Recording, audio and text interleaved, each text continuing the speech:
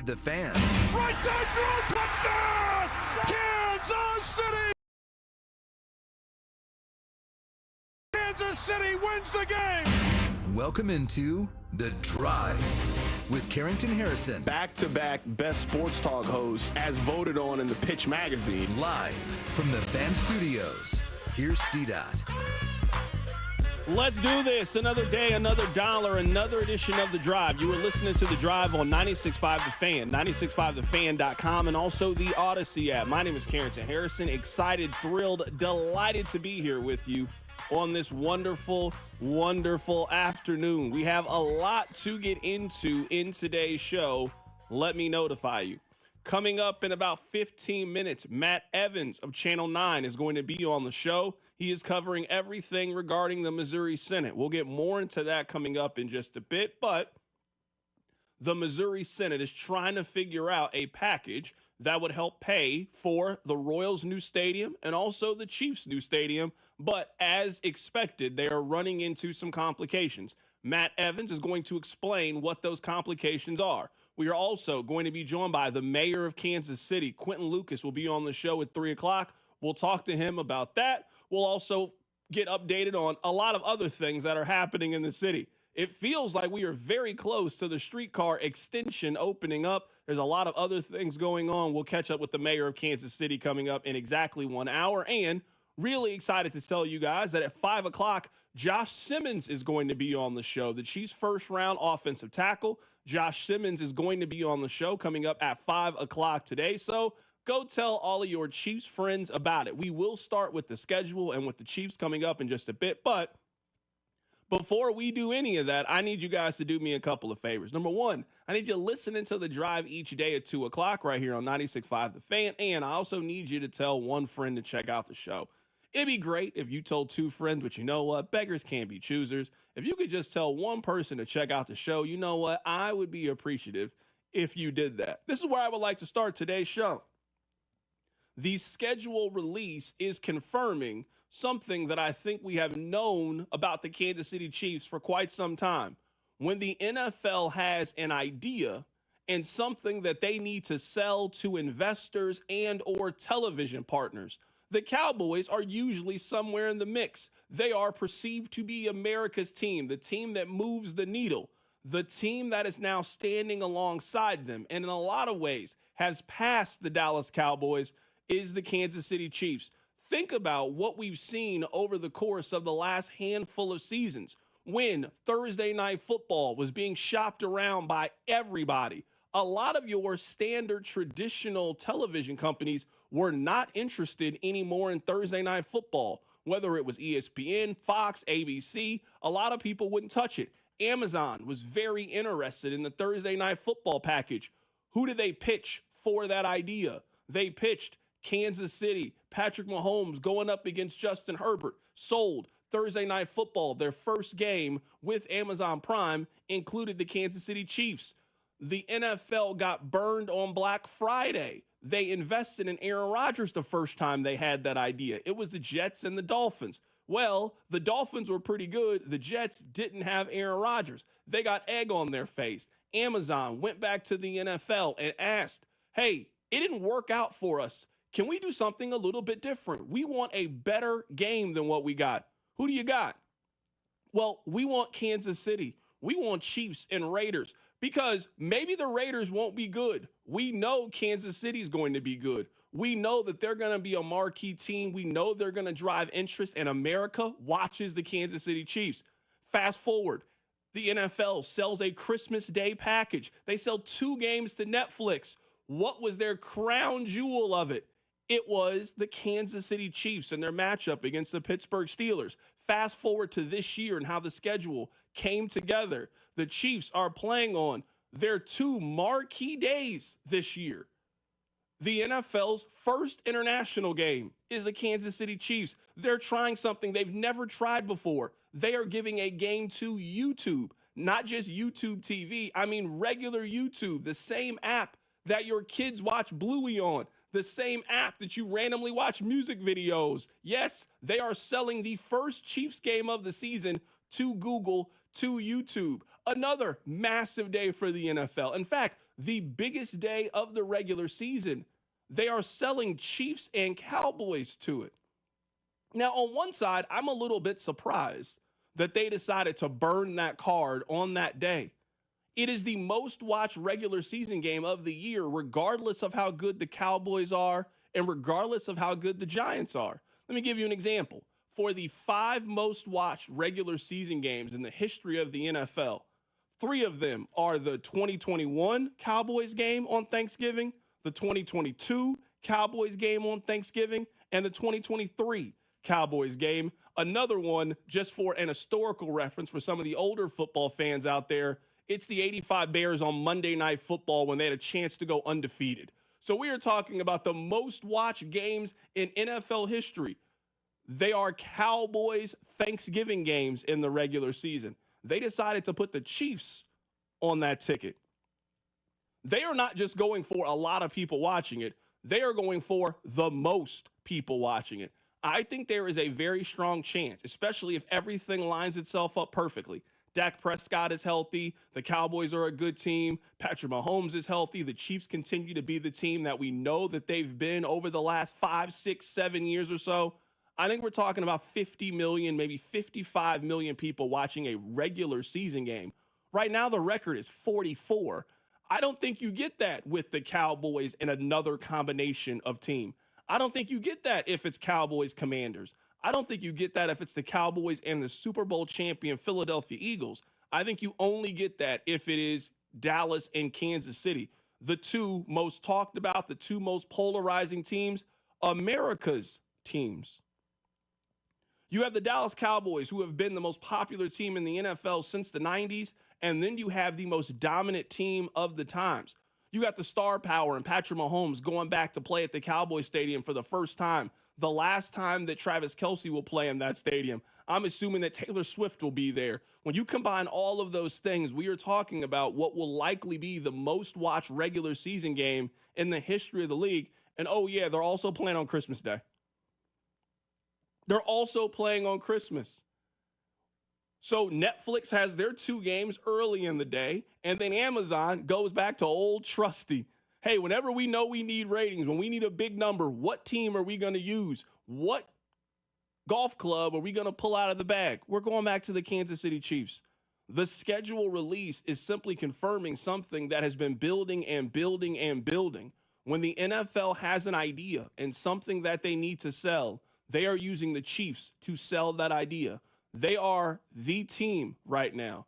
I don't want to hear about what the Cowboys did back in 1995 or 1997. We're talking about the here. We're talking about the now. We're talking about what's trendy, what generates conversation, what leads pop culture, and it is the Kansas City Chiefs.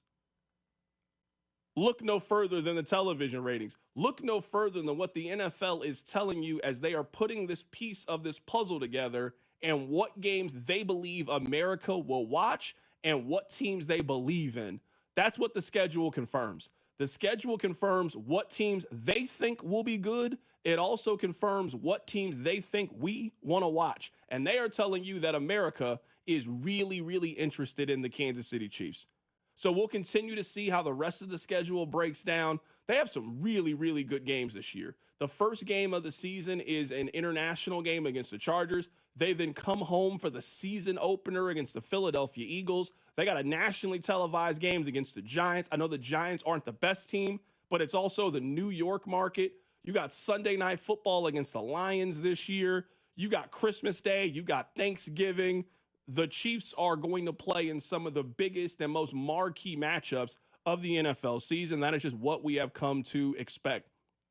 All right, Rob, coming up in just a bit, coming up on the other side, we'll talk about this Missouri bill. We'll talk about what the Senate is discussing and if they are possibly going to get this thing signed. We'll also be joined by Matt Evans of Channel 9 News. That's all coming up. Keep it right here. It's The Drive on 96.5 The Fan. You're listening to The Drive with Carrington Harrison. For the first time in a long time, I'm willing to dream that this can be a special season for the Missouri Tigers. Brought to you by DM Injury Law. Have you or a loved one been in a car wreck? Contact DM Injury Law today and get the money you deserve. Car wreck? Remember, Mike's got this. 96.5 The Fan. When dealing with erectile dysfunction, you want the right treatment for your specific needs. And every case is different, and finding the right solution can make the difference between okay and amazing. That's why Heartland Men's Health is Kansas City's leader in treating men's sexual health issues. ED can cause anxiety, stress, and a strain in your relationship, yet many men suffer silently without seeking treatment. Intimacy is one of life's greatest experiences, but ED can completely destroy it. Heartland Men's Health offers treatment when herbs and pills don't work. With success rates of over 90%, some treatments can help you last an hour or more. So why settle for good enough? Your first visit is just $99, which includes a medical consult, a T and PSA test, and if medically advised, a test dose. And if that test dose doesn't work, then your visit is on the house. Heartland Men's Health has 3 locations to serve you in the metro: Overland Park, Independence, and North Kansas City. Pick up the phone today and change your life. Call this number, 844-447-6600, or visit heartlandmenshealth.com today. Hi, Drew and Jonathan Scott here, reminding you that a lot of life's firsts are better with help from American Family Insurance. Like your first home expansion or your first big lightning strike.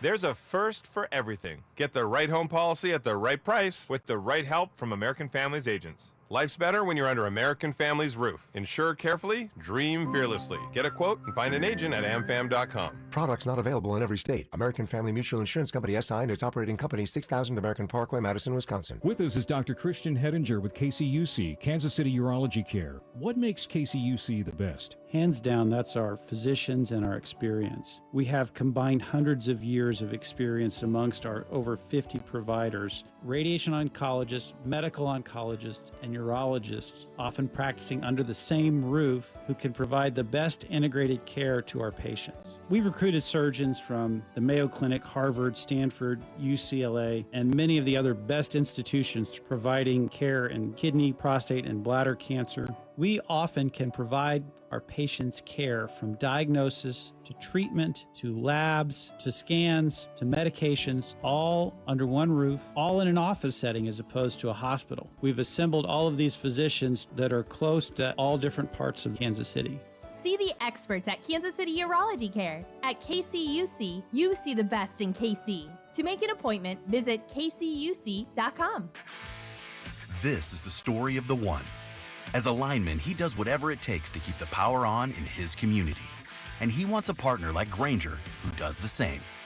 Grainger offers the professional-grade products he needs, from voltage detectors to harnesses to hard hats, plus fast, dependable delivery, so he can rise to every challenge. Call 1-800-GRAINGER, click Grainger.com, or just stop by. Grainger, for the ones who get it done. Losing your family's home movies and photos would be devastating. That's why Legacy Box exists, to preserve your family's recorded moments digitally, ensuring they're safe forever. Think of the time and money your family invested to capture family vacations, birthdays, even your wedding. Recording a lifetime of memories was a commitment. Camcorders cost thousands, and cameras required film and development. Legacy Box is the final step to preserve your family's past. Thankfully, it doesn't require another big investment. Legacy Box is safe, simple, and affordable. Over 1 million families have trusted Legacy Box to convert their analog media to digital. You owe it to your family to safeguard your memories. Become your family's hero and save them before it's too late. For a limited time, Legacy Box is offering an exclusive discount when you go to legacybox.com/value. That's legacybox.com/value. Here at the Almond Joy Factory, where tropical vibes abound, we use soft, fresh-tasting coconut. The crunchiest almonds and delicious chocolate candy. Ah, but do you know what our most important ingredient is? Sometimes you feel like a nut. Sometimes you don't. Almond Joy's got nuts and something even way better than that. Yes, Almond Joy is made with almonds and joy.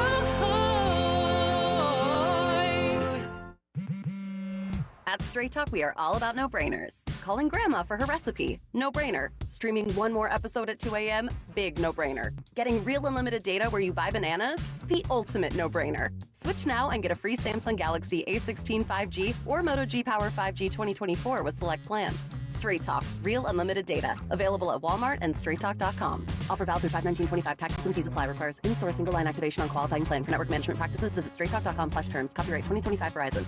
You know how you always want to know about everyone else's money? On the podcast What We Spend, guests will, for 1 week, tell us everything they spend their money on. My son slammed $6 worth of blueberries in 5 minutes. And everything that makes them feel. I want to own a house. I want to have a child. But this morning, I really wanted a coffee. Because at the end of the day, money is always about more than your balance. Listen to and follow What We Spend, an Odyssey original podcast. Available now wherever you get your podcasts. You're listening to 96.5 The Fan from the Mission Plumbing, Heating, and Cooling Studios. Be sure to follow The Drive on the Odyssey app or wherever you get your podcasts. All right, we are still waiting for the complete Chiefs schedule to be released. The NFL does a lot of things correctly. I'm not really sure why they do the schedule this way. It is very obvious that there are a lot of people that already have the schedule. I mean, that's how these leaks continue throughout the day, and then they also leak the schedule and parts of it themselves. I mean, at this point, we have over half of the Chiefs games. So this is everything we know that has already been confirmed at this point. Week 1, they will play the Chargers in Brazil. The home opener this year will be against the Philadelphia Eagles. In Week 3, the Chiefs will go on the road to the New York Giants. They then play the Ravens in Week 4. They play Jacksonville in Week 5. They then play the Lions on Sunday Night Football. We're still trying to figure out Week 7. Week 8 will be the Chiefs' bye week. So if you are wondering when the Chiefs' bye week will be, it'll be the weekend of October 25th, 26th. It'll be around that time. They then come off of the bye week. They play the Bills and the Commanders in back-to-back weeks. They play the Cowboys on Thanksgiving. They play the Christmas Day game against the Denver Broncos. So we already have a pretty good understanding of what the schedule looks like for the Kansas City Chiefs. And Rob, I'm guessing that between now and the end of the show, we will probably have 80, 90% of the schedule filled in. Someone's going to leak when they play the Titans. Someone's going to leak when they play a divisional matchup. So there's just not a whole lot that we are trying to figure out. Let me ask you this question, and then we'll move on and talk about this bill before we're joined by Matt Evans of Channel 9. If I had to give you 2 free tickets right now to a Chiefs home game, which one appeals to you the most? Because this is another year that this is a really good home schedule for the Kansas City Chiefs. Like a really good one. You got the home opener against Philadelphia. You got Sunday Night Football against the Detroit Lions. You got a Christmas night game against the Denver Broncos. There are 3 or 4 really good games on the Chiefs schedule. If I offered you free tickets right now, which game would you take? I would take Sunday night against the Lions. That'd be the one I take. I think it's between that and Monday night against the Commanders.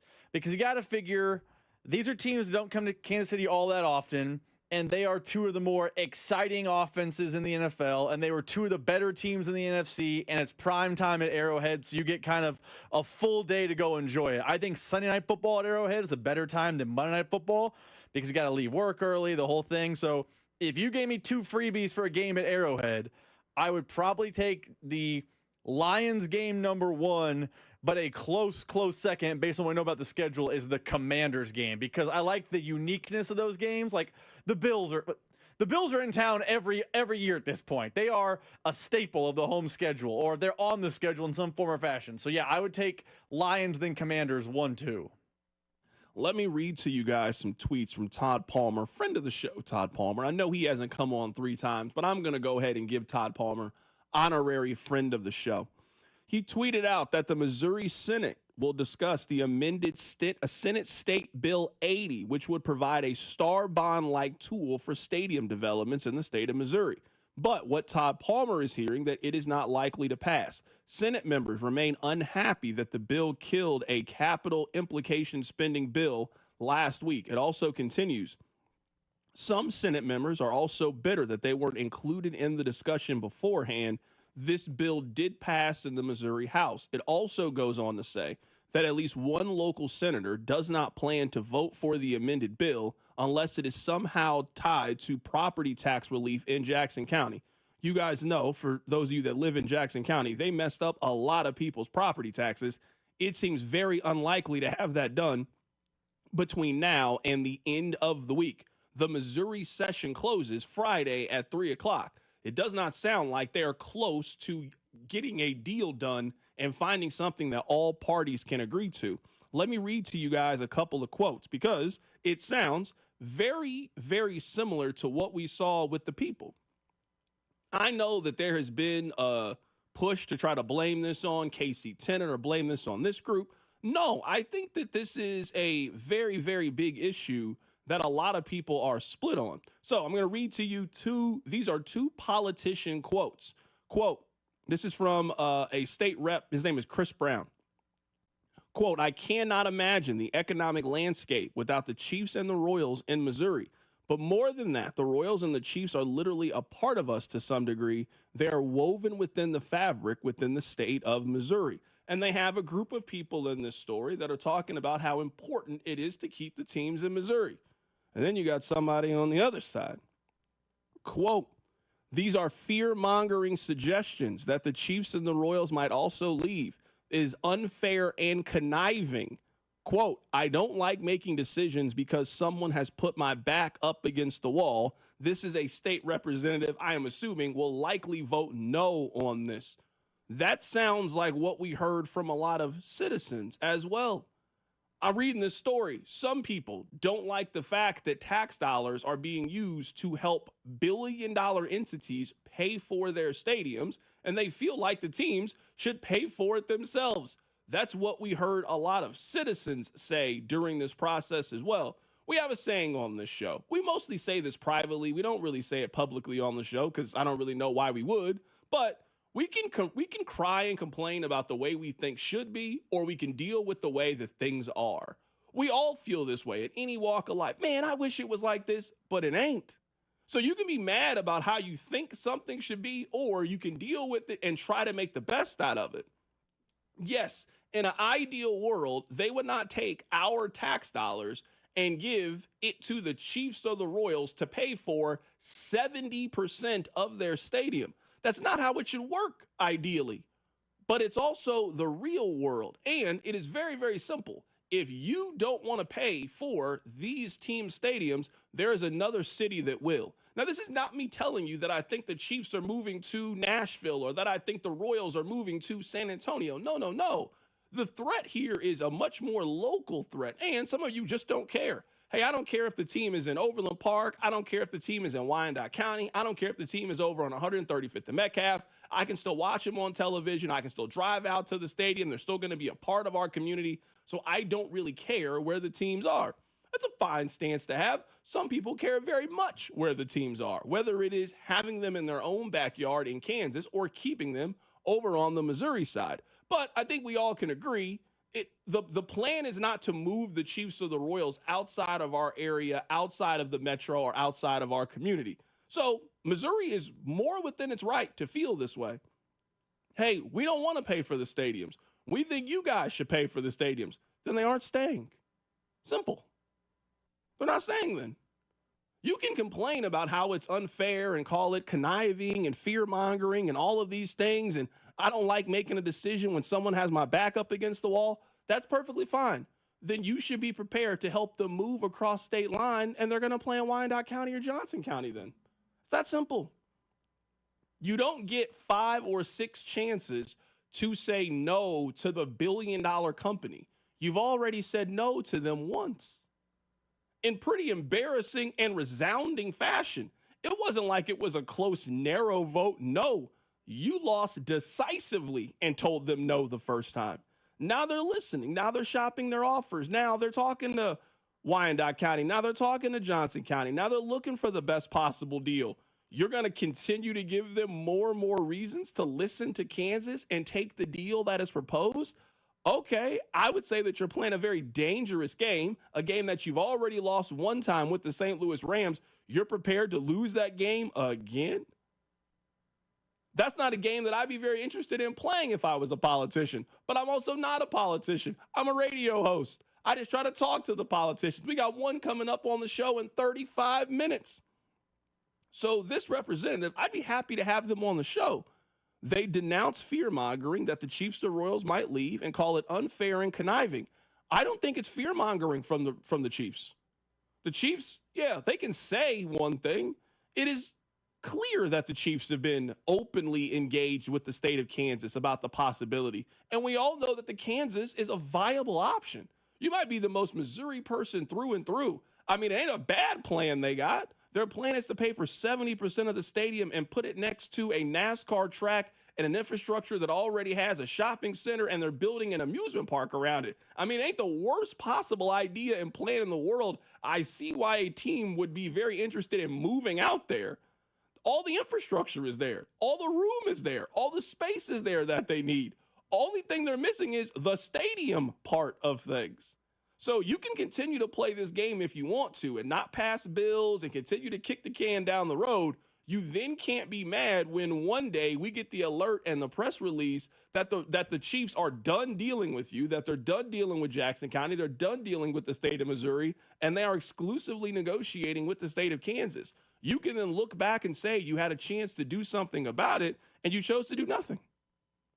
I feel like the story we were hearing out of the Missouri State Senate, at least today and after the show yesterday, because remember, when we signed off yesterday, the story was, hey, this bill passed the House of Representatives in the Missouri State House, and it is headed toward the Senate, and it is an opportunity to pay for 50%. Me and you argued about 50 versus 70 with Kansas Star bonds versus the Missouri bill, but it felt like, and I said this yesterday on the show, for the first time since the vote, the state of Missouri has punched back. Not 24 hours later. We talked about that at 5:30 yesterday. We are not 24 hours removed, and the Missouri side is doing what the Missouri side has been doing basically since the vote failed, which is not getting out of its own way.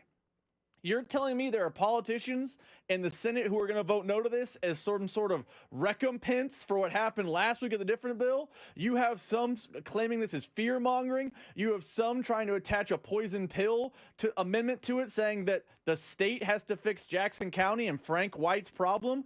They're doing this because they know it's not going to pass. It's just they're discussing for the sake of discussing. But I have a hunch come Monday or maybe 3 o'clock Friday, me and you are going to get the press release, the news release, the breaking news sounder that says Missouri fumbled again. They had this bill in the state Senate and it didn't pass.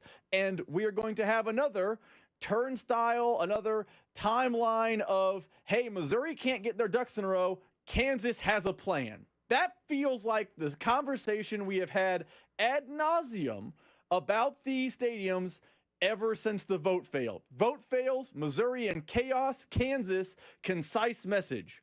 I understand why people don't want the Chiefs across state line. I get why Missouri hardliners don't want them to leave. And I get why politicians don't want them to leave, like Mayor Q. But one house appears to be on fire, and one seems to be all pulling in the same direction. It feels like the momentum is with the group that is on the same page, because what we've learned today is Missouri isn't. Text line 913-586-7965. CDOT, the Royals can leave all they want. They've been the worst team in baseball the last 30 years. What city other than this one is going to continue to support their ineptitude? You can feel that way about the Royals. I'm not here to tell anybody how they feel. They don't have a plan in place to keep either team. It's not like right now we're hearing, we will not lose the Kansas City Chiefs. We will do everything in our power to keep the NFL in the state of Missouri. So you can have that feeling about the Royals. And I understand that a lot of people's feelings for the 3/8 cent sales tax was about, we don't want a new stadium in the Crossroads. You're allowed to feel this way. Missouri is in the process of losing both of them. They do not have a plan in place to keep the Kansas City Chiefs in the state of Missouri, and Kansas does. I don't know what the state of Missouri's plan is to keep either team, what it is to keep the Royals or the Chiefs. I know pretty clearly what the plan is for the state of Kansas. So I don't know if at this point you can pick or choose and, well, we want to keep the Chiefs and we want to keep the Royals. They don't really seem to have their ducks in a row for keeping anybody outside of the Kansas City Current. Let's go to the phone lines right now and be joined by Matt Evans with KMBC Channel 9. Matt, happy to have you on the show today, man.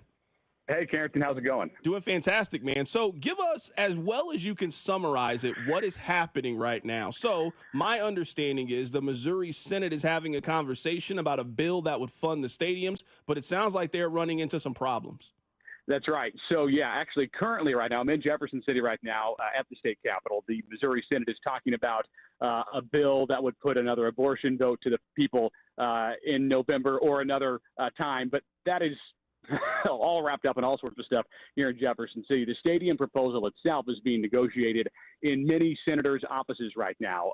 There is, I've been told, essentially another 30 minutes of negotiating that's going to happen here in Jefferson City before they decide if they're going to bring this thing back up or not. They brought it up on the Senate floor last night. It was met with some fierce resistance for a whole lot of reasons, including the last-minute nature of it and some infighting between the House and the Senate itself. So the plan itself on the Missouri side, this was all kind of released by the governor yesterday. He pitched it to lawmakers yesterday morning. The House quickly passed it.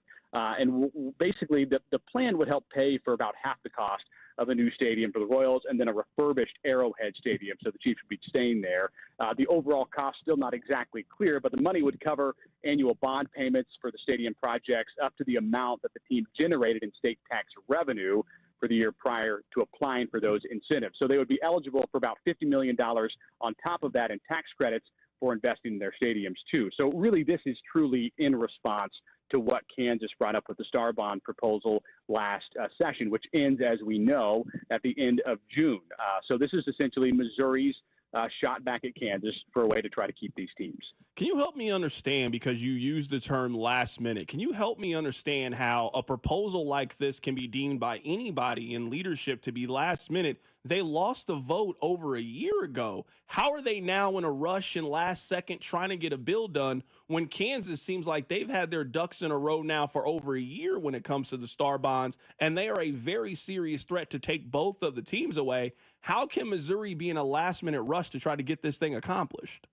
Yes, certainly. I mean, that's what it seems. But we both know that there have been conversations happening in Jefferson City and with the teams kind of ever since that happened.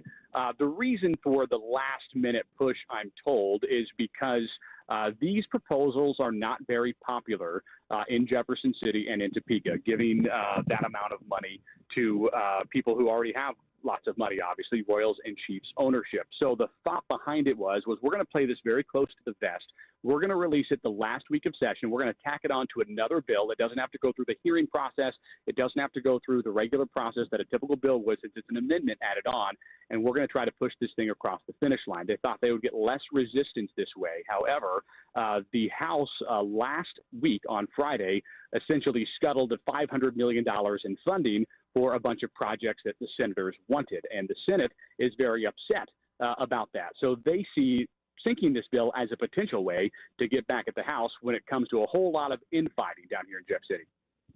Right now, we're talking to Matt Evans from KMBC 9 News, just going through a lot of the information about this Senate bill, and we'll see if it gets passed in Missouri. I certainly understand the principle behind it. Hey, we don't want to give these billionaire teams a lot of money, but, I mean, I think the people of Missouri also have to know if you don't want to give them the money, there are plenty of other places that will give them the money. And I'm not talking about the Royals moving to Nashville or moving somewhere else, but, I mean, if Missouri doesn't give them the money, then they essentially are not making a competitive offer to then keep them on this side of state line, and they are all but assured to go to Kansas.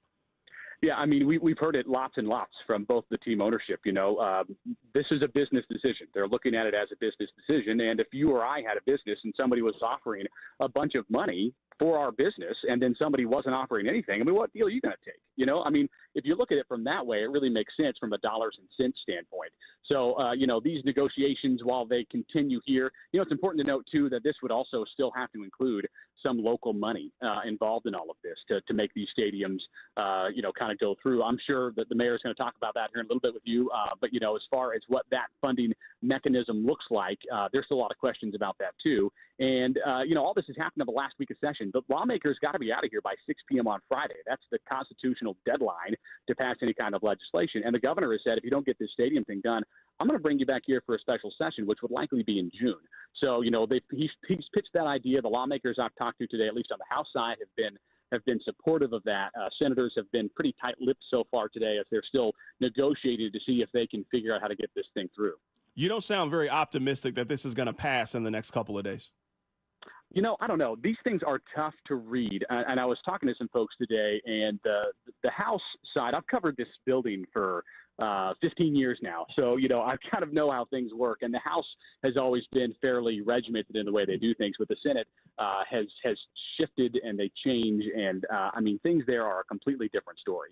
So I could see this really going either way. But I will say, when I've talked to a couple of senators just briefly in the hallway, there was some frustration on their part in trying to figure out how they could get this thing across. So, I've been told that they've kind of set themselves an internal deadline of 3 o'clock this afternoon, whether they're going to bring it back up on the floor today or not. That might mean that they just kind of give up on it because there's a whole lot of other stuff they want to get done too by Friday at 6. So this certainly could gum up some of the Republican priorities they do want to pass. What does it mean if this bill? What does it mean if this bill passes? What does it mean if this bill fails? Well, if it passes, it certainly gives the teams a lot more incentives to stay on the Missouri side of the state line. I think they look at this, and while it's not exactly the Kansas Star Bonds plan, the funding mechanisms could get somewhat close to what Kansas is offering. So I think it really gives them incentives to stay on the Missouri side of the state line. If it doesn't pass, I think the governor will probably call a special session, try to get folks lined up and get this thing across the finish line before that June 30th deadline. Because we know that there's going to have to be something with these stadiums concrete in the next few weeks because the June 30th deadline from Kansas is quickly approaching. Obviously, we've got a 6 p.m. deadline here in Jeff City for this session. But time is ticking. 2031 is not that far away. It might seem like it's a long way off, but if you're building a huge multi-million to billion-dollar stadium project, you want shovels in the ground. Essentially in the next few years. I know one thing: nobody wants to randomly get called into work in the summer. That'd be motivating factor enough for me to try to get this thing done in May and not have to come back to work in June. Well, that's certainly part of it, So the governor hasn't said he'll for sure do that, but it's something that he has floated, and there is certainly some, at least from the House side, they certainly could be some support for that. So yeah, that's certainly weighing on senators' minds as well, probably as they try to figure out exactly what they're going to do with this thing. What is happening on the Kansas side? Because it feels like Kansas kind of made their offer out there and they've just kind of sat back. I haven't heard a lot of rumblings coming from that side. Haven't heard a lot of news that's come out from this side. A lot of it has been Missouri and their inability to kind of get on the same page and push something through. What's happening on the other side? Because the last time we really got news about Kansas, it was about, well, the Royals want to go here. No, we're not going to go there. But we haven't really heard anything concrete from that side in quite some time. Yeah, so Kansas, there have been negotiations happening, and it's been mostly in the lieutenant governor's office. Lieutenant Governor David Tolman is also the head of the Commerce the department there. So he has been leading those negotiations on the Kansas side, which are happening. I think they're playing it a lot closer to the vest because they already have what they need from the legislature. That what they passed last year, that gave the administration in Kansas essentially all the tools that they wanted to go out and try to get these teams. So all of those negotiations are happening behind closed door. There doesn't have to be another vote over in Kansas, unless something is decided, then there would have to be a vote at the local level over there. But, you're not quite to that point yet. So, there are negotiations happening. We know that they're happening. We know they're behind closed doors, but they are keeping it much closer to the vest over there. If you had to look into your crystal ball, what do you think happens next? I only ask that question because from what it seems like, and just based on how things have played out for the last year, I don't know how we can assume that the state of Missouri is going to be on the same page here in the next couple of days and push forward on one accord. So I am assuming that this is going to fail. And I would say if this fails, the threat of them moving to Kansas, if people would consider that a threat, continues to get bigger and bigger. What do you think the next 30 days, 60 days look like if this fails in the Missouri House? Well, if it fails here in Jefferson City, I think the first question is there going to be a special session? Because if there is going to be a special session, then that gives this thing new life.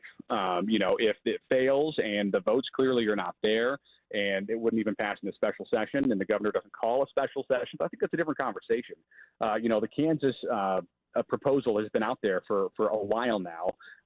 So, I mean, I think that looks obviously a lot more attractive to the teams. I think I told you this before. It's tough to read the tea leaves on this one because things change rapidly. They change quickly in both Kansas and Missouri. And it's really a tough call right now because the teams do have options. But what options are most attractive to them? That's what's being discussed right now in their front offices. Matt, what do you put on your hot dog? My hot dog, ketchup, mustard, relish. Bye, Matt. I mean, I was looking forward to. I would have gave you a good send off. You put put ketchup and relish on there. I can't talk to you anymore today, Matt. You know what? We'll happily try this again in a couple of weeks, but I can't do it anymore. Thank you. What's the right answer? Mustard. You actually don't need anything else. Mustard's enough. That's it, just mustard. You know what? I would eat a hot dog with just mustard. But if I got everything, I'll put it all on there. That is Matt Evans of Channel 9 News joining us on the show. Great stuff, Matt. I appreciate you.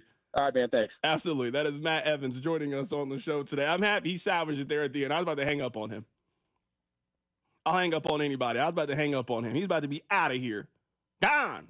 Couldn't do it anymore. Coming up in 20 minutes, we'll be joined by the mayor of Kansas City. The Week 1 schedule is out in the NFL. I'll tell you the game I'm most looking forward to. Keep it right here. It's The Drive. The Drive with Carrington Harrison, your home for the best food takes in KC. Regular old American nachos. You know, I don't need jalapenos with mine, just chips, cheese. Brought to you by DM Injury Law. Have you or a loved one been in a car wreck? Contact DM Injury Law today and get the money you deserve. Car wreck? Remember, Mike's got this. 96.5 The Fan.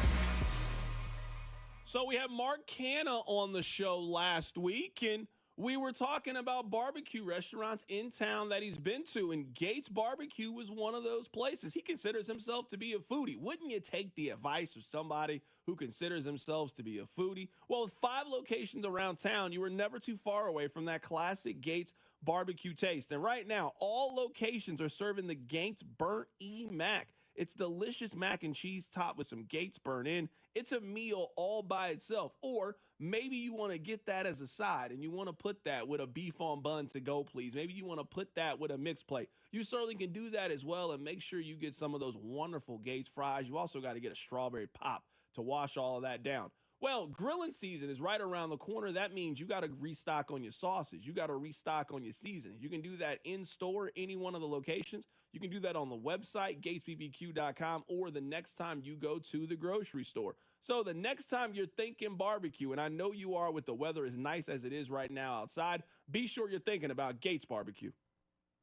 I'm still going for it, even with higher stroke risk from atrial fibrillation, an irregular heartbeat not caused by a heart valve problem. Over a 3-year study, Eliquis apixaban tablets reduce stroke risk better than warfarin, and over 97% of Eliquis patients did not experience a stroke. A first stroke occurred in 2.9% of warfarin patients versus 2.3% of Eliquis patients. Don't stop taking prescription Eliquis without asking your doctor. It may increase your stroke risk. Eliquis can cause serious and in rare cases fatal bleeding. Don't take Eliquis if you have an artificial heart valve, abnormal bleeding, or antiphospholipid syndrome. While taking, you may bruise more easily or take longer for bleeding to stop.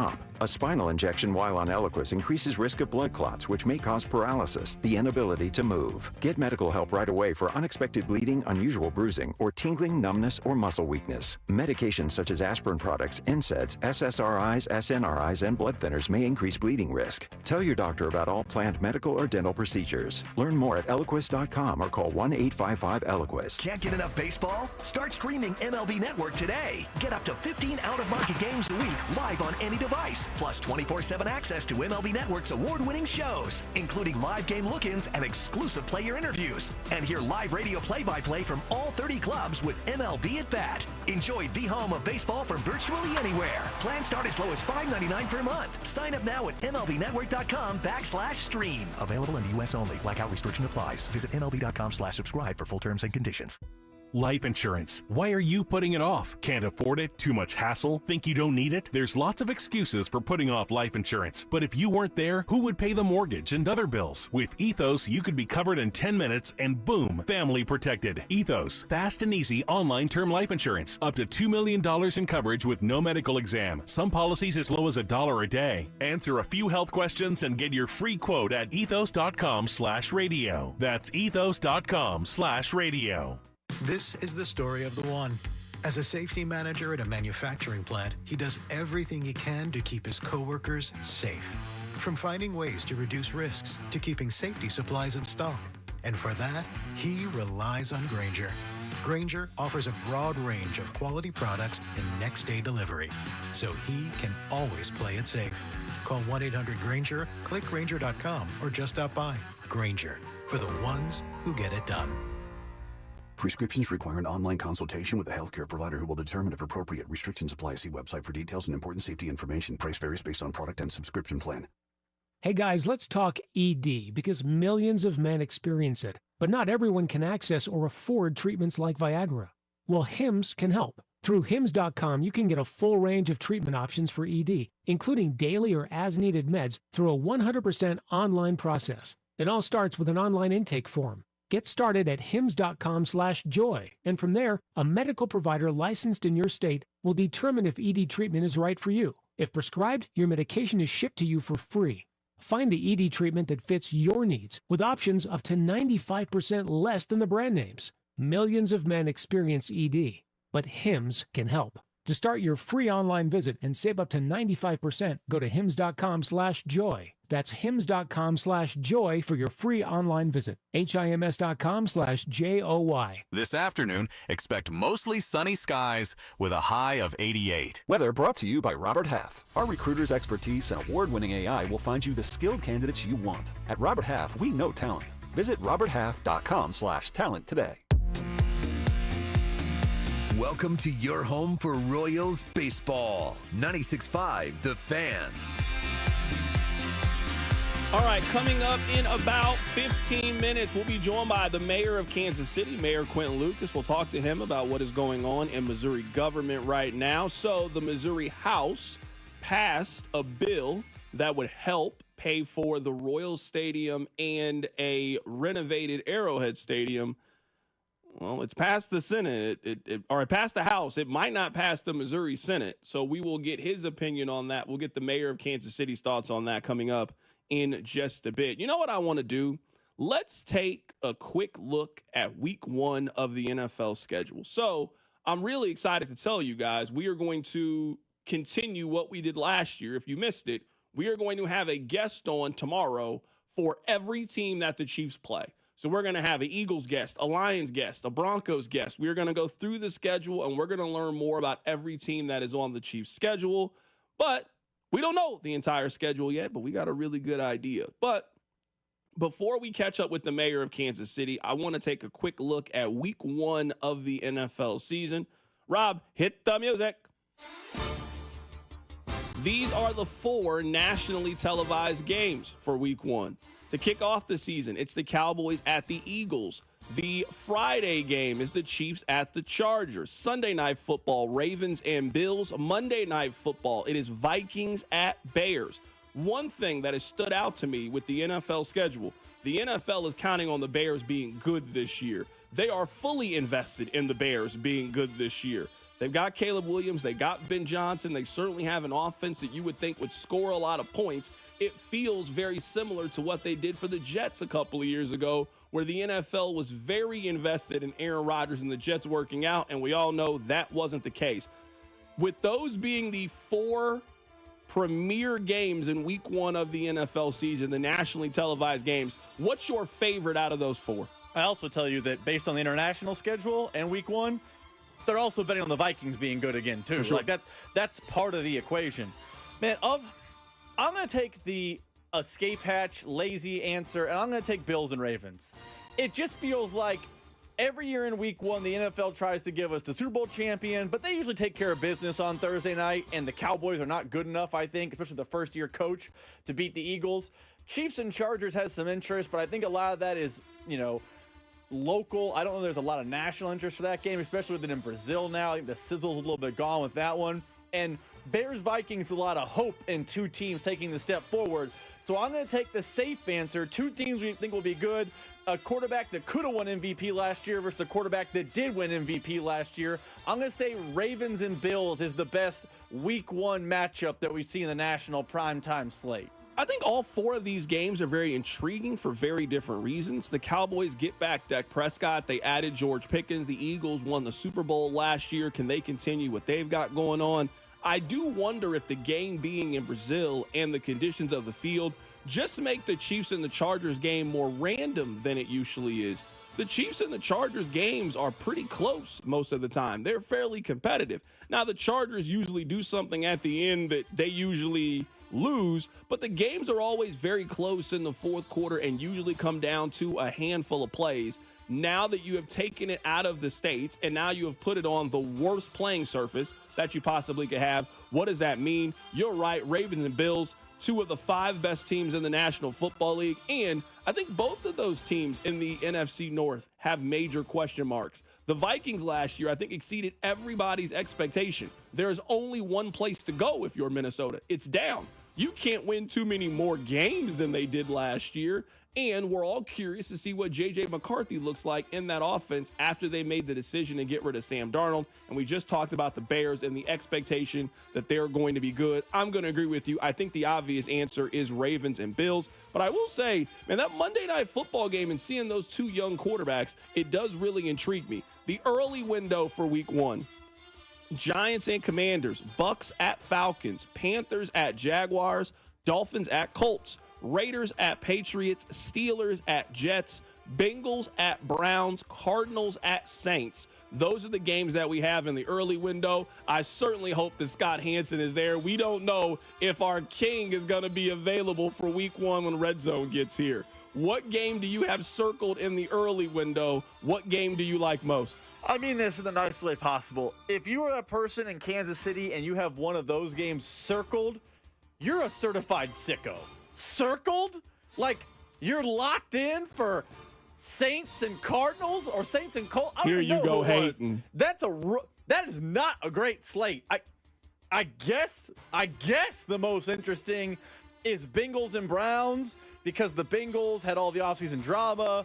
Are they going to be a Super Bowl contender now that they're healthy with Joe Burrow and everyone seems, happy on the offense, and the Browns are, who knows, it's going to be the quarterback situation, so there's intrigue there. But if you're looking at a week one schedule in the NFL and you live in Olathe or Belton and you have a highlighter out and you have one of those as must-watch TV, you just love the NFL more than me because nothing on that slate jumped out as, can't miss it energy. Yeah, I only care about the early window because of Red Zone. I want to see as many games you can jam-pack into the Red Zone time so I can get a really exciting witching hour. If I had to pick one of these games that I'm really intrigued by, you know what? I'm going to go Buccaneers at Falcons.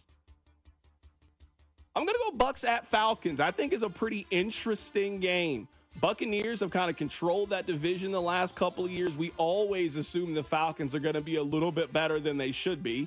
Is Michael Penix ready to take that step in year two now that it's his job, now that he's the starting quarterback for them? You know what? The early game, I'm going to have the Red Zone on the main TV, but I'm going to have Bucks and Falcons, and I'm going to be keeping an eye on it. The late window in week one, Niners at Seahawks, Titans at Broncos, Lions, Packers, Texans at Rams. A pretty decent late window. That's much more watchable. All four of these games are interesting. Cam Ward, the number one overall pick, going on the road against the Denver Broncos. Niners and Seahawks, two teams in the same division, fighting to see who the best team in that division is. Can the Niners bounce back? Lions and Packers, obviously very important game in that division. The Lions are the favorite going into the NFC North, but I can't tell you who's going to win it. I can make a case for all four teams in that division coming away with the division title. And then you got Texans and Rams, two playoff teams from last year. Now, let's see how the Rams handle this year's off season. We know they like to basically not try in the month of August, and sometimes they get off to slow starts. I'm going to go Lions-Packers. That's a fun one. In Lambeau, weather's going to be great. Two good quarterbacks. Should be a high-scoring 34-27. I'm going to go Lions-Packers in that late window. Looking forward to it. Lions-Packers is the answer. I'll tell you this. Chiefs fans are not going to want to hear this, but I think Cam Ward versus the Broncos is a terrible matchup for a rookie quarterback in his first start on the road against that defense. You're going to hear chatter on Tuesday after week 1 about the Broncos being a massive threat to the Chiefs. They're going to humiliate Cam Ward. I don't know Cam Ward is ready for that game week 1. That's a rough start, and you're going to hear a lot of buzz about, here come the Broncos. But the answer is Lions-Packers, because what are the Packers? The only conversation we had about the Packers this entire offseason was their, push to kill the tush push. Outside of that, have they done anything to get better? It feels like everyone in that division did get better. Could we be living in a world where the Packers are the odd man out of the playoffs in the NFC North? That's not outside the realm of possibility. That game is fascinating to me. We just got a text from the mayor's handler that he is going to be on the show at 3:15. He is in a meeting. The meeting is running a little bit late, so I was anticipating that he was going to be on the show at 3 o'clock. I certainly don't have any control over the mayor's schedule, but I was told that he will be on the show coming up at 3:15.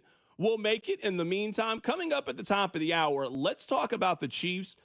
There was a very interesting point that was made about the Chiefs offense that honestly, I hadn't thought about it until I read it. I'll tell you what it is. Keep it right here. It's The Drive. The Drive with Carrington Harrison. Watch the show on YouTube by subscribing to the 965 YouTube channel. The Drive brought to you by DM Entry Law. Have you or a loved one been in a car wreck? Contact DM Entry Law today and get the money you deserve. Car wreck? Remember, Mike's got this. 96.5. The Fan. Get ready for summer's heat with a $69 AC tune-up from Hamilton Plumbing, Heating, AC, and Rooter. Our expert technicians will make sure your system is working at peak efficiency to help you save money on energy costs. At Hamilton, we know how important your family's comfort is. Our exceptional service guarantee, plus over 40 years experience and more than 8,000 five-star reviews, are great reasons to trust Hamilton Plumbing, Heating, AC, and Rooter. Visit callhamilton.com for detailed terms and conditions. License number 2025-11121. Okay, so I'm gonna let you in on a little secret. Wendy's has this new Cajun Crunch chicken sandwich. And to be honest, I'm kind of crushing hard on this Sammy. It's packed with bold Cajun flavors and topped with crispy onions for a satisfying crunch. All on Wendy's iconic spicy chicken sandwich. It's honestly kind of my dream sandwich. I hope it likes me back. For a sandwich you'll love, gotta be Wendy's. Open till midnight or later. Limited time only at participating U.S. Wendy's. Hours may vary by location. Cosentino's food stores are celebrating 77 years of serving Kansas City. Come in today for incredible anniversary savings across the store. You'll find some of the hottest prices of the year, now through May 20th only. From fresh produce to family favorites, don't miss the unbeatable prices at every Cosentino's location.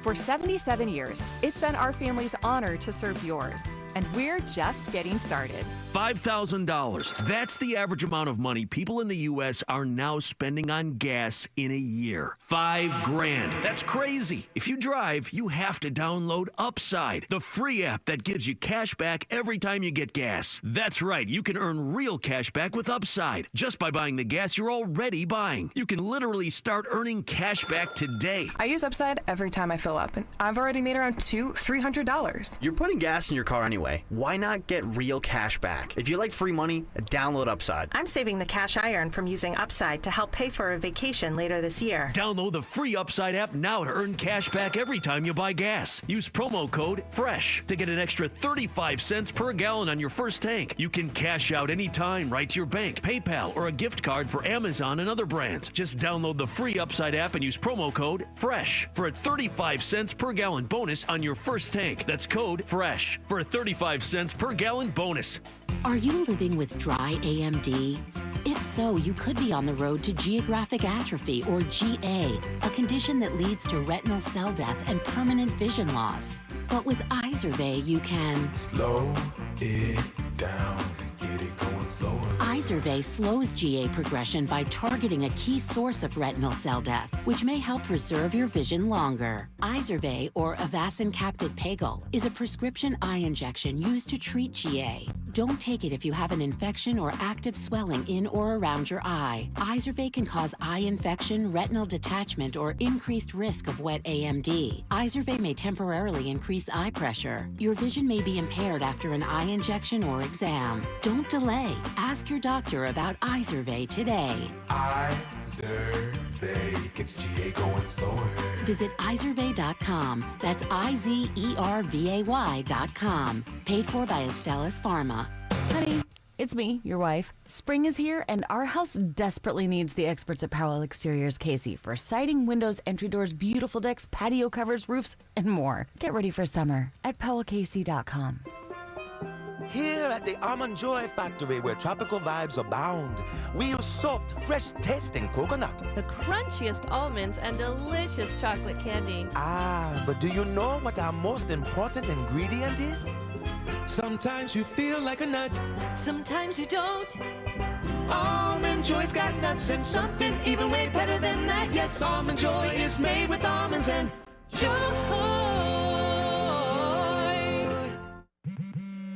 At Straight Talk, we are all about no-brainers. Calling Grandma for her recipe, no-brainer. Streaming one more episode at 2 a.m., big no-brainer. Getting real unlimited data where you buy bananas, the ultimate no-brainer. Switch now and get a free Samsung Galaxy A16 5G or Moto G Power 5G 2024 with select plans. Straight Talk, real unlimited data. Available at Walmart and straighttalk.com. Offer valid through 5/19/25. Taxes and fees apply. Requires in-store single line activation on qualifying plan. For network management practices, visit straighttalk.com/terms. Copyright 2025 Verizon. Royals coverage sponsored by Metal by the Foot, your metal project superstore. Where can you find an extensive line of Blue Demon welding supplies, filler, rods, and wire? Metal by the Foot, located in Casey and Topeka. Online at metalbythefoot.com. When you need a piece of metal, remember, metal doesn't have to cost an arm or a leg, just the foot. Kansas City, this is Michael Massey. Listen to the play-by-play all season long with Denny, Jake, Ryan, and Stu right here on your home for Royals baseball, 96.5 The Fan. KFNC FM and AM, HD1 and HD2, Kansas City, an Odyssey Sports Station.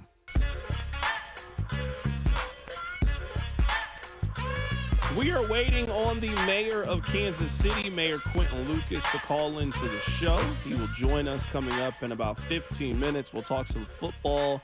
Until then, let me give you a little bit of an update.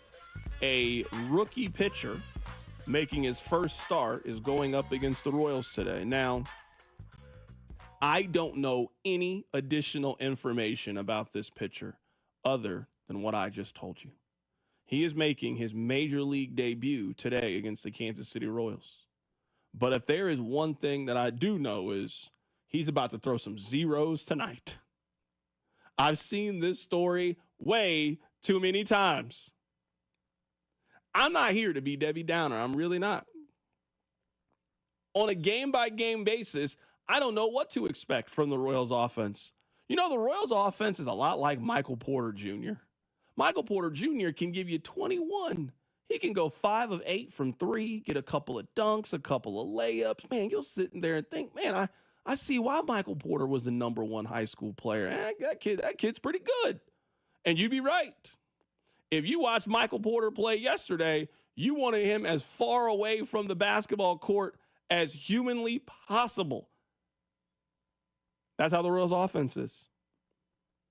Monday, they'll score 7 runs. They'll get 5 RBIs from the heart of their lineup, and you'll be thinking, that's what I'm talking about. Then they'll lose 2-1 the next day. Now they got a rookie pitcher on the mound in a rubber game. I don't feel optimistic today. Text line 913-586-7965. Call me a rain cloud all you want. I'm simply here to give you my opinion. That's what I'm here for. And I just don't feel good about it. We'll get back to the Royals coming up in a little bit. I just simply wanted to update you guys on what it's looking like for the Royals coming up later today. They're going against a pitcher in his first start. That usually is not good for the boys in blue. The mayor of Kansas City, Mayor Quentin Lucas, is coming up in just a little bit. Now, let me just continue the theme of me being a rain cloud. And again, I don't intend to be a rain cloud. I can only give you the stats. Do you guys remember early on in the season, there was a frustration about Xavier Worthy, and it felt like that he and Patrick Mahomes couldn't really get on the same page. They had a couple of missed connections. They had a couple of plays where Xavier Worthy stepped out of bounds or maybe where he wasn't supposed to be. It was a little bit dicey early on. And then Xavier Worthy really started to figure things out and really came on the last, 5 to 7 weeks of the season and played really, really well. I think that Xavier Worthy had a very good rookie season. And I was reading a story, and it was, what's one unanswered question about a team? And I was very intrigued. So I clicked on it, and I read it. And I had never thought about this. Did you know from week 13 until the Super Bowl, the average air yard for a pass to Xavier Worthy was 5.5 yards? They were not using him as a deep downfield threat. They were using him in the screen game. They were using him very close to the line of scrimmage, and he was making the most out of those opportunities. The only reason I bring this up, the only reason I ask this question is, isn't that what Rashee Rice is supposed to be? Like, isn't that the role that we saw Rashee Rice have? I mean, that's what really turned his rookie season around, and he was in the process of getting off to a very, very hot start in the first handful of games before the injury happened. I think this season is going to be about establishing that connection with Xavier Worthy and strengthening that connection and getting him to be more of what we thought he was going to be coming out of Texas. If you're going to have Rashee Rice kind of take over that role and he's going to be the yard after catch guy and the guy that's going to kind of catch those short and intermediate passes, you're going to need to unlock the home run, the big time swing. We know that's not what Juju Smith-Schuster is in this offense. I assume that's what you're anticipating Hollywood Brown being to some extent, maybe Jalen Royals, but we're talking about a mid-round draft pick. If this offense is going to unlock the home run, if they're going to unlock the big down the field play, isn't it figuring out Xavier Worthy and establishing that downfield connection? Because for all the success that he had late in the season, and he really started to get hot in his rookie year, a lot of it was quick. A lot of it was short. A lot of it was close to the line of scrimmage. I don't know if there's going to be enough room for two of those kind of guys in the Chiefs offense. I think Rice kind of assumes that role. I think Rice is just also a better receiver than Xavier Worthy. That's one thing that they're going to have to figure out for next season. I know we're looking ahead a little bit. It's going to be, how do you get Mahomes and Xavier Worthy on the same page 10, 15, 20 yards down the field? I know it is going to be a forgotten play. The best throw that Mahomes made, I think, in the entire season was actually in the fourth quarter of the Super Bowl. That touchdown pass to Xavier Worthy was what they have been trying to do the entire season. Now, it's unfortunate that it happened at the worst possible time in the game, but those are the kind of plays that they are going to have to unlock for next season if they want to get their offense really to where I think it could potentially be getting everybody on the same page. I mean, and it's also worth noting, the Chiefs do have Hollywood Brown. Now, I am of the opinion that Hollywood Brown is not a 17-game-a-year player. I anticipate him being hurt at some point next season, but they have a couple different options to become that deep guy. Let's say the Chiefs want to keep the depth of route for Rashee Rice and Xavier Worthy the same. If they want to make them more, hey, get the ball in their hands and let them make plays type. Kind of like we saw with Tyreek Hill. As his career evolved, he went from run a straight line downhill to let's find creative ways to get the ball in your hand and you go make a play. I think of the 13-second game. He didn't catch some 60-yard deep bomb. He caught like a 7-yard slant and took off. Maybe Hollywood Brown, a guy who has a little bit of depth and deep ball game in his career when he was with the Ravens and a little bit with the Cardinals, assumes that role. And now they have two guys in the underneath. I think the Chiefs have a good problem. They have a lot of speed and options, but they're going to have to make one of those speed options to take the top off the defense guy. And whether that is Rashee, we saw a little bit of that last year with the everyone thinks about that big play against the Bengals right after Taylor Britt made the pick. They went deep. Great play by Rashee Rice. You mentioned the Super Bowl with Xavier Worthy. There was a play in the Chargers game to Xavier Worthy. They have options, but I think that's going to be the puzzle that Andy Reid has to figure out this season is one of these guys is not going to have a volume of targets because one of these guys has to be the, hey, go take the top off the defense guy, which is just not a play that is inherently open as often as the Rice-Worthy 5-yard hitch type of play. One thing that I think is very good for the Chiefs offense is you would assume with all of these weapons, they're not really going to be in a position where you feel like you have to force feed the ball to anybody. I think it was pretty clear last year, at least early on in the season, man, the Chiefs were really forcing balls to Rashee Rice, and they didn't really have a whole lot of other options. I mean, there was a lot of targets for Rice late in the season or early in the season, and certainly understandable. I mean, he's your best receiver. Like, I'm all interested in trying to get him the football, but I mean, in his last game, he had 14 targets to Rashee Rice, and he got injured in the early portion of game number 4. So none of us really know what kind of season Rashee Rice was trending towards, but I mean, it was very promising. He had 100 yards in the first game. He had 110 yards in the third game. I mean, his worst game of the season was 5 catches, 75 yards, and a touchdown. So he was having a really, really phenomenal start. And now is trying to figure out and using the first 3-4 months of the season and kind of figuring out what everybody's role is going to be. I do think the Chiefs sort of looked at their offenses. Hey, finally, we can enact the vision that we had from the beginning of 2024. The Chiefs did not have a scenario last season for a snap that mattered when you had Rashee Rice, Xavier Worthy, Hollywood Brown all on the field at the same time. They all got injured. So whether it was you had a couple of them, maybe you only had one of them at a time, you never got a chance to see all 3 of those guys come together. I think the Chiefs are obviously very excited about that possibility and want to see what that looks like and decided to bring everybody back. And hopefully everybody can stay healthy. We'll figure out when the Chiefs will have Rashee Rice, and then they'll go from there. Coming up on the other side, we'll be joined by the mayor of Kansas City. Mayor Quint Lucas is scheduled to call into the show. We'll get his thoughts on this bill that is being discussed in Missouri government. That's all coming up. Keep it right here. It's The Drive. The Drive with Carrington Harrison on your home for Kansas City sports. 96.5 The Fan. Brought to you by DM Injury Law. Have you or a loved one been in a car wreck? Contact DM Injury Law today and get the money you deserve. Car wreck? Remember, Mike's got this. Reiselman Nissan, the king of midsize SUVs, has the ride you've been waiting for. Shop the best selection of Rogues and Kicks in Kansas City with payments starting at just $399 a month. Plus, every day, Reiselman salutes our first responders and heroes with special discounts. With over 160 new Nissans on the lot, your perfect ride is waiting. Visit ReiselmanNissan.com today and experience royal treatment at Reiselman Nissan. Every customer, every time. Reiselman Nissan. Not all vehicles may apply. See dealer or check ReiselmanNissan.com for all details. When it comes to barbecue, my family and I love Smokehouse Barbecue. We always start with their barbecue nachos when we dine in at one of their 3 locations in Gladstone, Zona Rosa, or Independence. Then we dive right into their burnt ends, the hickory pit beans, and my favorite, the pulled chicken sandwich. Smokehouse is ready to cater your events as well, whether it's at your house or in one of their banquet rooms. Check them out at SmokehouseBBQ.com. For over 35 years, locally owned and family operated, it's Smokehouse Barbecue.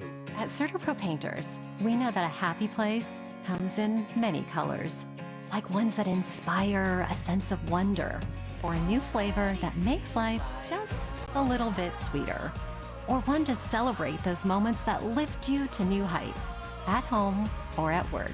We'll make your happy place your own. CertaPro Painters. That's painting happy. Each CertaPro Painters business is independently owned and operated. Contractor license and registration information is available at CertaPro.com. BetMGM is making your next golf tournament winner bets more exciting with Second Chance. What's Second Chance? Ever bet on your favorite golfer to win a tournament only to see them miss the green? Well, with BetMGM's Second Chance promotion, you'll get your stake back in cash if your tournament winner bet finishes in second instead. That's right. Simply bet on any player to win a scheduled golf tournament during a promotional week. If you're right, you win. But if your pick finishes in second instead of first, you get your stake back in cash. Watch your favorite players go for the win all season long and bet knowing you'll get your stake back if they finish second. Log in today and make your picks with confidence with BetMGM. BetMGM and GameSense remind you to play responsibly. See BetMGM.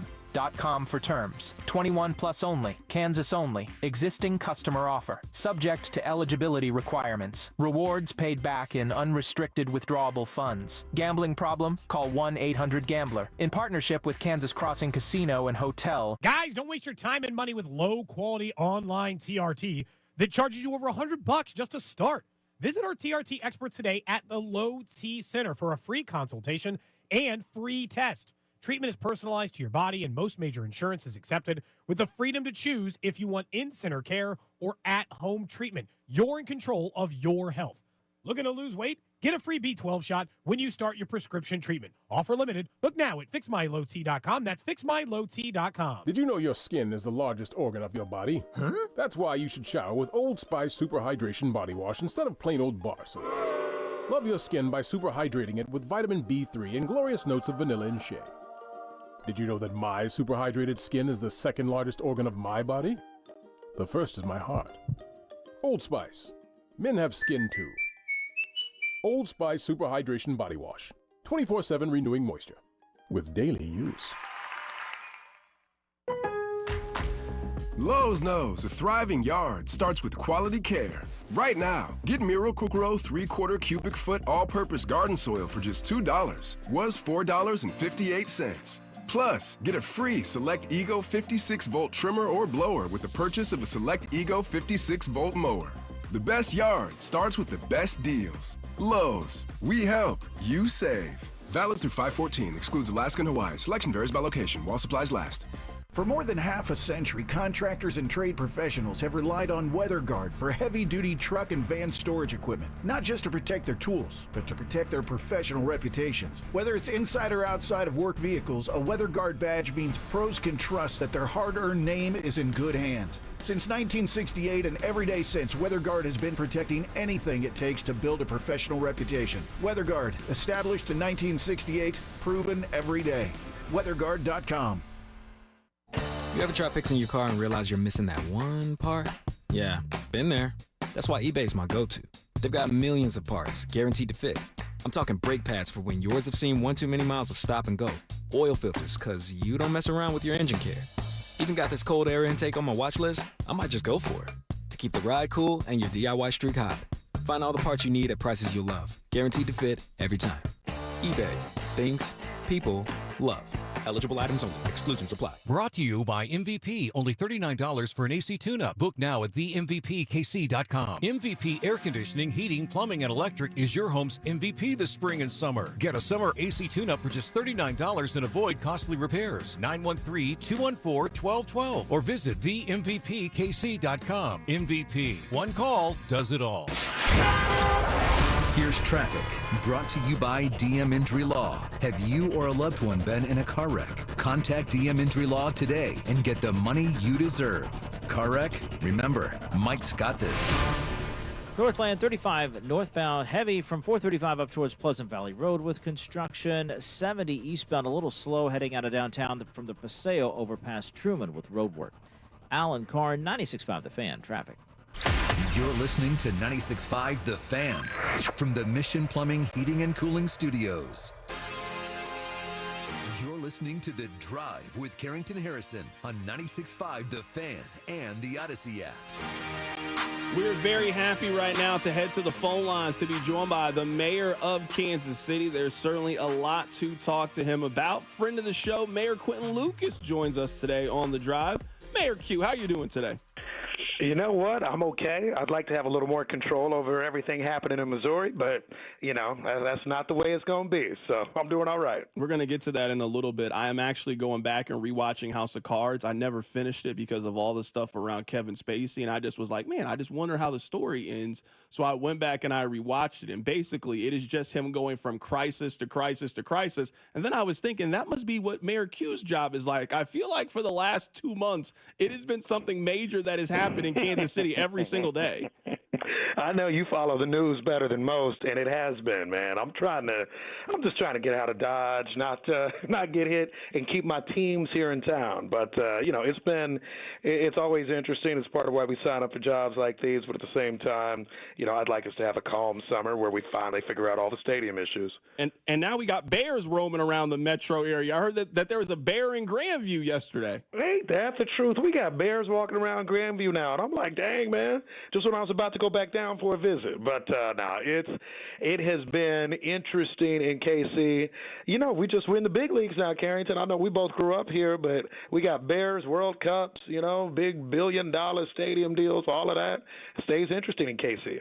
All right, so let's talk about this bill right now that is being discussed in the Missouri State House. To the best of your ability, can you explain to the audience what is happening right now? What's happening right now, the Missouri House has already passed a bill that would allow us to have, in essence, and I'm just break it down for y'all and make it simple.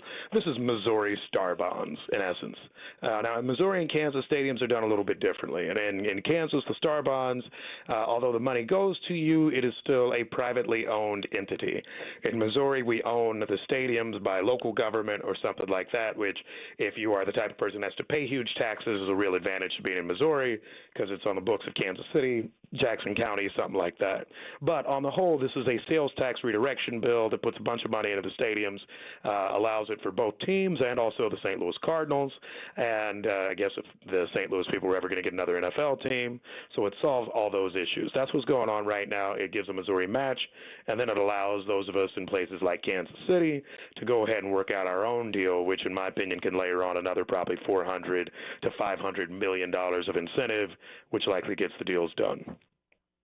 This is what I've picked up on from just doing my reading, and you are obviously more in the know when it comes to this. It seems like a lot of the disagreements that are happening in the State House, it sounds like the same debates that we were having here in Kansas City. The people that are for this bill, hey, look at all the positives. Look at all the goods that the teams bring us. Look at the civic pride. Look at the money that it generates. And then on the other side, there's a lot of politicians that are making the argument that we heard citizens make. Why should we have to pay for this? Why should we use tax dollars to help pay for these privately owned stadiums that cost billions of dollars? So let me tell you just a few things straight up. First of all, and I read all the pieces that are like stadiums make no sense, they're a terrible investment. That is absolutely ridiculous. For all of y'all who are listening to our interview right now, how many of y'all don't live in Kansas City, Missouri? Probably a good chunk of you. How many of you are coming to the city if you aren't coming to a football game, a concert, a baseball game, or if I throw the arena in, something that happens at those venues? You may never find your way there, right? I'll admit something to you. I have never been to Manhattan, Kansas. The thing that will, and I'm sure it's a lovely place, the thing that will get me to Manhattan, Kansas is a K-State football game. Just straight up. Straight up. So you can pretend that it's not important, that it doesn't make a difference, that it's not good for the economy. But the way you could get me and my family to pay for a hotel room, go out to dinner, buy drinks, do all that sort of stuff is by saying, hey, Q, yeah, let's go to a K-State, who knows what, Mizzou football game sometime in Manhattan. That is the sort of economic impact that stadiums have. The other thing that I think we just have to be 100% real on is Kansas City has lots of national and global attention right now. And even my haters out there who are saying, yeah, we get attention for the wrong things. No, the reason we are relevant is because people know about what's going on with the Chiefs. And they know about Taylor Swift being here, I hate to say it. And they know all of those other things. If not, we are another community. I'm not saying that we aren't special and perfect. I've lived my life here. But those are the sorts of things that put you, I think, on the top of the front page of what's going on in the world. That helps me sell Kansas City for business investment, which I get the chance to do both domestically and around the world. It allows people to say, we like what's going on here. And I promise you, to a person, I was a mayor in 2019. When people talk to me, it'd be like, okay, cool, we'll think about it. Now people want to come here. They want to visit. They want to see it. They want to build here. That is the difference that having these teams in the city does. It sells hotel rooms. It does good stuff. That's why so many people are working so hard to see it happen. Right now, we're talking to the mayor of Kansas City, Mayor Quentin Lucas, joining us on the show. What you just said makes a lot of sense to me. It is concerning that, I'm looking at some of these quotes. People in St. Louis are making the arguments of, well, why should we have to pay for this? We don't want to feel forced to make a decision. And I'm sitting here thinking, you guys have already lost one NFL team. You guys are in the business of now losing a second one that it is frustrating that, I mean, we are a year away or a year removed from the vote, and it feels like in the state house, there is no kind of one voice. There is no one accord to try to push things in the right direction to actually trying to get this thing passed, especially when we all know what the opposition is. And at least the perception is Kansas has everything figured out. Kansas has a singular voice and a singular plan to fund these stadiums. You know, I think, there is some level of disappointment for us, which is that, after the votes, I thought it was important for everybody to actually make some sort of real declaration, one, that we want to keep the teams, and to come up with a path for it. And I appreciate Governor Kehoe coming with this bill in recent days. I will never understand quite why things work in Jefferson City the way they do, because this could have been, we could have done this a while back. But look, I respect where it is now. I know right now the people in the state senate are having a big battle. And what I would say to my friends in St. Louis are a few different things. And I'll note that I went to college in St. Louis, so it's not like it's unknown to me. But I think on the first point, it is, look, we actually helped invest in and fund the new St. Louis Cardinals. Now it's 15 years old, but Busch Stadium 2.0 had support from Missouri state taxpayers. I've been a Missouri state taxpayer for a whole long time. I didn't complain about it. We were glad to be a part of it. Same thing with the Edward Jones Dome previously. There are state tax breaks in that. There's state money. So I don't know why they're holding us to a different standard at this point from the way it's been done in St. Louis and throughout Missouri for some time. The second point is, look, they're a city that has its different challenges too. And the reality of it all is that it is important for people to make sure that you have a reason to go downtown. For me, this is kind of not just an important issue, it's an existential one that says, is there some sort of way that we can actually make sure that people are still investing in cities, in urban centers? This will be good for St. Louis long term. It helps the Cardinals get money to improve their own stadium, probably helps the Blues as well. And I don't know why they're deciding to pick this fight with Kansas City right now. I've heard different rumors about as it relates to the Rams leaving and how Clark Hunt voted, all these other things. I don't really care, because for me it is, do we want Missouri to succeed? Do we want these cities to be things we're proud of? Or do we want to just talk about crime in the cities and all the other challenges that we have today and we're likely to have into the future? Right now, we're talking to the mayor of Kansas City, Mayor Quentin Lucas. Are you guys still actively having conversation with the Royals and the Chiefs about where the stadium will be? I had a conversation with the Royals on Monday evening. It was actually kind of interesting because every now and then you get a media interview question, and I'm kind of like, huh? And they were like, yeah, somebody told us it's dead set on Clay County. And this is the same way that people have said before, reporting here and elsewhere, that, yeah, they're guaranteed to Johnson County. What I can say, and I don't divulge full details of private conversations, we had a long conversation about downtown, about Washington Square Park, about how we get that deal done, how this state money is an important part of it, but basically how we can be done with this in days or weeks rather than talking about this for months and years into the future. Every time you and I talk about this, it is always noticeable to me that the conversation with the Royals sound to be far more confident, and it sounds to be a lot more, I don't know, it sounds to be a lot more productive, in my opinion, than it appears to be with the Chiefs. Are you getting the sense that the Chiefs maybe want the same things that you want? Are the Chiefs receptive to what you want? I think the reality is this, and I'll be straight up with you and everybody listening, right? I get a chance to talk to the Royals a lot because I think the Royals are looking to make a very, very large and new investment in a different spot in Kansas City. And what has kind of happened since the vote is the city of Kansas City has handled a lot of the negotiations with the Royals. We've worked closely with them. We're proud to work with them. I want the Royals here. I think it's an important municipal investment. I think it's the sort of thing that we all need to actually care about and invest in. And I think as it goes for the Chiefs, that's something that is more of a Jackson County discussion.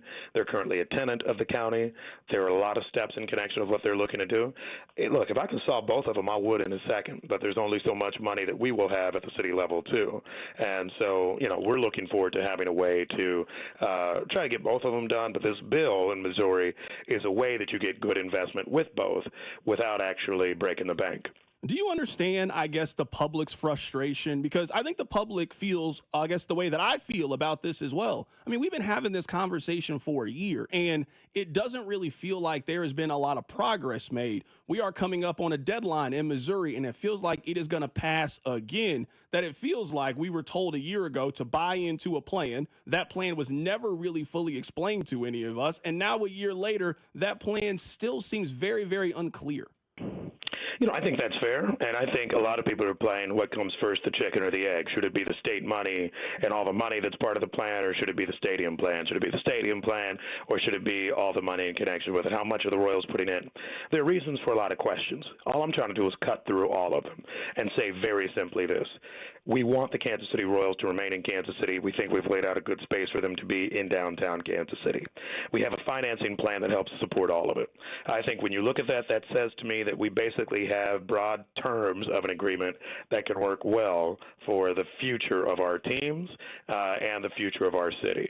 And what I would say to somebody who says, well, I got a lot of other questions, is we will put the meat on the bones for everything else. What I've shared, whether it be with the Royals or anybody else along the way. Look, we know there are more details to come, but showing that there are resources there to support them, showing that these are resources and tools that have been used before to build actual stadiums throughout the state of Missouri, I think is important, showing that we have real ownership in connection with what it would be long term.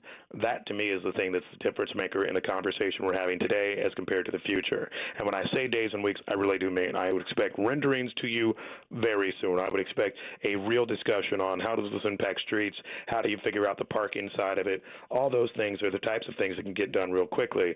We need to get over this hurdle of where perhaps does money eventually come from. Have you actually seen these renderings? I have, yes. And so, I have, I hear a lot of questions of, oh, it won't fit, there's not enough parking. Look, I think much smarter people than me whose business is actually looking through all this sort of stuff have told me all those things work. I've seen how they all work. I think it could work beautifully. And I think 20 years from now, you and me and our kids and all of that are walking up to these spots and saying, wow, I'm glad they put this here and this really makes Kansas City pop. Mayor Q, what happens if this vote fails? Like right now, they are working on this, but it doesn't sound very positive, at least if you're listening to the media reports. What happens if this fails? If this fails, I think the issue is that the governor has already indicated that he would call a special session of the Missouri legislature in the next few weeks. They do it all again. They try to figure out ways to, kind of resolve some of the issues. But, what I think about and what I would encourage to my friends in the Missouri legislature is this, right? It was a United States senator from Missouri, actually. I believe it was Stuart Symington, who in the late 1960s, when the Kansas City Athletics lost, used his leverage in the United States Congress to tell Major League Baseball, oh, you will have a team in Kansas City. What I would encourage folks to do, and they're sitting in the Missouri legislature right now, and they have a brilliant opportunity, is to get it done today. Because, yes, we can come back for a special session in 2 weeks. Everybody can lobby it. Everybody can have debates about it. We can have all the TV cameras set up. Or we can actually do what I think is the right thing, get it done now, go back to further conversation, and you absolutely get to talk about how is this a good value, how does it all work. That negotiation does not end. In fact, I think it accelerates once we get past this moment. Right now, I think the challenge for a lot of people, I may be like this, I know a bunch of y'all are like this too, which is, can we just figure this out? We've been talking about this, I kid you not, for about 8 years. 8 years I ran for mayor and was getting asked questions about this that long ago. I think it's time for us to get it moving. Is this just going to be a Jackson County thing, or is there a chance that this is a Jackson and a Clay County thing? I'm the mayor of a city, so I don't necessarily live in counties the same way. All I know is this. I'm looking at a downtown baseball stadium for the Kansas City Royals. I have heard, and that downtown means downtown Kansas City, Missouri. What I have heard are discussions on practice facilities in Clay County. I've certainly heard a lot of different things about where a new Arrowhead Stadium is. I certainly hear the conversation on Clay County Royals. And what I'll say is this, actually, in fairness to them. This would be money that can go anywhere in Missouri. So if the Chiefs wanted to build a gigantic stadium in Branson, we could do that. I don't think they will do that. And I certainly think the Royals, who have been talking about downtown for years, the reasons to be downtown, the interest in that location, when we live in a world where they have a very good stadium, but it's on the edge of the city, not next to hotels, not next to a bunch of other activities. I think that does mean ultimately downtown. I only have a couple more questions here. I guess let's start with this question. I would say, and I don't want to put a word in your mouth, but it sounds to me like you are optimistic about the Royals. If you had to use a word to describe how you feel about the Chiefs, what word would you use? I think that if I used a word about it with the Chiefs, I remain optimistic, but that's more based on the Chiefs' long-term relationship with Kansas City and Jackson County. I think Arrowhead Stadium is a majestic place to be. I think it is better. You've been to a lot of games. I've been to a lot of games, also away games. It's a better place to watch a game than it is almost 9 out of 10 of the domes that exist in the NFL, particularly any that are older than 5 years. And so I think that that's the biggest part, but I think it is very fair to note, look, myself, others at the city of Kansas City have had extensive conversations with the Kansas City Royals. I don't know the same nature of discussions thus far with Jackson County and the Kansas City Chiefs. I think it is safe to say that the Royals are 100% getting a new stadium if they stay in Missouri. What's the percentage chance, I guess it is, for the Chiefs? I mean, there is an option to renovate Arrowhead. It would be very expensive to renovate it. I imagine it's the same cost as them getting a completely new stadium. I also find it hard to believe that one state is offering them a brand new state-of-the-art SoFi-like stadium, and then they're just going to go for a renovation of what they have. What percentage do you think, if the Chiefs stay in Missouri, they would stay at their current structure and just put more money towards it, or they would just completely start over and do essentially what the Cardinals did? Look, I continue to believe that Arrowhead Stadium is one of the best places to watch football in the entire National Football League. And look, you don't have to believe me. FIFA, the FIFA World Cup, Global World Cup, had the chance to think about almost every stadium in America. And out of all of them, right, they picked, a certain number, but Arrowhead Stadium was one of them. That does not suggest to me we got a raggedy place that needs to be replaced tomorrow. So I think the odds are still high that you see a renovation at Arrowhead Stadium. I think that's going to be a productive step along the way, and I think that's going to be exciting for Kansas City long term to continue to invest in and to celebrate one of the greatest venues to watch any event in the world. Whenever you go to a Royals game, what do you put on your hot dog? I'm just mustard, man. I'll do some mustard pickles. I actually kind of like some bell peppers. I think that's kind of cool. But, I'm going more for the spicy vibe. I'm not a ketchup person at all. Are you allowed to have a favorite barbecue place? Because, you're already kind of polarizing now. Are you allowed to come out and say, a certain place? I don't even want to say a place because I don't even want the headline to be like, oh, Mayor Q said. No, Mayor Q did not say that. I said that. Are you even allowed to have a favorite barbecue restaurant? I will get in every political fight known to man. I don't get into barbecue fights. So, no, I am not allowed to have a favorite barbecue place. As you know, I've been to them all. I've placed bets from all of them. I've won most of those bets. But, I'm pretty excited with where we are on a lot of that. So I just think we have great barbecue. All of them are winners, my man. You know what? I hope that you have a very peaceful Thursday. That's what I'm hoping for you. I'm hoping that you have a peaceful Thursday. I don't want anybody on ATVs. I don't want any bears out there. I just want you to have a peaceful Thursday. I'm guessing you haven't had a peaceful Thursday in a very, very long time. Man, I'm going to see a bear on an ATV coming at me, and I may be like, look, Jesus, it's just time. I'm playing now. I'm going to be all right. That is the mayor of Kansas City, Mayor Quentin Lucas, joining us on the show today. Thank you. I appreciate your time, man. Hey, take care, sir. Absolutely. That is Mayor Quentin Lucas joining us on the show today. Maybe I am the only person that picks up on this, and maybe I am projecting, and I can live with that. 913-586-7965. It is noticeable to me how he talks about the Royals and how he talks about the Chiefs. He talks about the Royals. Hey, we just talked yesterday. We want the same thing. We want a downtown stadium. Hey, what word would you use to describe how you feel about the Chiefs? I'm largely no. Every time he comes on the show, I feel more and more strongly about the Royals and Kansas City, Missouri want the exact same thing. And in any business negotiation, if you are negotiating your contract with your job and you want to stay and they want you to stay, you usually will be able to figure it out. Hey, it might take a little bit of work. It might take a little bit of time, but we are working together. We are on the same page. It don't sound like the Chiefs and the state of Missouri and or Jackson County and or Kansas City, Missouri, however you want to break down those things, it does not sound like they are on the same page. I still maintain, if we are doing this from a betting perspective, the Royals to me are still overwhelming favorites to stay in Kansas City, Missouri. I would say minus 300. I have never believed that the Royals are moving to Kansas. I don't know how you can hear all of this information and feel like Arrowhead is going to continue to be in the state of Missouri. I think we just get closer and closer to the day that the Royals are going to send out a press release that they are building a state-of-the-art and brand new, beautiful stadium they are building in Wyandotte County. Again, maybe this is me projecting. He didn't come out and say that. I'm just simply listening to him and writing down what he says. You guys hear it, and you can decide and decipher for yourself what he is saying. But that's what I continue to believe, and that's what I get the biggest takeaway from these conversations. I just don't feel like the Chiefs and Missouri want the exact same thing. Maybe Missouri, or maybe the Chiefs want to be free and they want to do their own thing. Maybe they want to be in a place that has more of an infrastructure, more of an entertainment district around it. And I mean, the stadium's been out there since 1972? They ain't never built an entertainment district around where they are. They already have one that is there. Hey, prop it right here. I'm assuming they'll build more things around it, and what the Legends already is will just continue to grow and expand. They'll probably put more hotels out there. They'll put more apartments out there. They'll put more places to eat and drink and do all those things because a football stadium is here. Look at the foot traffic. Look at the people that come out here. They have 2 NASCAR races. We're talking about somewhere between 10 and 12 times a season that people would be out there in order to watch the Kansas City Chiefs. So, Rob, I don't know what your big takeaway from what you just heard, and I know we're up against it and we can talk more about it, but I just continue to get the vibe.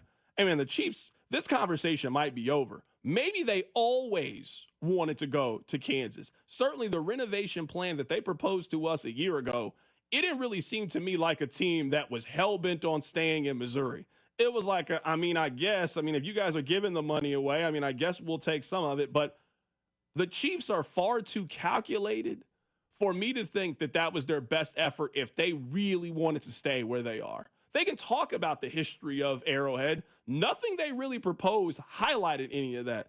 Hey, we're going to build a road here for the VIP people. We're going to do some stuff. Maybe we'll do something with Kaufman once it's gone. We can't really tell you guys that. The Chiefs are far more calculated than all of that. They got some of the best business minds in the world working over there. And I think they have been working towards this. I think they've been working towards their Allegiant Stadium. I think they have been working towards their SoFi Stadium, the nicest football stadium in the world. I think that's what they've been planning on, not putting a fresh coat of paint on a stadium that's been up there since 1972. We can read what you guys think. I'm very curious to hear what you guys think about what you just heard from the mayor of Kansas City. We'll also continue talking about the schedule that at this point is about 75% out. Keep it right here. It's The Drive. Hey, it's Cole Reagans from the Kansas City Royals. You're listening to The Drive with CDOT on 96.5 The Fan. Brought to you by DM Injury Law. Have you or a loved one been in a car wreck? Contact DM Injury Law today and get the money you deserve. Car wreck? Remember, Mike's got this. This is the story of the one. As a lineman, he does whatever it takes to keep the power on in his community. And he wants a partner like Grainger who does the same. Grainger offers the professional-grade products he needs, from voltage detectors to harnesses to hard hats, plus fast, dependable delivery, so he can rise to every challenge. Call 1-800-GRAINGER, click Grainger.com, or just stop by. Grainger, for the ones who get it done. Real Stories with Hellsberg. After we met and we started dating, Nancy and I lived 150 miles apart, and I would drive my old jalopy car, and it was roughly a 3-hour distance. It took 3 years I drove across that state back and forth dating her every weekend. Persistence. And I would have never stopped. I had a lot of energy back then, 36 years ago. At Hellsberg, find the engagement ring worthy of your story. Designed with the love, care, and craft it deserves. Visit a Hellsberg store or hellsberg.com. Hi, Mia here at the winnings desk of the Missouri Lottery. With 56 million winning tickets last year, anyone can win big. So set your destination to winning, like gas stations, grocery stores, or anywhere you can buy a ticket. The Missouri Lottery. Winners welcome and play responsibly. Call Aspen Lawn and Pest Control. Our iconic blue trucks and expert team get it right the first time. Award-winning full-service lawn care and pest control since 1985. Call today for a free estimate. Visit aspenlawn.com. For over 8 years, QC Kinetics is the nation's leader in non-surgical relief for joint pain, with over 50,000 satisfied patients. People with knee and back pain now living pain-free. Shoulder and hip pain gone. What they're doing is nothing short of remarkable. They're using regenerative cell therapy to restore the tissue in their achy joints. They're using biologic growth factors with robust healing properties. carefully and strategically placed in your joint. It's a powerful and potent way to give your joints new life. The best part, with QC Kinetics, there are no drugs, no surgery, and no downtime. It's an all-natural cellular level option with lasting relief. Imagine doing all the things you enjoy this summer without being slowed down by that awful joint pain in your knees or your back. Call QC Kinetics now and learn about these cutting-edge treatments that can help you live your best life. Call 816-412-6299. That's 816-412-6299. It's QC Kinetics. Hey, it's Rex here with RexBuysKC.com, your local KC home buyer.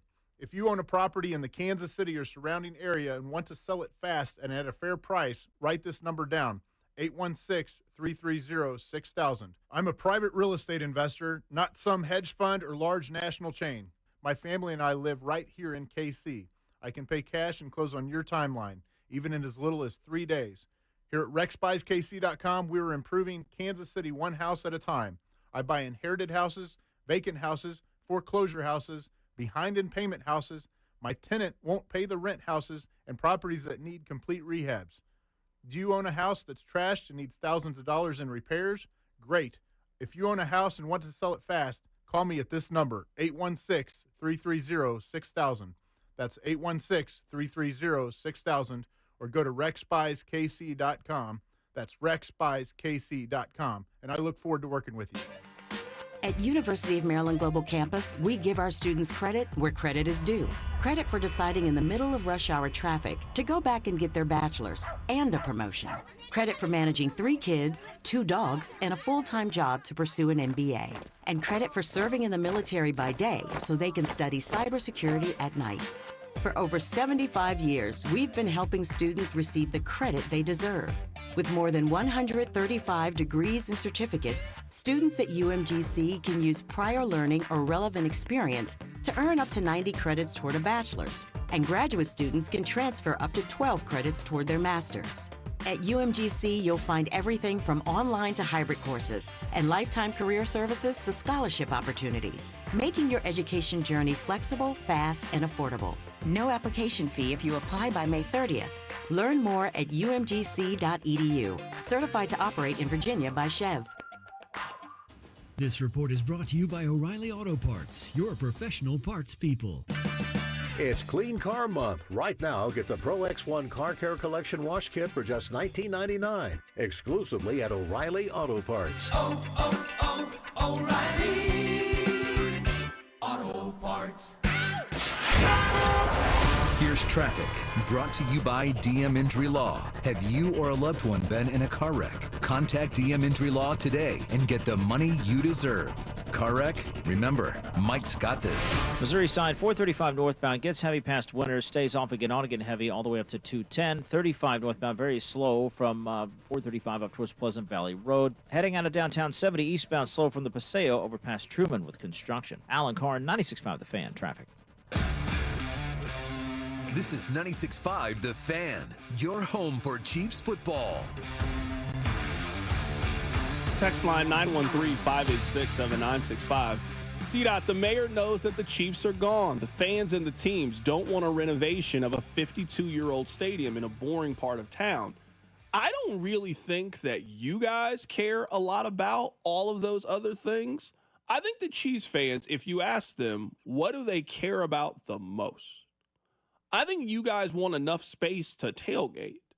They could build a bunch of restaurants and bars around the stadium. I don't think you guys are very interested in that.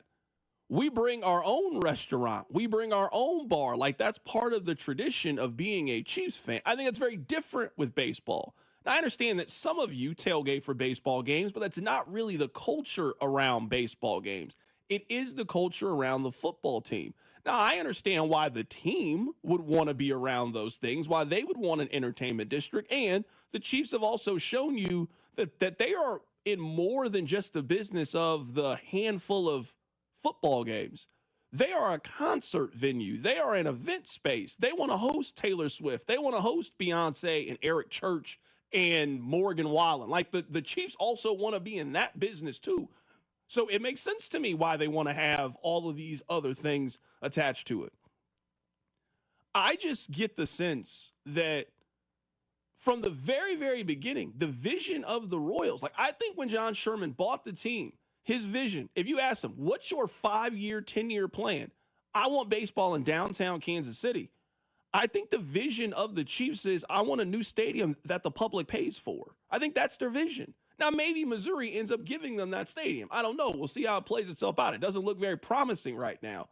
And maybe I feel more strongly about this after just seeing Allegiant. But you got to think about if you're Clark Hunt. Twice a year, you fly out to brand new, beautiful stadiums in your division. And then you fly back to your own stadium. Now, you love your stadium. And maybe this is time for a car analogy. I won't even use a relationship analogy. Have you ever rented a car and then you see how much nicer that car is than your own car? And you love your car. But when you give that car back, you know what you start thinking about? Hey, man, it might be time to get a new one, man. It might be time to get a new one. I just felt this, drove down to Louisville for the Kentucky Derby. Rob, they gave me this 2025 Chevy Traverse. I'm sitting there like, man, this thing is pretty nice. They got the nice seats. They got the Apple. I don't got any of this stuff in my car. I can have my heat seated, but my mom, I'm sitting there like, man, this car is nice. I didn't want to give them the keys to that car back. I got to go back to my Hyundai Santa Fe. I mean, it's nice. It ain't like this car. Can you imagine? You saw your team win a Super Bowl in one of these stadiums. Every year, you got to go to the Raiders Stadium and you got to hear how nice it is and how beautiful it is now. You got to hear this same thing about the Chargers Stadium. And then you come back and you look at Arrowhead. Arrowhead, cool, but I mean, if you work there every day, you're like, I mean, it could be nicer. And now somebody is going to pay to give you a new car. I don't care how nice your car is. If somebody else is about to pay the bill for the new one, you're trading the one that you have in. That is a scenario that sits right before Clark Hunt. He's been driving this car. It's a classic now at this point. There's somebody else that's willing to pick up the note and buy you a new car. I'm going to listen to what they have to say. You're telling me whatever car I want. You're telling me I can build it from the ground up. This is like pimp my ride. I can put fish in the dashboard. Yes, whatever you want to do, we'll pay for it. That's a really, really enticing offer. It's hard not to listen to that person. And that's what I think is happening with the Chiefs. I think and maybe me and you have kind of all already known this, because you remember around the time of the vote, we got accused of fear-mongering by someone on the text line. Because we said a vote no opens up the possibility the Chiefs could be leaving Kansas City. And I think maybe it's the minority of people, but maybe the vocal majority of the text line felt like there's no way the Chiefs would ever leave Arrowhead.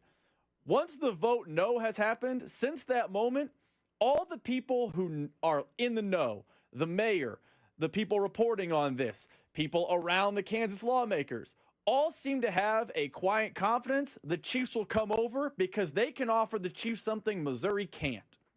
They can offer them what they want, which is a really good financial deal for the Chiefs, and they can also offer them the other thing they want, which is space. The Chiefs, I think, if you were to ask them, if you were to, ask Mark Donovan and Clark Hunt, hey, with a new stadium, what more than anything else do you want? I think they'd say a new stadium. They want their version of Allegiant. I think the second biggest thing they want is space. And Kansas has that and the financial support to give them that and give them their version of Allegiant. So I think when the mayor says things like, yeah, I'm having conversations all the time with the Royals. He said it on the show. We have the broad terms of a plan to put them in downtown Kansas City at a place that we think will pop 10, 15, 20 years from now. Hey, do you have that for the Chiefs? Well, we need a little state help. We need a little this, a little that. It sounds like the Royals are at least behind the scenes working to stay in town, where the Chiefs behind the scenes are working to make sure their needs are met. And it feels like the needs are easier to meet on the other side of the state line. Text line 913-586-7965. CDOT, yes, but the 2025 Traverse gets old really quick, and the Arrowhead is a 1969 Stingray. I'll take that classic any day over the new car that is old as soon as you drive it off the lot. That's a really good point. I think it is important to note, at this point, there are only two teams that are holding on to their old stadium. There's only two. It's the Chiefs and the Packers. Everybody else is getting a new stadium or already has a new stadium. The Bears, they are building a new stadium. They're getting rid of Soldier Field. Who else has an old stadium at this point? Everybody in the NFL around you has traded in their old car for a new car. And now the Chiefs are faced with the decision. Do you view your stadium like Lambeau, or do you want a new one? If they build a new one, they're telling you they don't think it's Lambeau. The Packers don't have any interest in a new stadium. They don't talk about a new stadium. They keep putting more money in renovating the old stadium. That's what they want. They feel like they have Wrigley Field. They feel like they have Fenway Park. They feel like they have Allen Fieldhouse. You guys don't want KU to build a new, brand new, state-of-the-art basketball gym. That's what all these other, no. We want you to keep putting money in this old one. We want air. We want Wi-Fi. We don't want a new stadium. That's what the Chiefs are telling you. Every other team in the NFL has a 2025 Traverse. Or at this point, they got like a 2018. And trust me, when it comes time to get a new car and trade that one in, they will trade in Mile High Stadium for a new one. That's what they'll do. Look at the Bills. The Bills are literally doing that. The Bills are taking their old stadium and they're getting a new state-of-the-art one. I'm sure Bills fans feel a connection to that stadium. They are moving on from that stadium.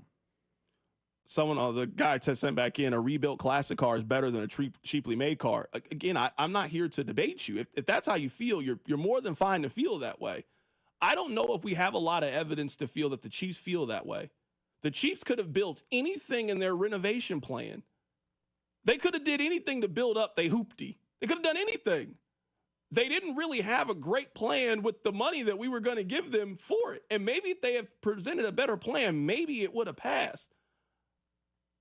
We all love Arrowhead. There's not a single person like Arrowhead. Nah, it's okay. No, we all feel the exact same way about Arrowhead. Do the Chiefs feel that way? Ultimately, that's all that matters. Again, there are some teams that have been very emphatic. We're not moving. The Cubs are not going anywhere anytime soon. The Packers are not going anywhere. The Red Sox are not going. There's not that many stadiums like those left in America. There's less than 10. The Chiefs have one of those stadiums. Do they want to preserve it and treat it like it's Lambeau, treat it like it's Wrigley, or are they going to tear it down and build a new one? The Yankees built a new stadium. Think about that. As cool as you think Arrowhead is, it ain't Yankee Stadium. They tore it down and built a new one. This is just what teams do, especially if somebody else is going to pay the bill. As beautiful as Arrowhead is, hey, we've got all the money out of it. You guys are now about to build us a new stadium that we love. At least that's what it seems like to me.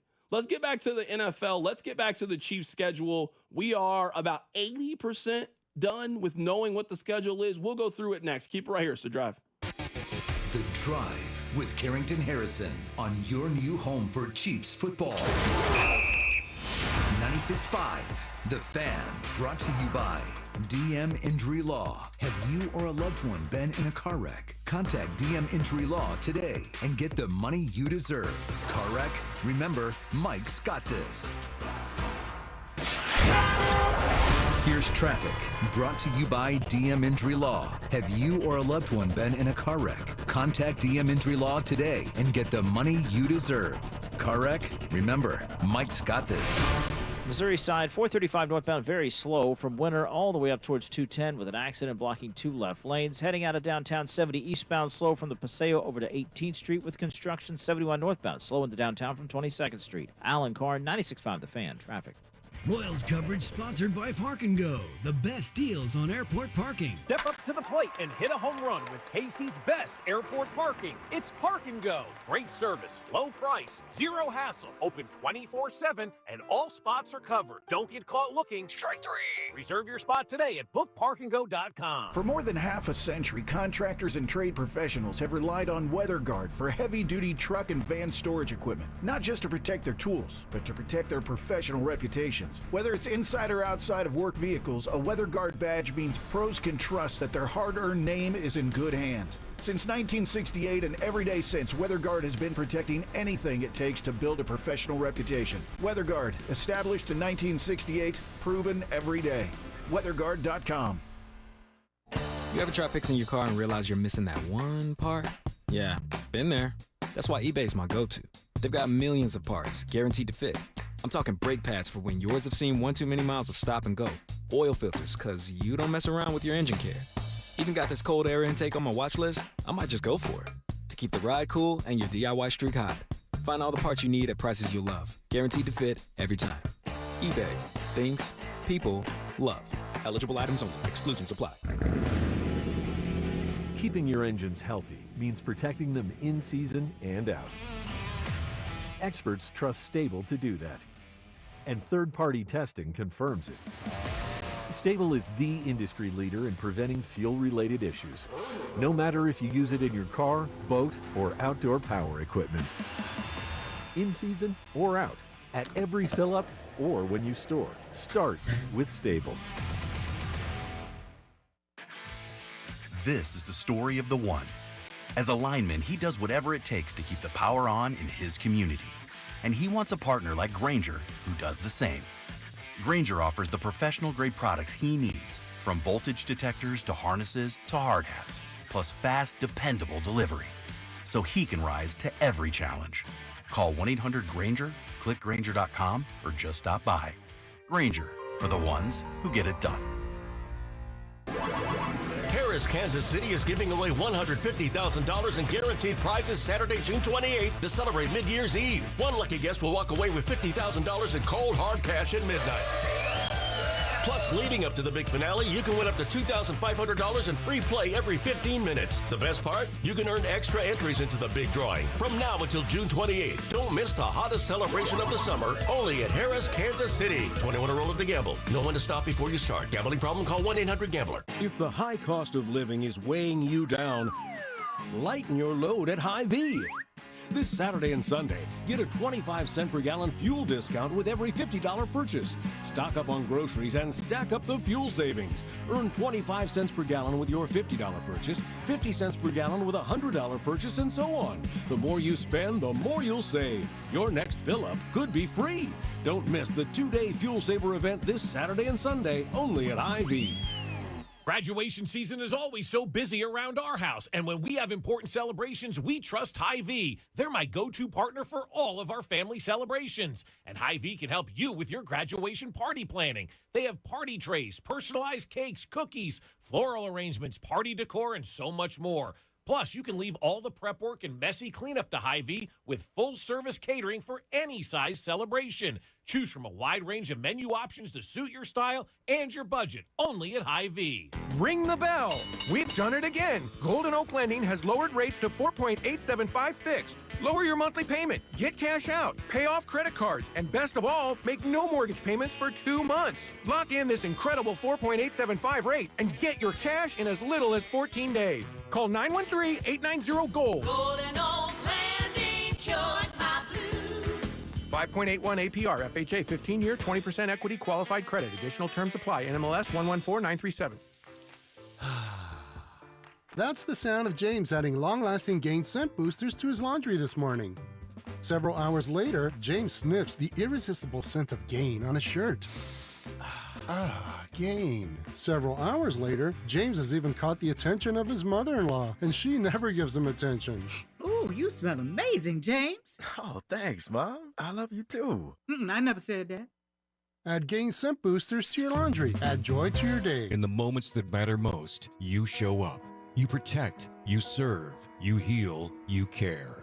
Now, let Reiselman Nissan show up for you with our Hero Appreciation Program. Kansas City's heroes get special discounts every single day. Choose from over 160 new Nissans with Kicks, Sentras, and Altimas starting as low as $399 a month, because honoring you is our privilege. Visit ReiselmanNissan.com. Every customer, every time. Reiselman Nissan. Not all vehicles may apply. See dealer or check ReiselmanNissan.com for all details. Royals coverage sponsored by Renner Garage Door, forward and back, RENNER. Almost Andy Reid here. It's Mental Health Awareness Month, and Renner Garage Door is giving back. 5% of sales go to Authentic Life Foundation, and you get 5% off your project. Visit RennerDoor.com. RENNER, RENNER. Hey there, Royals fans. We've got more ways to watch your boys in blue this season than ever before with FanDuel Sports Network. Subscribe directly to FanDuel Sports Network to stream all the action, or, new this season, Royals Baseball is now available on Amazon Prime Video as an add-on subscription. You can also access FanDuel Sports Network through TV providers like DirecTV, Spectrum, Xfinity, Fubo, and more. Visit Royals.com/TV to learn more. Go check out 96.5 The Fan's Instagram page for videos, giveaways, and behind-the-scenes content. Your home for Kansas City sports. 96.5 The Fan, KFNC FM and AM, HD1 and HD2. Kansas City, an Odyssey sports station.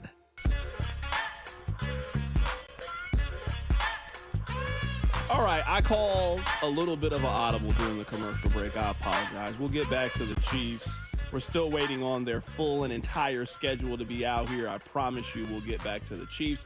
We're also going to talk some Royals with Cody Decker coming up in a little bit. I think you guys will like the idea that I have.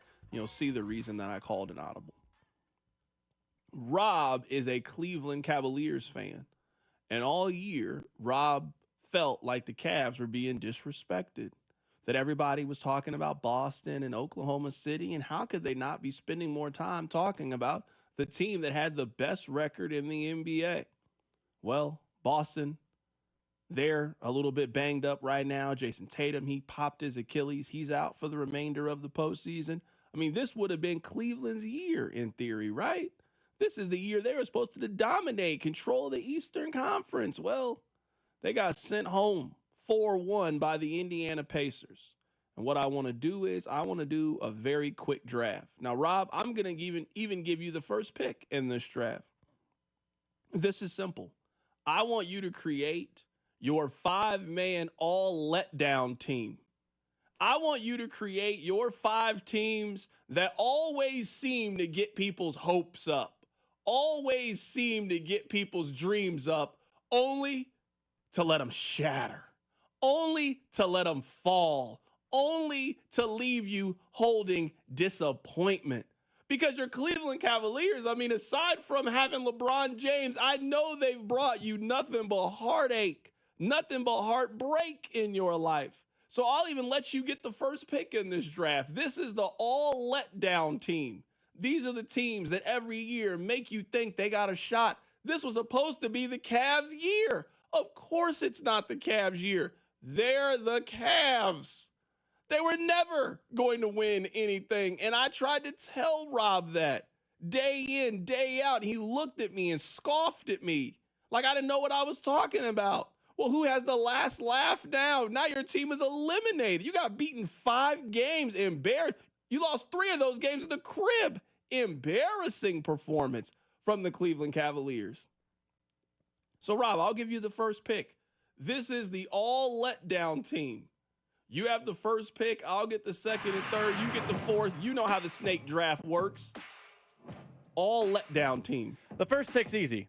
No team is known for letdowns more than this one. Chiefs fans will appreciate it. The Buffalo Bills.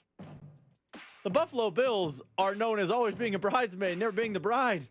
They went to the Super Bowl, 4 times in a row? They went over. They then drafted their quarterback, an MVP, a future Hall of Famer in Josh Allen. And all they've done is make, 2 AFC title games to lose at Arrowhead both times?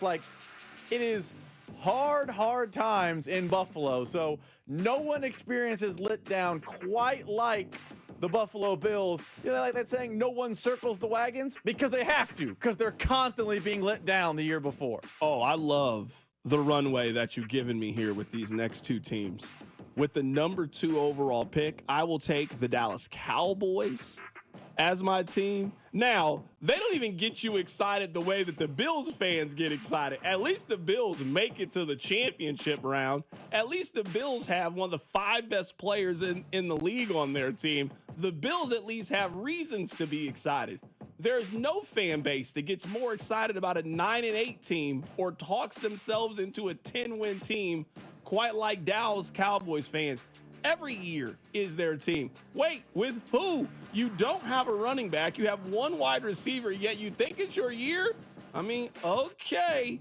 Dallas is going to be my number 1 overall pick. Number 2, and I'm only picking this just to upset you. The U.S. men's national soccer team. That was on my list. You soccer people have told us, hey, man, in 4 years, you guys have been telling us about this next generation of soccer star now for 30 years. Where are they? Are they here? Rob, you told me about this Christian Pulisic guy. You talk about him like he's next up. You talk about him like he's Bobby Wood Jr. You talk about him like he's Luka Doncic, like he's a prodigy. I've never seen it before. I've told you this before. The goal of American soccer is to just be better than Mexico. That's it. That's all they're trying to do. They're not trying to be better than any other country. Maybe Canada. That's it. They're not trying to be better than any of the teams that can actually win this thing. Their goal is to just dominate the teams that touch the United States of America. I got the Dallas Cowboys number one. Number two, I've got your favorite, of all the teams, your favorite team, U.S. men's soccer. No team hurts me like the U.S. men's soccer team hurts me. How can they hurt you? They do the same thing every time. It's your fault that you get excited.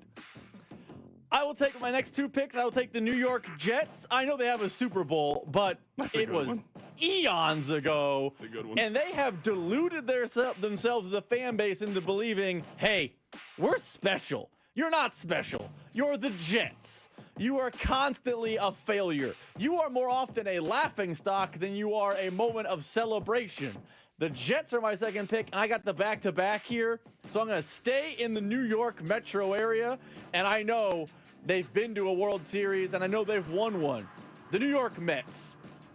The Mets are a constant point of failure. They have watched the Braves become one of the best teams in baseball in their own division. They had this owner who's going to spin like you wouldn't believe. He still can't outspend or beat the Dodgers. Meanwhile, you're not even the biggest game in your own city. So I got the Jets and Mets, a sad fan combo coming in at 3 and 4. I feel really good about these next two teams that I'm going to throw out there. I'm going to go with my third team. I have the Dallas Cowboys. I have the U.S. men's soccer team. I'm going to go with the Minnesota Vikings. Every time in the last 20 years that the Vikings have really had a shot, it has been heartbreaking the way that they have been eliminated. Remember Brett Favre? Brett Favre's last good year in the league. They're in the NFC Championship game. All they have to do is kick a field goal. They'll win. They'll go to the Super Bowl for the first time since the 60s. He throws an interception to Tracy Porter. Why would you even ponder passing? This year, in a 2-week stretch, the Vikings went from playing for the 1 seed in the NFC playoffs to being eliminated in the wild card round. This happened over a 2-week stretch. The Minneapolis Miracle. They had one of the greatest plays in the history of the National Football League. They got smoked the next week for a chance to go to the Super Bowl. The Minnesota Vikings. Number 4 on my team. I'm putting the Philadelphia 76ers. Joel Embiid, you've never made it to the 3rd round of the NBA playoffs. You always lose in the Elite 8 like a true Kansas Jayhawk. I'm picking the Philadelphia 76ers. I'm taking them.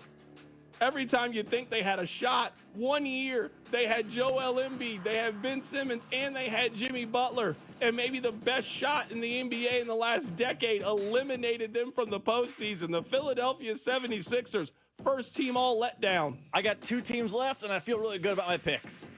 First things first, I'll take the Los Angeles Clippers. Very similar to the Mets.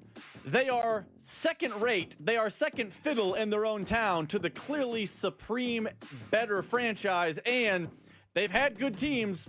Never get over the hump. The Clippers thought Doc Rivers was the answer. I think we have enough data to know Doc Rivers never the answer. Then they thought, let's get James Harden on the team. You know what James Harden's not going to do? Win important basketball games.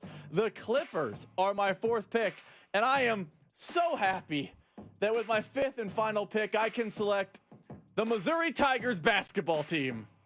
How many Final Fours do they have, Carrington? If you noticed that deafening silence, it's because the answer is 0. Zip, zilch, nada. There was no reason to do this. 0 appearances in the Final Four as a Power 5 team. It is, and they've had good teams. Can never get over that Elite 8 hump. So my final pick, I will take the team that plays at Page Laurie Arena, the Missouri Tigers. There is no reason to do that. You know that Arthur Johnson and Jim Woolridge have the exact same amount of Final Fours? It was uncalled for. It was a low blow. You're not fighting fair. I'm going to pick the Gonzaga Bulldogs as my fifth and final team. I was really torn between the Oregon Ducks and the Gonzaga Bulldogs. I was really stuck between those two. I'm going to go with the Bulldogs. I can't get over how you decided to end this. There was no reason to do that. These are my 5 teams: the Dallas Cowboys, U.S. Men's Soccer, Minnesota Vikings, Philly, the Sixers, and the Gonzaga Bulldogs. Those are my 5. Who are your 5? I got the Buffalo Bills, the New York Jets, the New York Mets, the Los Angeles Clippers, and Quinn Snyder's bunch, the Missouri Tiger Basketball Association. Just not right. I didn't do anything to warrant that. I didn't fire any shots your way. But that's how you decided to fire shots? You should be happy I don't have Bennett Sturtz running 3 as a clip just right here ready to pull. Okay, see, now you want to fight. There's no reason to do that. We're supposed to be on the same page. We're supposed to rep the same smart tech. You know I'm still sensitive to the fact that Missouri got ran out of the NCAA tournament. You know that. You decided to try to pick at my scab. That's not being a good friend. I thought you were better than that. Coming up in a bit, we'll have Cody Decker. We'll talk some Royals baseball. Keep it right here, so Drive. The Drive with Carrington Harrison on your new home for Royals baseball. 96.5 The Fan.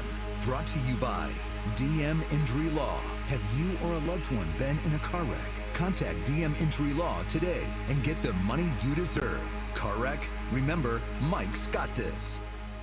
What's up, everybody? Nick Costos here with the Sports Betting Minute, brought to you by BetMGM, the sportsbook born in Vegas. Please gamble responsibly. Coming up tonight in the pro basketball playoffs, Game 5 between New York and Boston. Boston at home. New York a chance to win this series and advance to the Eastern Conference Final to play Indiana. Boston, though, a 4.5-point home favorite, total 207.5. And I think New York's going to cover the spread. I think New York's going to win. Boston just lost its star player to a devastating injury. It's hard to imagine Boston getting up off the mat here. Boston is a good team, but New York has shown it is just as good, if not better. So coming up tonight, New York plus the points and New York to win. That's it for this Sports Betting Minute, brought to you by BetMGM. Download the BetMGM app and take your game to the next level with the sportsbook born in Vegas. Please gamble responsibly. BetMGM and GameSense remind you to play responsibly. See BetMGM.com for terms. 21 plus only. Kansas only. Please gamble responsibly. Gambling problem? Call 1-800-GAMBLER in partnership with Kansas Crossing Casino and Hotel.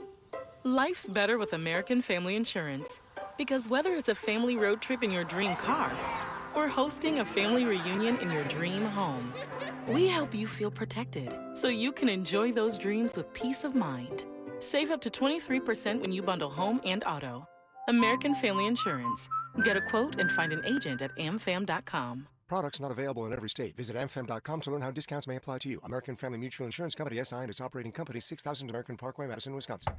Honey, our new James Hardy siding from Powell Exteriors KC looks so good. Our house went from worst to first. The neighbor waved at me today with her whole hand. I'm ready for phase 2 of our home transformation. Let's call Powell about that new deck. They're offering financing at 0% for 18 months on everything. You should call today at 816-656-1160 or take another look at their stunning work on powellkc.com, Facebook, and Instagram. Our daughter Jessie loves playing detective. A clue. But since we discovered she has sensitive skin, we've been playing detective too. We thought the problem was our puppy. But it was actually our old detergent. Aha. So we switched to Tide Free and Gentle. Tide Free and Gentle provides an excellent Tide clean, and it doesn't leave behind irritating residues like dyes or perfumes, so it's gentle on your skin. Case closed. If it's got to be clean, it's got to be Tide Free and Gentle. Get in the zone, AutoZone. Welcome to Bundle Deal Days at AutoZone. Well, I do need a bundle of things. When you bundle, you save. Do I save if I bundle oil with an oil filter? Save up to $12 on that bundle. What about brake pads and rotors? Bundle those and the brake pads are free. Can't save more than free. You can save on hundreds of deals during Bundle Deal Days. Ends June 2nd at AutoZone. Get in the zone, AutoZone. Restrictions apply. Duralast brake pads only. Here's comedian Howie Mandel for hands-free Cozy Fit Skechers slip-ins. Yeah, I'm holding a new Cozy Fit Skechers slip-in sneaker, and first of all, I barely know I'm holding it. It's that light. You see, Cozy Fit is a cool new sneaker where the upper is made of a soft quilted material. It's kind of like a little puffer jacket for your feet, except it looks like a super stylish sneaker. Introducing new Cozy Fit Skechers slip-ins, the latest comfort creation from Skechers. You can find Cozy Fit Skechers slip-ins at a Skechers store, Skechers.com, or wherever stylish footwear is sold. Why'd I go to the doctor? My heart would race just taking my son to practice. It didn't feel right. So I got checked out. Turns out I have atrial fibrillation, which increases the risk of stroke about 5 times. Symptoms like irregular heartbeat, heart racing, chest pain, shortness of breath, fatigue, or lightheadedness can come and go. But if it's AFib, the risk of stroke remains. If you have symptoms, contact a doctor. I'm so glad I did. Visit NoTimeToWait.com. Sponsored by Bristol-Myers Squibb and Pfizer. Find what you love and love what you find at Total Wine and More. There's so much waiting for you. With the lowest prices for over 30 years, find what you love only at Total Wine and More. Drink responsibly, B21. Did you know your skin is the largest organ of your body? Huh? That's why you should shower with Old Spice Super Hydration Body Wash instead of plain old bar soap. Love your skin by super hydrating it with vitamin B3 and glorious notes of vanilla and shea. Did you know that my super hydrated skin is the second largest organ of my body? The first is my heart. Old Spice. Men have skin too. Old Spice Super Hydration Body Wash. 24/7 renewing moisture. With daily use. Get 5 quarts of Syntec Full Synthetic and a MicroGuard Select Oil Filter for just $32.99 at O'Reilly Auto Parts. In-store only. Limit supply. O'Reilly Auto Parts. Tonight, expect a low of 68 with partly cloudy skies. Weather brought to you by Staples. Your local Staples store has hot deals and super low prices throughout the store on everything for your business. Save even more with the Easy Rewards program at Staples. Here's traffic, brought to you by DM Injury Law. Have you or a loved one been in a car wreck? Contact DM Injury Law today and get the money you deserve. Car wreck? Remember, Mike's got this. Brought to you by Midwest Auto Services. Missouri side, 435 northbound gets heavy around Truman. Stays mostly very slow all the way up towards 210 with an accident blocking 2 left lanes. Is driving your vehicle like fighting a wild bull? Does it lead, pull, or feel out of sync when you accelerate or brake? Are you replacing tires a lot due to poor wear? Let Midwest Auto Services check your alignment. Call 816-224-4247 or MidwestAutoservices.com. Alan Carr, 96.5 The Fan. Traffic. You're listening to 96.5 The Fan from the Mission Plumbing, Heating, and Cooling Studios. Hey, Kansas City, it's Vinny Pasquantino. Welcome into The Drive with Carrington Harrison on your home for Royals baseball, 96.5 The Fan. We don't have this person on the show nearly enough. Cody Decker, Sirius XM, Mad Dog Sports Radio. You can hear him every day on Beetle and Decker. Former baseball player. Let's talk a little bit of Royals. Let's talk some baseball with Cody Decker. Cody, how you doing today, my man? Buddy, I am living a Twilight Zone nightmarish version of the dream. How you doing? I'm doing fantastic, man. Happy to have you on the show today. I do want to talk some Royals baseball, but before we get there, let's talk about Pete Rose. This is something that has been debated our entire lives. It is now here. He now has the ability to go into the Hall of Fame. How are you feeling about the news that we got this week that Major League Baseball is going to lift the ban and now let baseball decide on whether or not if he gets into the Hall of Fame or not? Also, I push back on that baseball lets him. It's actually the Errors Committee of 16 people that we don't know is actually on the Errors Committee, and of course that 12 votes will get him in. I think it's embarrassing. I think it's a black mark on Major League Baseball. I think it's astonishing that Rob Manfred proved to be spineless in this decision, and he should be ashamed of himself. Pete Rose does not belong in the Hall of Fame, and those of you who wonder if he's in the Hall of Fame, he's already there. His Hall of Fame thing is there's a whole wing dedicated to Pete Rose and everything that he did and why he's not has a plaque. That's basically it. Everything about Pete Rose is in the Hall of Fame with the exception of one plaque. It's embarrassing that this is happening. Full-on embarrassing and borderline shameful because people just look back and with rose-colored eyes of 2025 because everyone's used to going on their BetMGM app or whatever the hell they use and say, well, it's just gambling. He just waived some bets. No, he did not. He was working with organized criminals. He was working with organized crime and basically put his players that his job is to protect on the field and their families in serious danger. He should never have been allowed back into baseball. Shame on Major League Baseball for ever giving him a platform to come back. And frankly, this is just a bad day. And I know people have certain feelings about it. They're wrong. This is, I guess, my take on it. And now I've never been to Cooperstown, so some of the information you're telling me, I just didn't know. I didn't know that the Hall of Fame had all of this Pete Rose memorabilia that was in their museum. What frustrates me about baseball is I feel like they're very selective with their history in some ways. Like they're a very anti-steroid user, yet David Ortiz, who had a lot of the same suspicions that a lot of the other players who have been held out. He did not, actually. I'd actually like to push back on that. He had no suspension. In fact, he actually only failed one drug test allegedly in the Mitchell report. I also point out that, and I firmly believe this, I do think the steroids in question is an important topic. But I do not think it's actually related to the Pete Rose thing at all. The steroids issue is more of a situation when it comes down to a full era of Major League Baseball. It's called the steroid era, not the Barry Bonds, Roger Clemens, and Mark McGwire did steroids, and that's it era. So the Pete Rose thing is a very specific, egregious topic. Barry Bonds very much belongs in the Hall of Fame, and I'll give you my exact barometer on where people should be in the Hall of Fame and shouldn't be when it comes to steroids. 2003. 2003 is when they made the rule anti-steroids. Drug testing was implemented, and if you test positive from 2003 on, you should absolutely be barred forever, like Alex Rodriguez, like Manny Ramirez. Absolutely should be barred. Anything before 2003, dude, they all did it. It was the steroid era. Right now, we're talking to Cody Decker. Cody, so it sounds to me, and I don't want to put words in your mouth. It sounds to me like you think that Pete is going to get in. If you feel like the elder committee, they're going to vote Pete in a couple of months or so. I don't know when the vote takes place because I do believe this isn't until 2027 specifically. So we do have some time. But yeah, I'd be actually surprised if he didn't. The only reason why I would be happy about this, the only reason, is simply so this stupid, nauseating debate could be put to rest so we never have to talk about it ever again. This is baseball's LeBron MJ talk. It's the worst. Right now, we're talking to Cody Decker here for a couple of more minutes. Cody, let's talk about the Royals.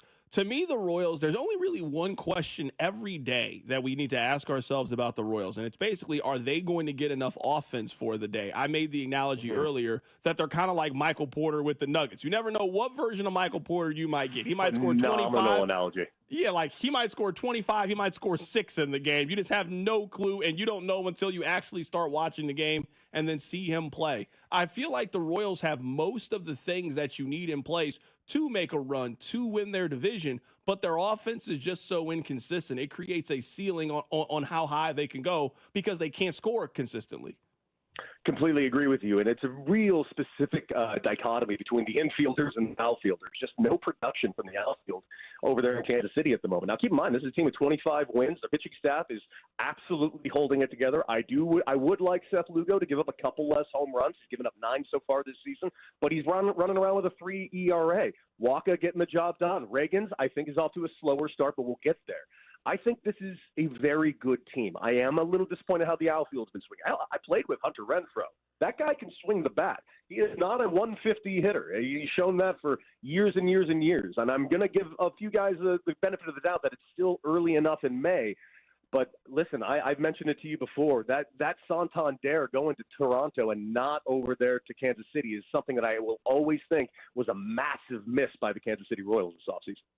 Cody, who are the teams that you have in that tier 1, so to speak, in the American League? It feels like the Yankees are in there. I know they haven't created that separation, but the Yankees, they certainly have the lineup to be considered maybe the best team in the American League. Do you think there's anybody else in that tier? Because right now there hasn't really been a lot of separation in the American League. Everybody feels very bunched up. Man, do I agree with you on that. I honestly don't think the American League has much of a tier system. If anything, I would honestly take the tier system and say the number 1 tier right now, and I did not expect myself to say this before the season, Carrington, I really didn't. The American League Central is the best division in the American League right now, if not all of baseball. And keep in mind, this is a division that is notoriously the cheapest. That and, of course, the National League Central, which lo and behold, is maybe one of the worst divisions as always. But the American League Central, you got the Tigers in there getting it done. You got the Guardians. And again, I don't know how the Guardians keep doing this, considering the fact they're a team that gets better after subtracting every single offseason. It is astonishing that they put themselves in this position. And the Royals have some stars, young talent, and have everything available to them to actually win this division. The American League right now is, and I apologize for all those American League fans out there, is sadly just very behind the National League. I think the best team in the American League is currently the sixth best National League team. Who is that team do you think it is in the American League? Is it Detroit? Is it the Yankees? Who is that team that you think would be the sixth best National League team? As of right now, today, Detroit Tigers. They're playing with a lot of fun, flair. Javi Baez come back from the dead and resurgence as a center fielder, and he's playing incredible. Will he continue that as the year goes forward? I do not know. But right now, they are an extremely fun team to see. And trust me, it gives me no joy or pleasure to say that because I think the Royals should win this division. I got a bet out right now for this team to win the division. I think they're the best team in this division. And if they prove to be the best team in this division, and who knows what's going to happen at the trade deadline, maybe they get a little more active, get themselves a bat that might be available. As of right now, I'm not sure what that bat can be. But if the Royals end up winning the Central, there is absolutely a line to say that the Royals have every opportunity in the world to win the American League. Because keep in mind, the Mariners going backwards. The Rangers are starting to pick things up. They're a team that I think everybody should really watch out for. Texas Rangers do scare me. That's where I am with the Royals, and I know we're probably 2 months away from having that conversation, but looking at the Tigers, who you like or who is leading this division right now, they've scored 238 runs. The Royals have scored 150 runs, and we're talking about 80 more runs over the same amount of time. I just think we'll continue to see that gap increase between the Royals offense and everybody else, that eventually the Royals are going to have to make a move to try to strengthen their lineup. Absolutely. And I do think they're going to be active in the trade deadline because this is despite the Tigers having the best record in the American League, make no mistake, the Royals are just 3 games behind them in middle of May. This is a team that can catch up with them. That's a fan base that gets behind their team. Vinny Pasquantino's a good player. Bobby Witt Jr. is a solid player. That infield is just getting it done. And yes, I also think Salvi will come around because, listen, Salvi's off to a slightly start offensively. I think he'll get it together as well. I think it's early in the season enough to not have any semblance of a panic. Because keep in mind, the team's, 8 games over 500? They're in a great spot as of right now. And that is our guy, Cody Decker, joining us on the show today. He does fantastic work with SiriusXM. You can catch him every afternoon on Mad Dog Sports Radio with Michelle Beadle on Beadle and Decker. Cody, always great to catch up with you, man. We'll catch up with you sometime next month and talk some more baseball. You, my man. Oh, dude, I can't wait to get you back over on our show, man. Always a pleasure. Absolutely. That is our guy, Cody Decker, joining us on the show today. I want to talk a little bit of baseball today as we are getting ready for the third and final game in this series. If you look at the American League right now, I mean, it is completely jumbled up. I think it is obvious who the 2 worst teams are and the teams that are out of it, so to speak. Like Baltimore right now, they're 8 games back. They're 10 games under. Like, they got to get real hot.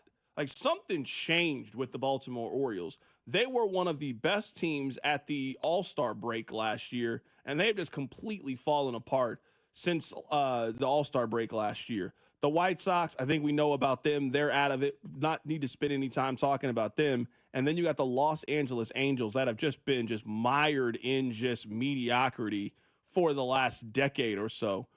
Everybody else in the American League has a chance.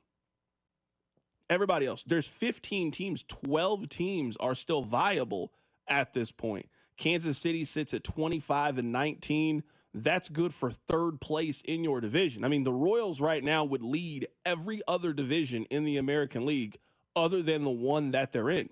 They have more wins than the Yankees, more wins than the Mariners that lead their division. I mean, it is just one of those where last year we saw how tough and competitive the American League Central was, and we saw 3 teams from the American League Central ultimately represent them in the postseason. It feels like we're headed towards the exact same thing, Rob. You and I have talked about this a lot over the course of this week, and we saw another example of it yesterday where the Royals, they get another great pitching performance. They lose 2-1. I mean, they're going to have a lot more afternoons and evenings like this. They just don't score consistently enough. They are not a team that you can trust game in, game out to go out there and consistently give you 3 to 5 runs or potentially more. That's just not what their offense is. Today, the Royals could score 11 runs in their game. Today, the Royals could get shut out. They're going up against a rookie who is making his major league debut. So you would think, in theory, this is a guy that you should have an advantage on. This is a player in which you should be able to have a good day. I just don't know if you can count on that offensively from the Royals. I don't know what you can count on day to day. I feel like the Royals are actually in a good spot. Maybe not tonight because rookies versus the Royals, they just seem to get mowed down. It makes no sense. Even in like 14 and 15, it was like, oh man, this team's so good. Here comes a guy you've never heard of, mows down the Royals. I remember Kyle Gibson was the guy that did that. It just made no sense.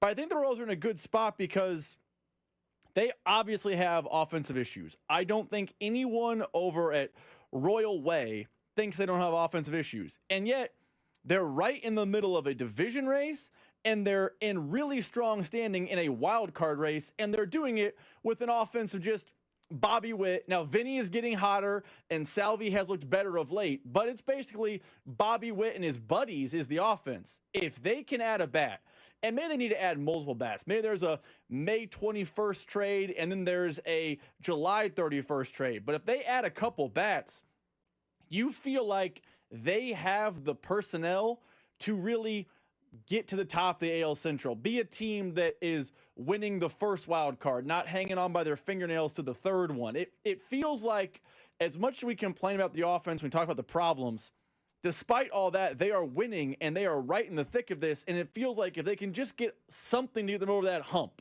whether it be another guy to get hot like Pasquantino is, whether it be to go get a bat, maybe you bring up one of your guys in AAA. I know Nick Lofton is hitting well down there, and Peyton Wilson's a name I've mentioned before.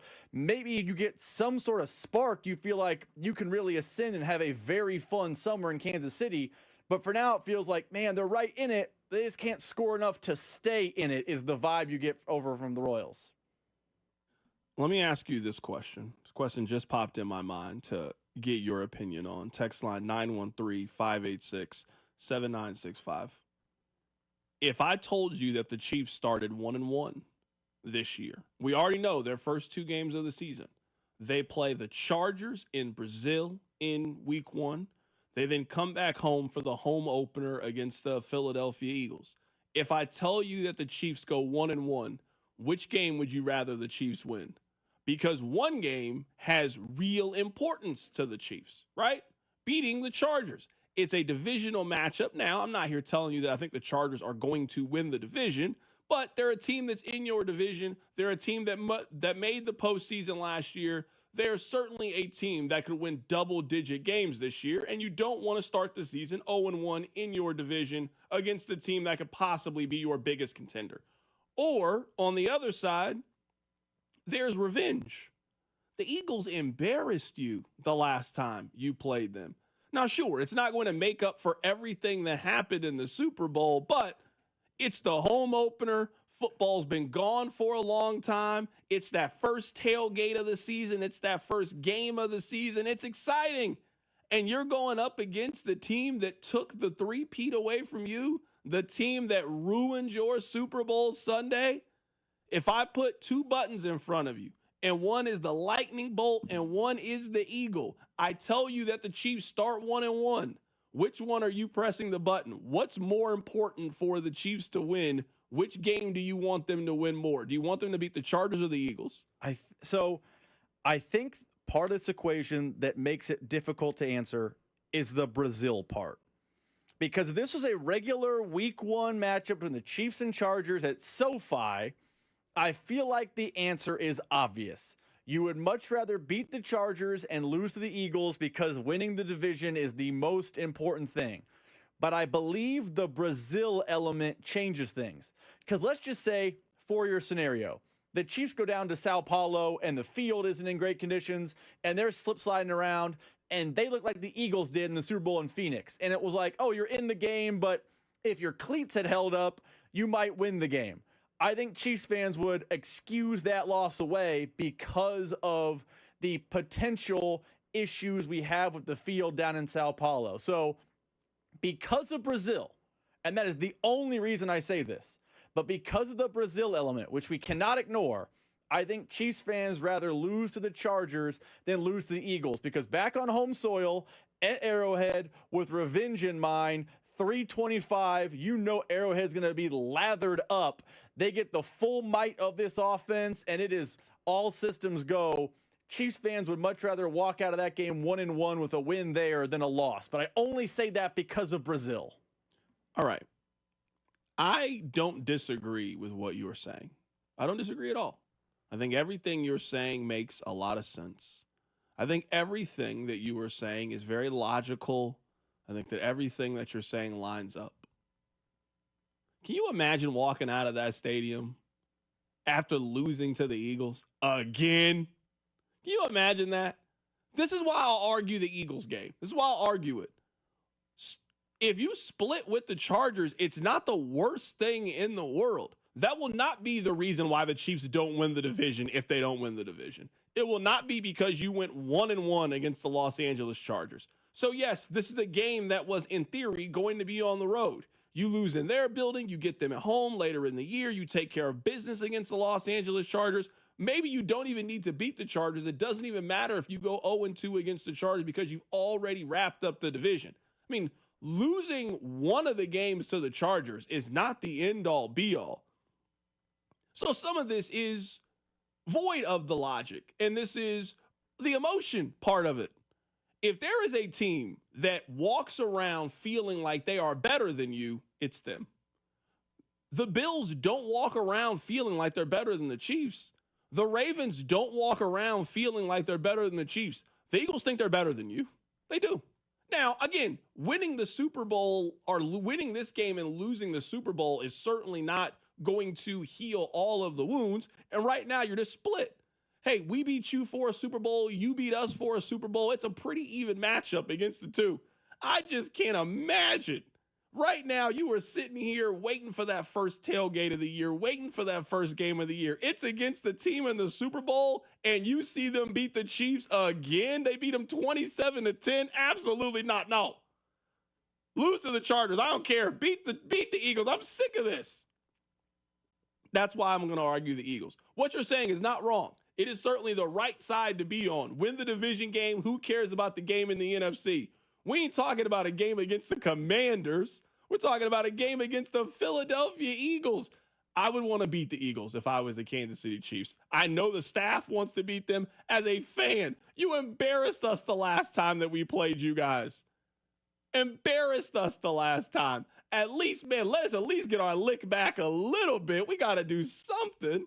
We can keep talking about the Chiefs' schedule. We actually have Josh Simmons, their first-round offensive tackle, left, right. He plays one of those positions. He is going to be on the show coming up at 5 o'clock. Keep it right here, so Drive. The Drive with Carrington Harrison on your new home for K-State Athletics, 96.5. The Fan, brought to you by DM Injury Law. Have you or a loved one been in a car wreck? Contact DM Injury Law today and get the money you deserve. Car wreck? Remember, Mike's got this.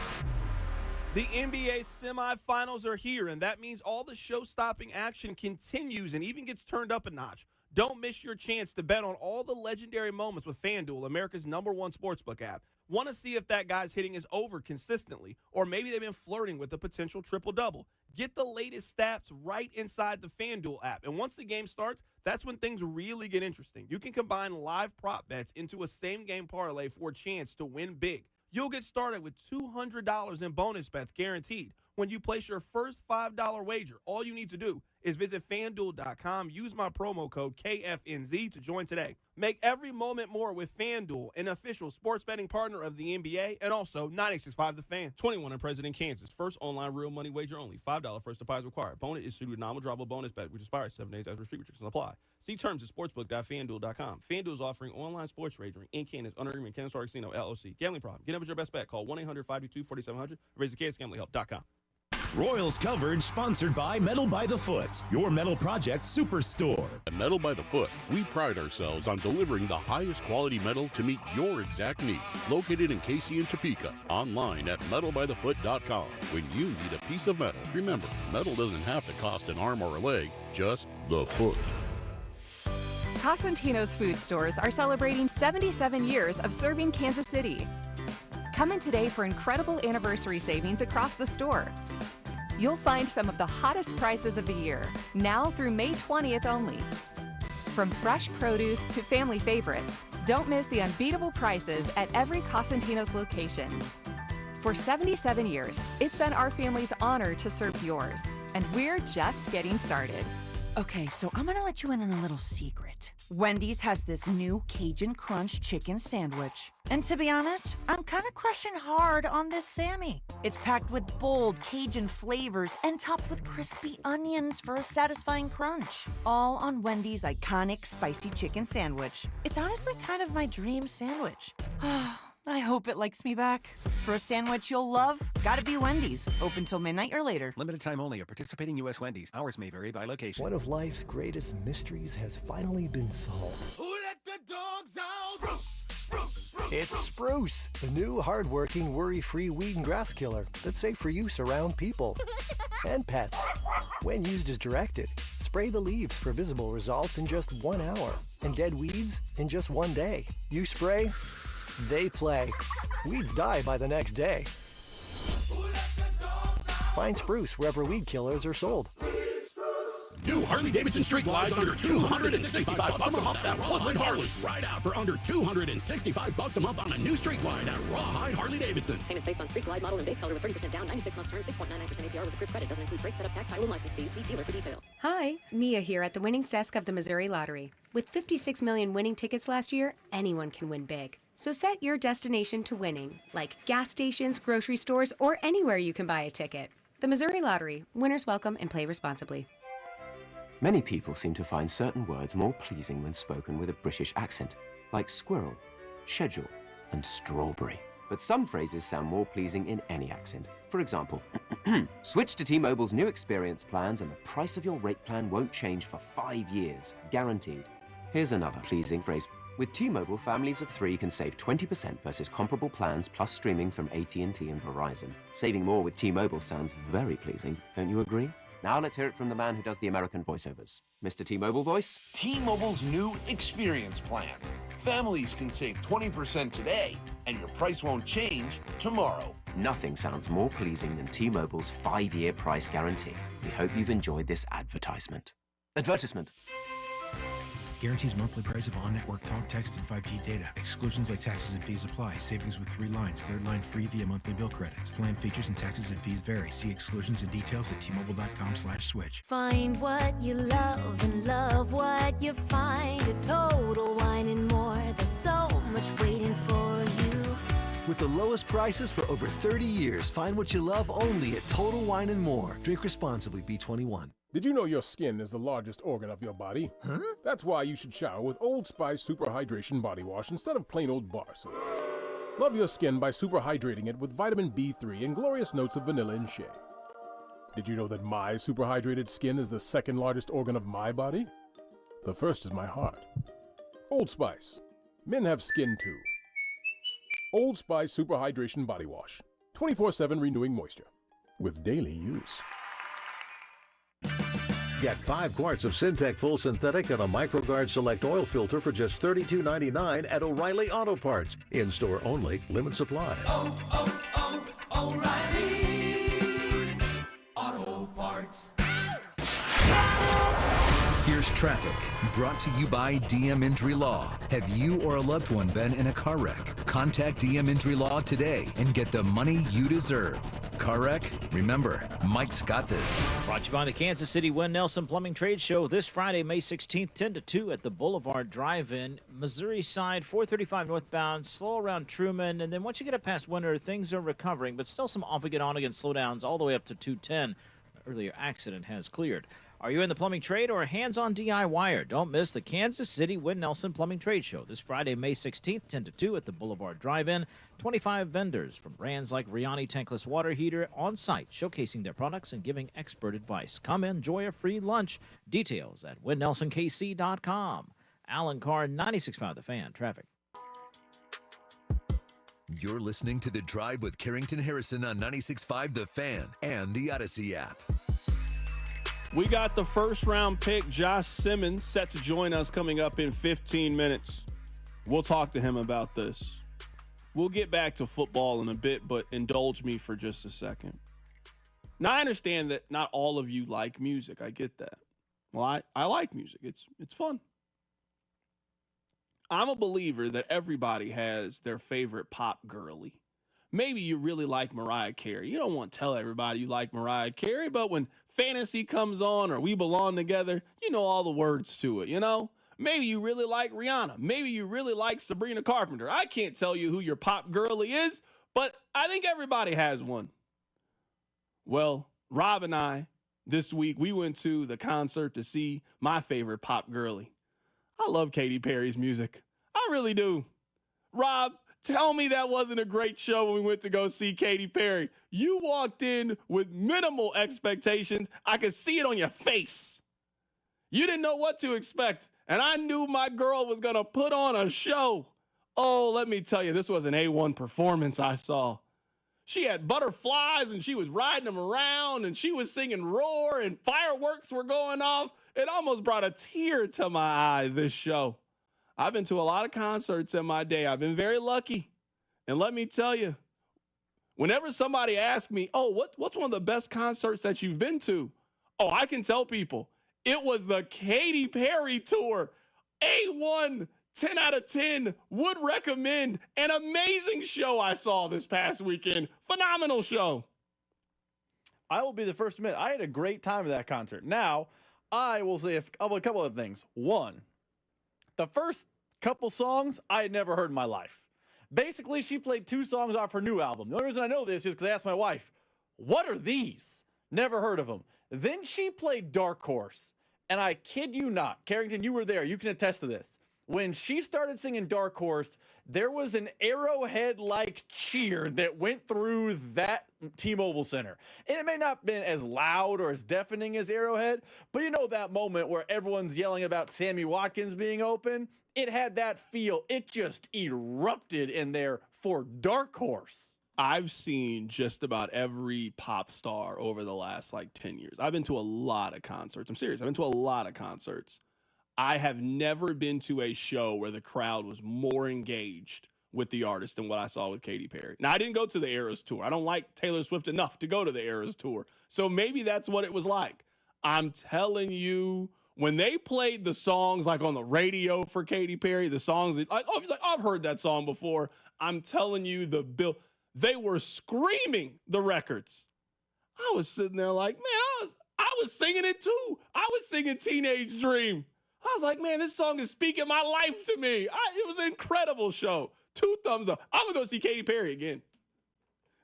I didn't know it was going to be like that. I will say this one thing, though.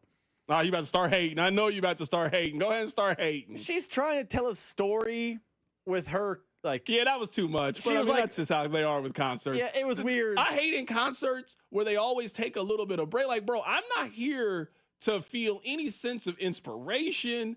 I don't really need you to tell me a story through the production. Bro, just go up there and play the hits.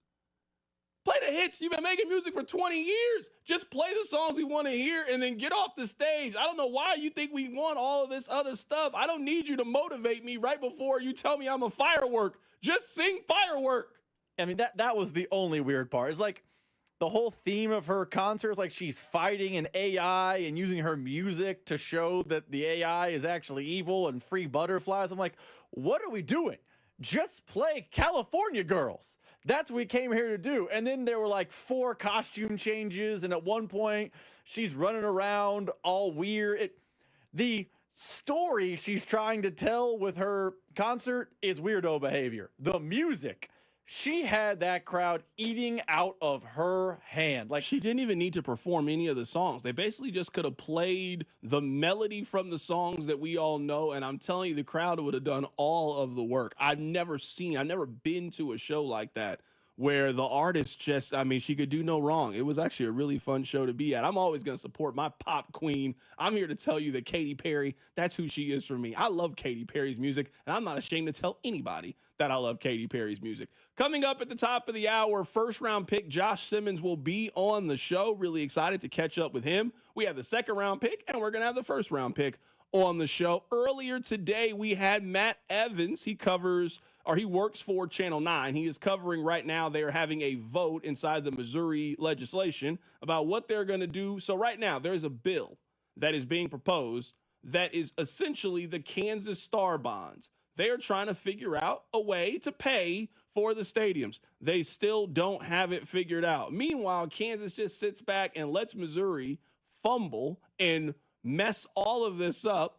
The people at Missouri are still trying to figure this out, still trying to get a deal together. One of the people have called this a last-minute rush deal. I don't know how that can happen when the 3/8 of a cent sales tax, it failed over a year ago. How are we now rushing to get something passed? You've had a year to figure it out. Here's Matt Evans.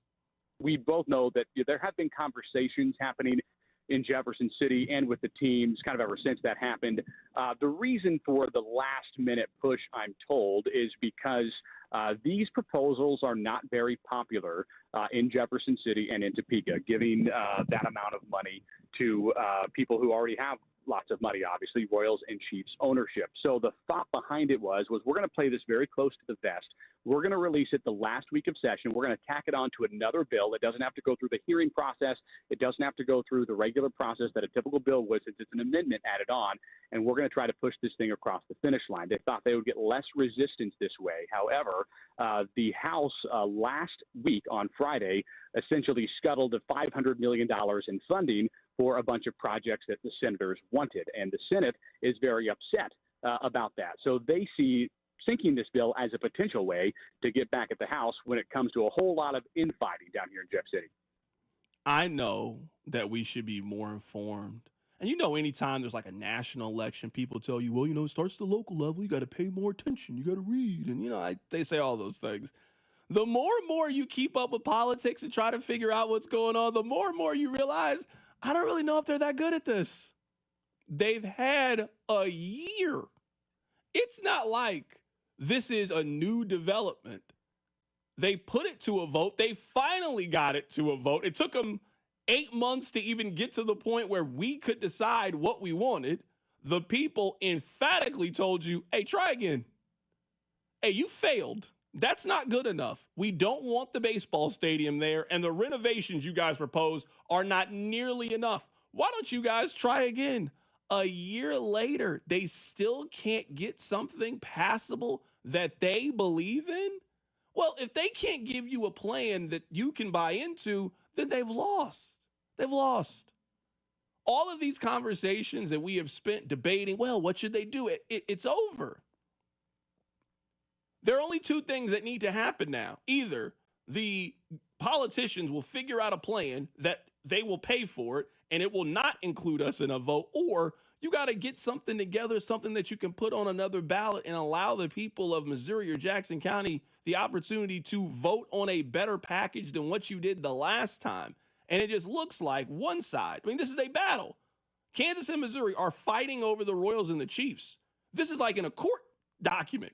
One has an incredible lawyer. One has a public defender that's got 27 cases. His suit looks a little disheveled, and his briefcase has papers coming out of it. Who do you think is going to win the legal battle in that one?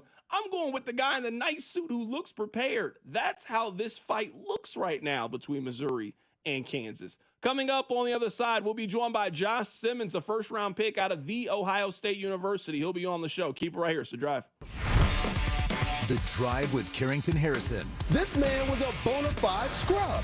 On 96.5 The Fan, brought to you by DM Injury Law. Have you or a loved one been in a car wreck? Contact DM Injury Law today and get the money you deserve. Car wreck? Remember, Mike's got this. Here's traffic, brought to you by DM Injury Law. Have you or a loved one been in a car wreck? Contact DM Injury Law today and get the money you deserve. Car wreck? Remember, Mike's got this.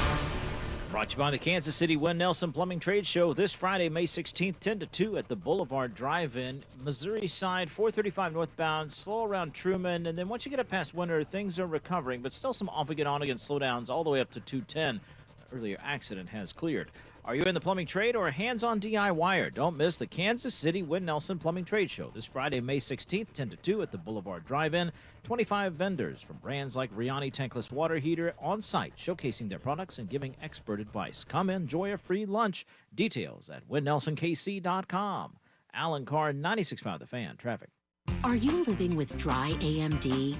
If so, you could be on the road to geographic atrophy, or GA, a condition that leads to retinal cell death and permanent vision loss. But with Izervay, you can slow it down and get it going slower. Izervay slows GA progression by targeting a key source of retinal cell death, which may help preserve your vision longer. Izervay, or Avastin Capted Pagel, is a prescription eye injection used to treat GA. Don't take it if you have an infection or active swelling in or around your eye. Izervay can cause eye infection, retinal detachment, or increased risk of wet AMD. Izervay may temporarily increase eye pressure. Your vision may be impaired after an eye injection or exam. Don't delay. Ask your doctor about Izervay today.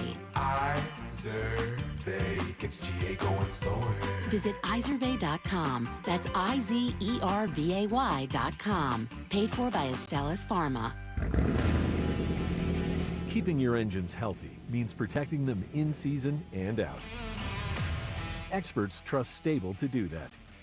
And third-party testing confirms it. Stable is the industry leader in preventing fuel-related issues, no matter if you use it in your car, boat, or outdoor power equipment. In season or out, at every fill-up or when you store, start with Stable.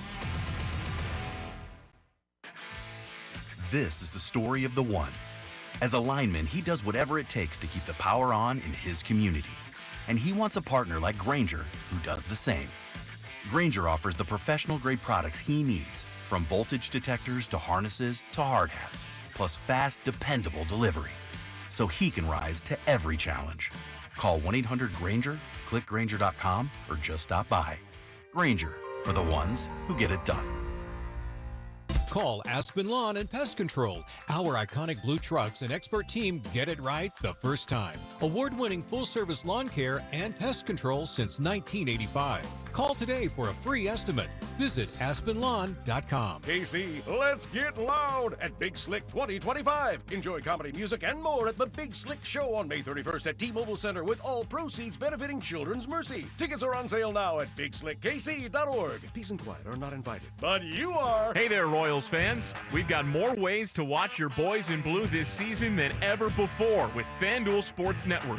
Subscribe directly to FanDuel Sports Network to stream all the action, or, new this season, Royals Baseball is now available on Amazon Prime Video as an add-on subscription.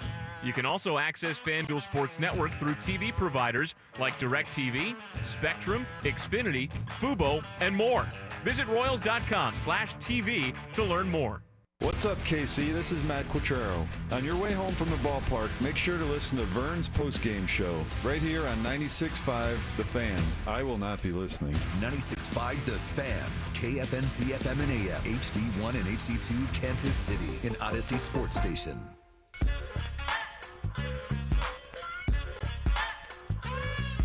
Congratulations on getting through your 9 to 5. Thank you so much for listening. It is The Drive on 96.5 The Fan. Let's head to the phone lines right now to be joined by a first-round pick. He was selected by the Kansas City Chiefs. First-round pick Joshua Simmons joins us on the show today. Josh, how you doing today, my man? I'm doing great. How about you? Doing fantastic, man. We have a rule that we don't ask athletes any sports questions. I only have one sports question to ask you, and then we'll learn more about you. Where are you at physically? How is your knee?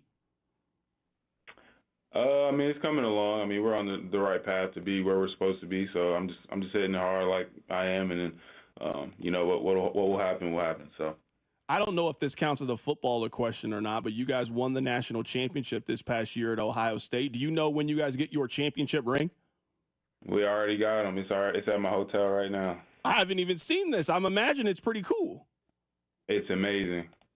Did you guys like have some big ceremony or something for you to get this? Like, how exactly did you receive the ring? Yeah, so there was this. It was at the spring showcase. Everybody who was on the team, whether some of them were obviously on the field, but I couldn't make it because like there was a lot of people like me and I think Mech were kind of on visits. But after the spring showcase, it was a packed house in the shoe, and then they kind of presented it to us, which was super cool. When you decided to transfer, and I imagine, you're a very talented offensive lineman, I imagine you're getting pulled in so many different directions and people want you to go there. What is it that made you commit to Ohio State?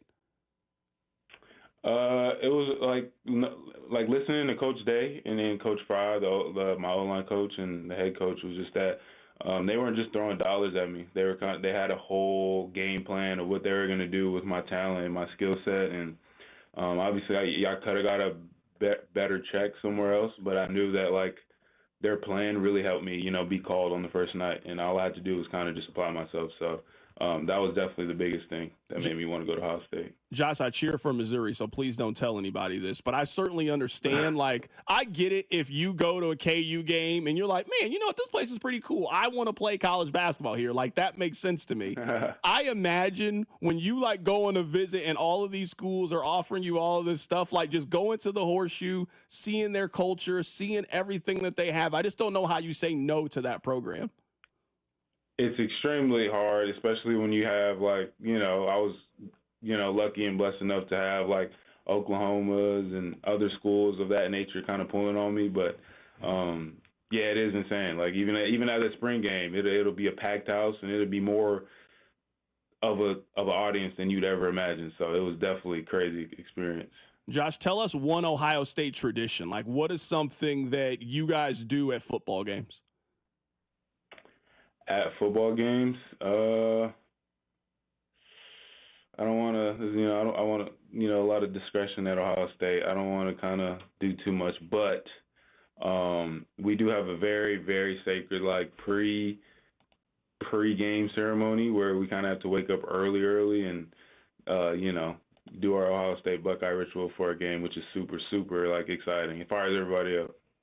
Right now, we're talking to Joshua Simmons, first-round draft pick. He went to Ohio State, coming on to just learn a little bit more about him. I want to learn a little bit more about you, but I'm going to ask you to tell us one story about somebody else. We love Will Howard on this show. We have a rule that whenever one of the local schools win, we have a player on for their team. So we probably had Will Howard on the show like 15 times when he was at K-State. We love Will on this show. What was your relationship like with him? What was it like to see him join Ohio State and see him win a championship this year?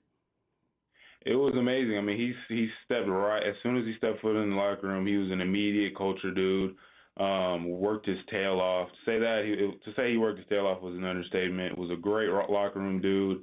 Always, if let's say you had a bad rep or a bad practice, he was that guy, the first guy to kind of run over and pick your head up, stuff like that. So, Pittsburgh's getting the steal for sure. But yeah, I mean, the relationship was just. It was. I mean, he fit right in at Ohio State and the culture that we had there. Right now, we're talking to Josh Simmons here for a few more minutes. I am on your bio on the Ohio State website, and it said you majored in human development and family services. Explain your major a little bit more. What is it that you would like to do with your major? So I'm going to be very blunt and honest with you. I just wanted to play football. Football was like obviously I'll kind of go back to school maybe, after football, but football was really all I wanted to do and all I really thought about. So kind of like having I remember I was I think it was a business major, business or finance, but all I know is like during camp, trying to keep up with that workload during camp and plays and, the lists and stuff like that, it was almost impossible. So I definitely had to kind of bump down in the difficulty of majors for a little bit. What is the hardest part about maintaining your schedule? Because obviously, like, you're a 20-something. You want to have a social life. You want to hang out with your teammates. You want to hang out with your friends. You obviously want to try to get to the NFL. What's the hardest part about balancing all of the responsibilities of being a high-level D1 athlete? Exactly that. It's just kind of finding that, it's a small window, but you got to find that window where you can recover and have your own downtime, whether it's playing a game or going out with your boys or something like that. But you got to find like that window where it fits, because it's mandatory that you study the playbook. It's mandatory that you watch film. Mandatory that you get treatment in the training room. Mandatory that you put in extra at Ohio State. We playing big games, so you got to be very, very prepared. So, yeah, definitely finding that like you time, even though it's a small, piece of time throughout the day. You are one of the few college athletes that we get an opportunity to ask this to. What was it like to be in a video game last year? It was great. I mean, especially one that was so like sought after. I mean, NCAA football hasn't released, I think, 11 years prior. So everybody like me, like even people that I know who didn't even own a console were talking about the game and getting it. So to know that we were in that and, it being the year we win the national championship at that was like super crazy. It was it's an amazing game. I mean, I play it, almost every day if I can, but it's amazing. All right, that's interesting because just being in the game, are you always picking Ohio State or are you trying some other schools out? So when I play my friends, they start crying and whining, oh, pick another team. But, like, there's other teams out there. So, I'll probably pick, like, maybe, so a team with a good quarterback, probably like Cam Ward or something like the Miami Hurricanes or something like that. Just so I can throw really tight like passes and stuff like that. But that's it, though. I'm usually always picking Ohio State, though. No, that makes sense. So my producer and I, who you talked to on the phone before you started talking to me, we actually have a rule whenever we play. You can't play with a team that's over 85 overall. So it just opens up a lot of different teams, a lot of different scenarios. That's the rule that we play with. Yeah. I like that. It does make it more competitive because then, like, obviously you're not going to have a quarterback that's going to zip it down like the middle of the defense or Jeremiah Smith just completely like annihilating a corner. Like, you're not going to have that. So it's going to be like more like who really is the best like play caller all around. So yeah, that actually kind of is interesting. If you had to offer up a suggestion for who should be on the cover next year, who would you pick? Because I mean, Jeremiah, if they decided to put him on the cover, I certainly wouldn't be mad at it. It's no question. I mean, like, I felt like he could have, if he really wanted to, kind of be, up there at the finalists last year. So I definitely feel like he should be the cover. I'm a little bit older than you, but I remember watching Adrian Peterson in college, and it was just very obvious. Like, yeah, this guy's an NFL player already. Like, why do we need to go through these next 2 years? Like, he should be eligible for this year's NFL draft. I feel the exact same way about Jeremiah Smith from what we saw last year. Like, that guy doesn't need 2 more years of college football. That guy is an NFL player right now. And I don't want to put the pressure on it, but I mean, every time he's had pressure on him, he's just showed out. But I definitely feel like I see it the same way. He's just a man amongst boys. The dude is like as tall, if not taller than me. He's just completely like lean. It's like probably like 11, 12, 13% body. Like, he is actually like insane. So obviously the Chiefs won't ever be able to be picking high enough to grab him, but shit, it'd be great to play with him again for sure. Right now, we're talking to Joshua Simmons here for a couple more minutes. Let me ask you this. Are you a window seat or an aisle seat person? So window seat, it gets kind of claustrophobic, and obviously you can't lift the window up without, like, dying. So, like, I like the aisle seat because I just have more breathing air, I feel like, because I'm a big dude, and, like, just being trapped, and if I choose a bathroom, I got to, like, make 2 other people get up, so I'm definitely an aisle seat guy. What are you doing to kind of keep yourself entertained on the plane? Like, I just have a certain album that I listen to when I'm on the plane. I'm usually either reading something or I'm playing, Nintendo Switch while I'm on the plane. What is your on-the-plane ritual? My on-the-plane ritual, I have a series that I strictly save for planes. It's called Black Mirror. Super interesting, like, show series. But I have to watch that. It keeps me, like, into something, so I'm not thinking about, like, me being in, like, a small tube in, like, thousands of feet in the air for, like, consecutive hours. So definitely that. I definitely watch, like, Netflix. All right, so you sound like a TV person. Do you have any TV suggestions? I'm actually rewatching House of Cards right now on Netflix. I'm basically watching the NBA playoffs or House of Cards. It's all I'm doing in my free time. Yeah. What shows are you watching right now? Shows I'm watching right now? That's a good one. I would probably say, obviously, I think It's a Netflix series. It's called Lock and Key. Lock and Key is pretty cool. I like Lock and Key. Let's see. My girlfriend kind of helped me with this, but it's called You on Netflix. It can get kind of creepy, but it's definitely it's immersive. So definitely follow You. And then obviously I think everybody knows Breaking Bad. I could watch that like over and over for the rest of my life without getting bored. Let's assume that you are having a bad day and you want a show to kind of put you in a good mood. What's that show that puts you in a good mood? Impractical Jokers for sure. Every time. That's a good one. Like, I'm a believer that everybody kind of has one of those favorite shows that just like automatically like lifts you up. That's a really good one. Yeah, just 4 dudes from high school just like playing around. It's just hilarious. I don't know. It gets me all the time. All right, tomorrow, if there was a karaoke competition on the team and, you know, everybody put up money and the pot got to $1 million and you guys are going to do karaoke to determine who's the best singer, what song are you singing for the competition to try to win the $1 million pot?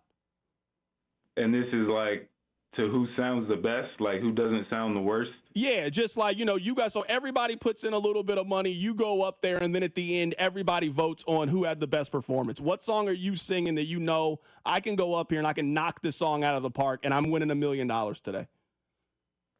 I mean, I'm thinking outside the box here, but it's hard to mess up Old MacDonald, so I'm probably going to sing Old MacDonald because it's just, you can't sound bad singing that, so I'm gonna just do that. I can't sing no Whitney Houston or Chris Brown type of like notes. So I think I could like for sure American Idol Old MacDonald. Josh, sure. You don't have any interest in winning if you want to send Old MacDonald. You think Old MacDonald is not winning this competition?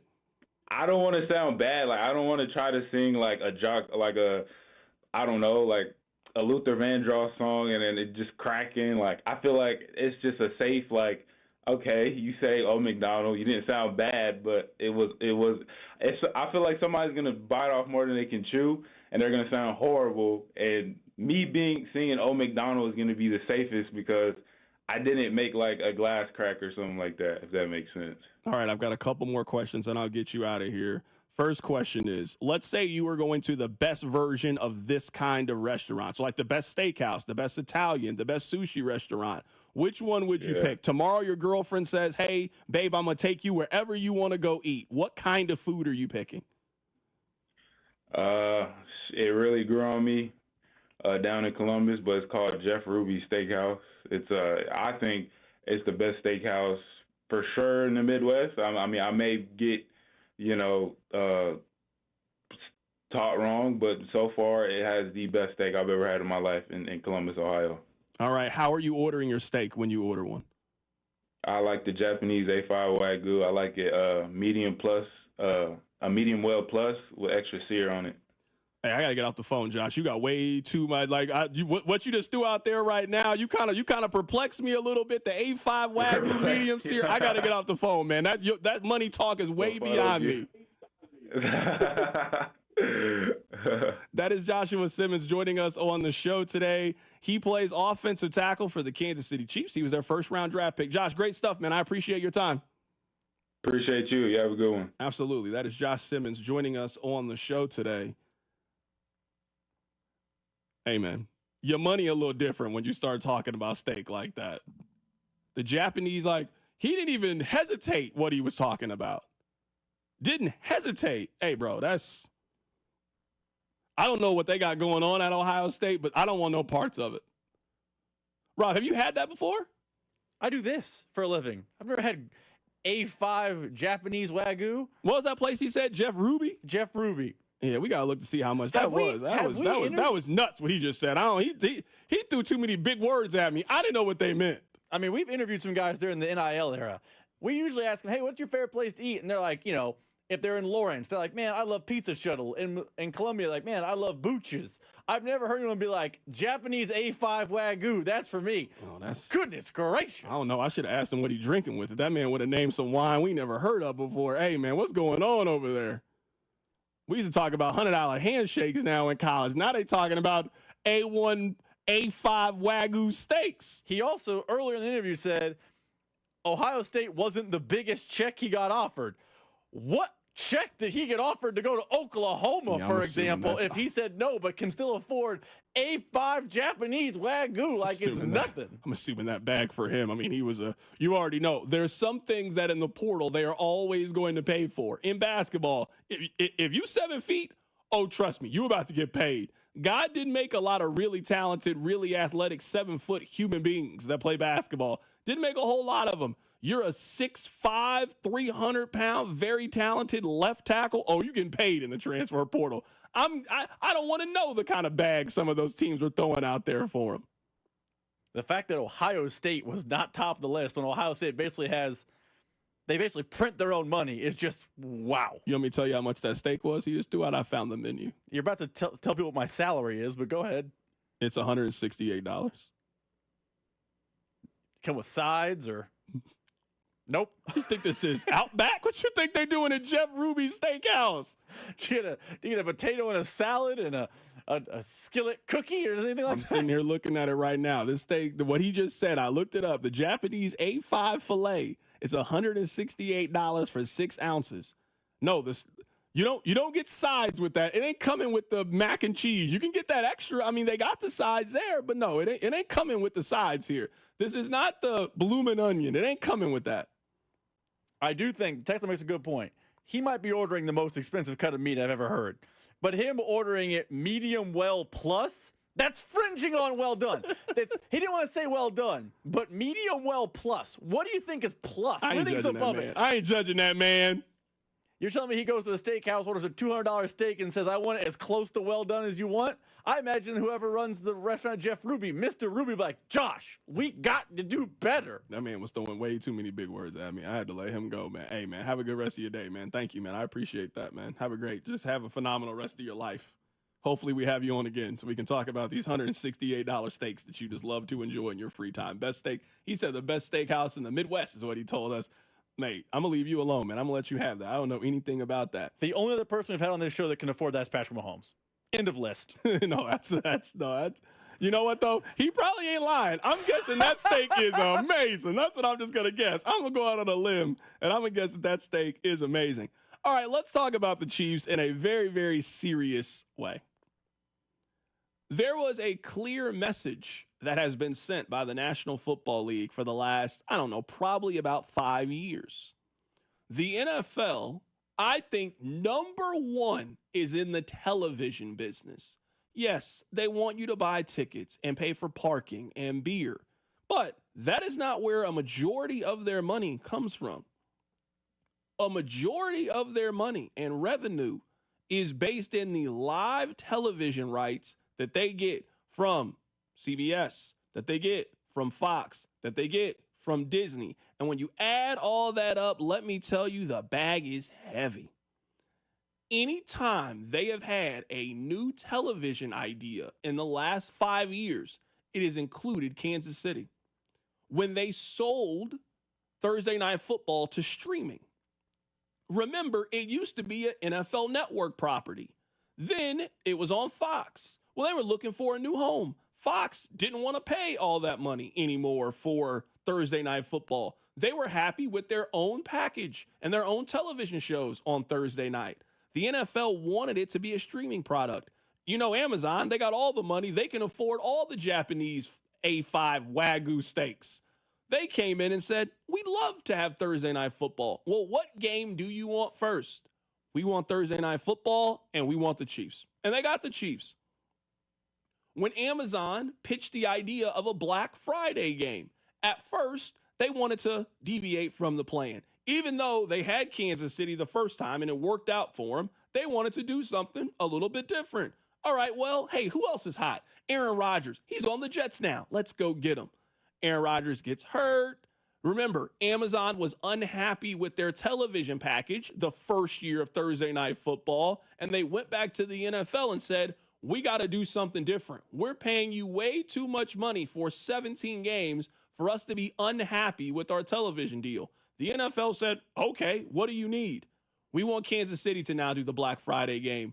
We don't want Aaron Rodgers anymore. So Thursday, the first ever Thursday Night Football game, Kansas City. When they messed up on Black Friday the first time, who came to fix Black Friday? It was the Chiefs and Raiders last year. The NFL just 2 years ago said they would not do a Christmas Day television deal. Netflix comes in with a big, heavy bag. All right, well, what teams do you want? We want Kansas City. We want Kansas City as a part of our television deal. They have a Christmas deal now with Amazon. They have one Thursday night football game this year, the Chiefs do. It's on Amazon on Christmas. We want to do a massive number. Who do we think is going to get us the biggest number? We think it's the Kansas City Chiefs. I think it has been pretty clear over the last 5 to 6 years. I still believe the Cowboys are the most popular team. I still think they are, quote, America's team in this context. I think the NFL is telling you in a lot of ways that in terms of interest, in terms of what drives ratings, in terms of what people care about, in terms of being polarizing, and people love Kansas City and people hate Kansas City. They want to see Taylor Swift. They're tired of seeing Taylor Swift. They love Patrick Mahomes, or they hate his voice, or they love Kelsey, or hate whatever it is. I think the NFL is clearly telling you that we think the Chiefs and their interest rivals the Dallas Cowboys. I think that's what they're telling you. It was always when in doubt, put the Cowboys on. America watches the Cowboys. They've been watching the Cowboys now for 100 years. They've been watching the Cowboys. I think the NFL is going for the most watched regular season game of all time. The record right now is 42.1. It's a Cowboys game. It's a Cowboys Thanksgiving game. I think they're going for 50 million people to watch a regular season game. They put Chiefs and Cowboys on Thanksgiving. That was going to be a win whenever they decided to do it. You were always going to be able to pull out 25 million people whenever you decided to have that game. You could have done that week 2, week 7, whenever you wanted to do the 325. Patrick Mahomes goes to Dallas for the first time game. You were always going to pull out a big number. They're not interested in just a big number. They want the biggest number we have ever seen. Right now, the most people to watch an NFL regular season game is 42.1 million. I think they're going for 50 with the Chiefs. I think they're going for 50. You get the biggest brand in the NFL and the Cowboys and the biggest player and the biggest pop star in the world all in one pot. I think they're going for 50 million people and maybe more that will watch it. I think it will blow the current number out of the water, especially if the Cowboys are good and especially if the Cowboys are healthy. I think the NFL is sending you a clear message.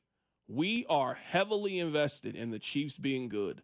People watch the Chiefs. People love either cheering for the Chiefs or people love hoping that the good guy loses. They want to see the Chiefs lose. They want to see their downfall. They want to root against them. They want to argue that the games are rigged or that the officials. That's the kind of interest that the Chiefs have been able to generate over the last 5 to 6 years or so. And you can usually tell this by the way they build the NFL schedule. I always say in college, you can tell how people feel about your job when it's available. When you got a head coaching search, well, who did you go get?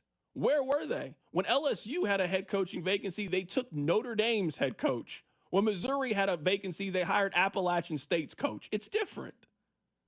When they are building the schedule, the NFL tells you what they think is going to happen for the upcoming season. Now, sure, they can flex, but they're not flexing games all the time in the NFL. No, they are speculating. They are investing in certain stocks. They think the Bears are going to be very good this year. They also think that the Chiefs are the surest thing in the National Football League. They put them on Thanksgiving. They've put them on Christmas. They put them on their first international game of the year. They've put them on Black Friday. They put them on their first ever streaming-only playoff game a couple of years ago when they put them on Peacock. They look at the Chiefs as a sure thing every time we're going to bet on them. I think that's what the schedule says. Earlier today, we had the mayor of Kansas City on the show to talk about the Senate vote right now. That is the Missouri equivalent of the Star Bonds. We'll play the best of that for you next. Keep it right here. It's The Drive. Hey, it's Lucas Ursig from the Kansas City Royals. You're listening to The Drive with CDOT on 96.5 The Fan. Brought to you by DM Injury Law. Have you or a loved one been in a car wreck? Contact DM Injury Law today and get the money you deserve. Car wreck? Remember, Mike's got this.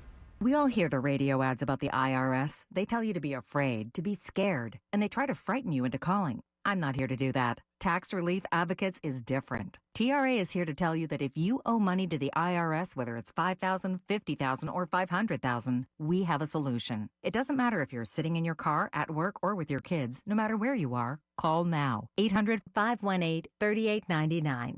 Don't lose hope. TRA can eliminate or reduce what you owe to the IRS. Generous programs are now available that can give you a fresh start. Our passion is taxes and helping individuals fix their IRS problems. We have over 1,000 5-star reviews on Google and an A+ with the Better Business Bureau. You don't need to be afraid of the IRS any longer. End your tax nightmare today by visiting us online at TRA.com or call 800-518-3899. That's 800-518-3899. Tax Relief Advocates. Real solutions for real people. Hi, this is Toby Tobin along with Jason Goodenkoff from Lewisburg Ford in Lewisburg, Kansas. Hi, Jason. Hello, Toby. Holy cow, you've done it again. We've done it again, Toby. We won the President's Award again this year. This is the 22nd time we've been awarded this awesome honor from Ford Motor Company. But what is the President's Award? The President's Award is the top award Ford Motor Company gives its dealers for excellence in customer satisfaction in both sales and service and their sales penetration numbers. So we are super honored to have received this award for the 22nd time. It covers the whole works at Lewisburg Ford. Absolutely, and it's a testament to the awesome people we have working at Lewisburg Ford and helping our customers, and it really shows with this award because it's only a few dealers that get it, and we've done it 22 times. I guarantee you this is the best place to buy a Ford car or truck in the Midwest. Absolutely. You couple that President's Award lineage with our no-hassle Toby Tobin pricing, it does not get any better than that. What is your toll-free number? 816-444-2300. Or LewisburgFord.com. My name is John Clay Wolf. I'm the founder of GiveMeTheVin.com. Every month, for the next 10 months, everyone that sells us their car to GiveMeTheVin.com will get put in a drawing for a $25,000 winner. We're going to pull one of you out of a hat, and somebody's going to win $25,000. So we're paying more, and you might win $25,000. GiveMeTheVin.com. They don't call us America's Best Car Buyer for nothing. No purchase necessary. For official rules, go to GiveMeTheVin.com. Sell us your car. GiveMeTheVin.com. So easy you can do it in your underwear. This is Jeff for Heartland Men's Health, where our testosterone therapy can help you sleep better, improve your sex drive, give you better gains in the gym, and more. Please take a moment and listen to how we help this patient.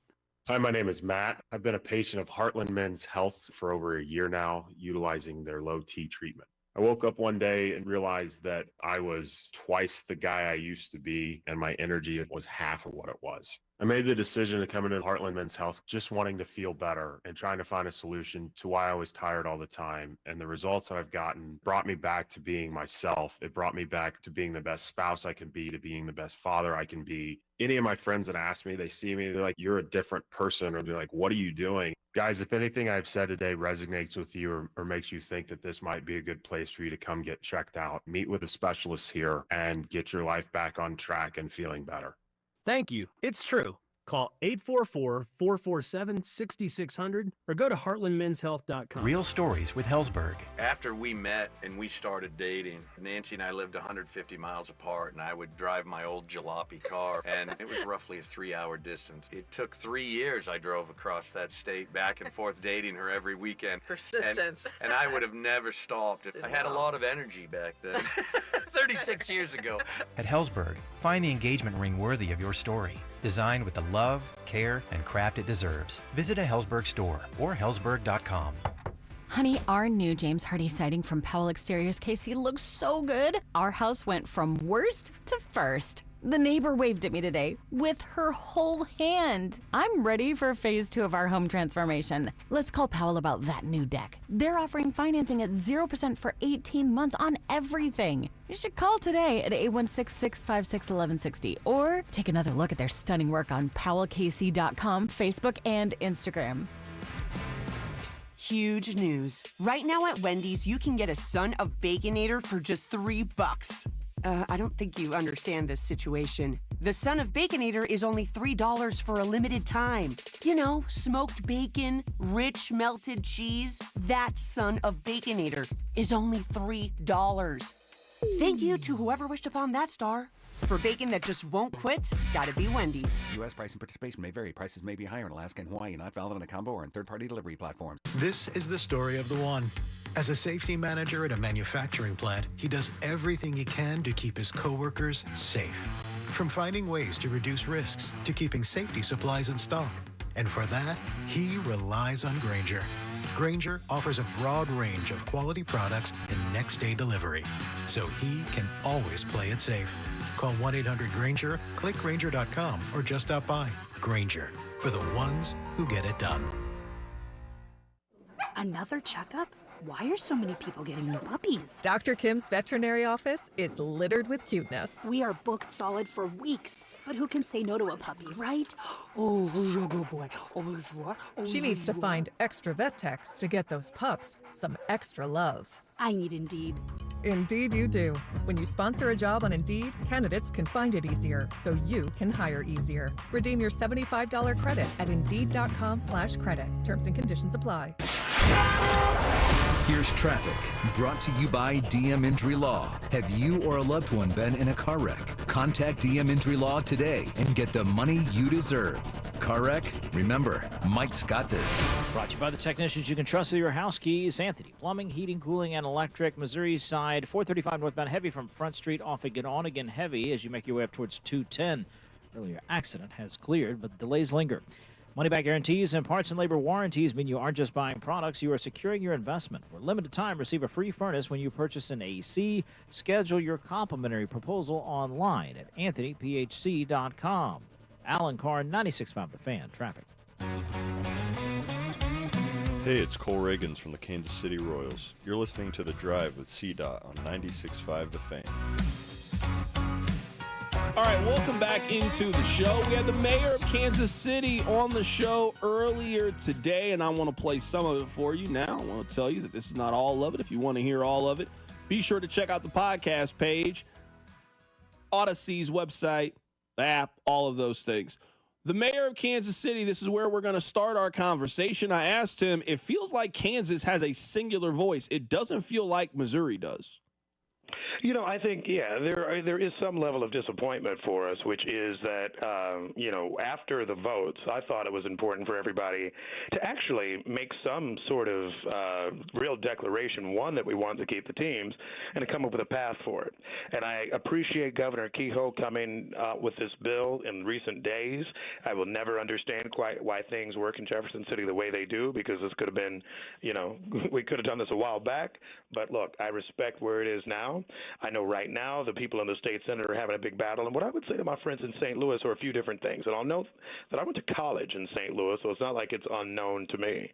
But I think on the first point, it is, look, we actually helped invest in and fund the new St. Louis Cardinals. Now it's 15 years old, but Busch Stadium 2.0 had support from Missouri state taxpayers.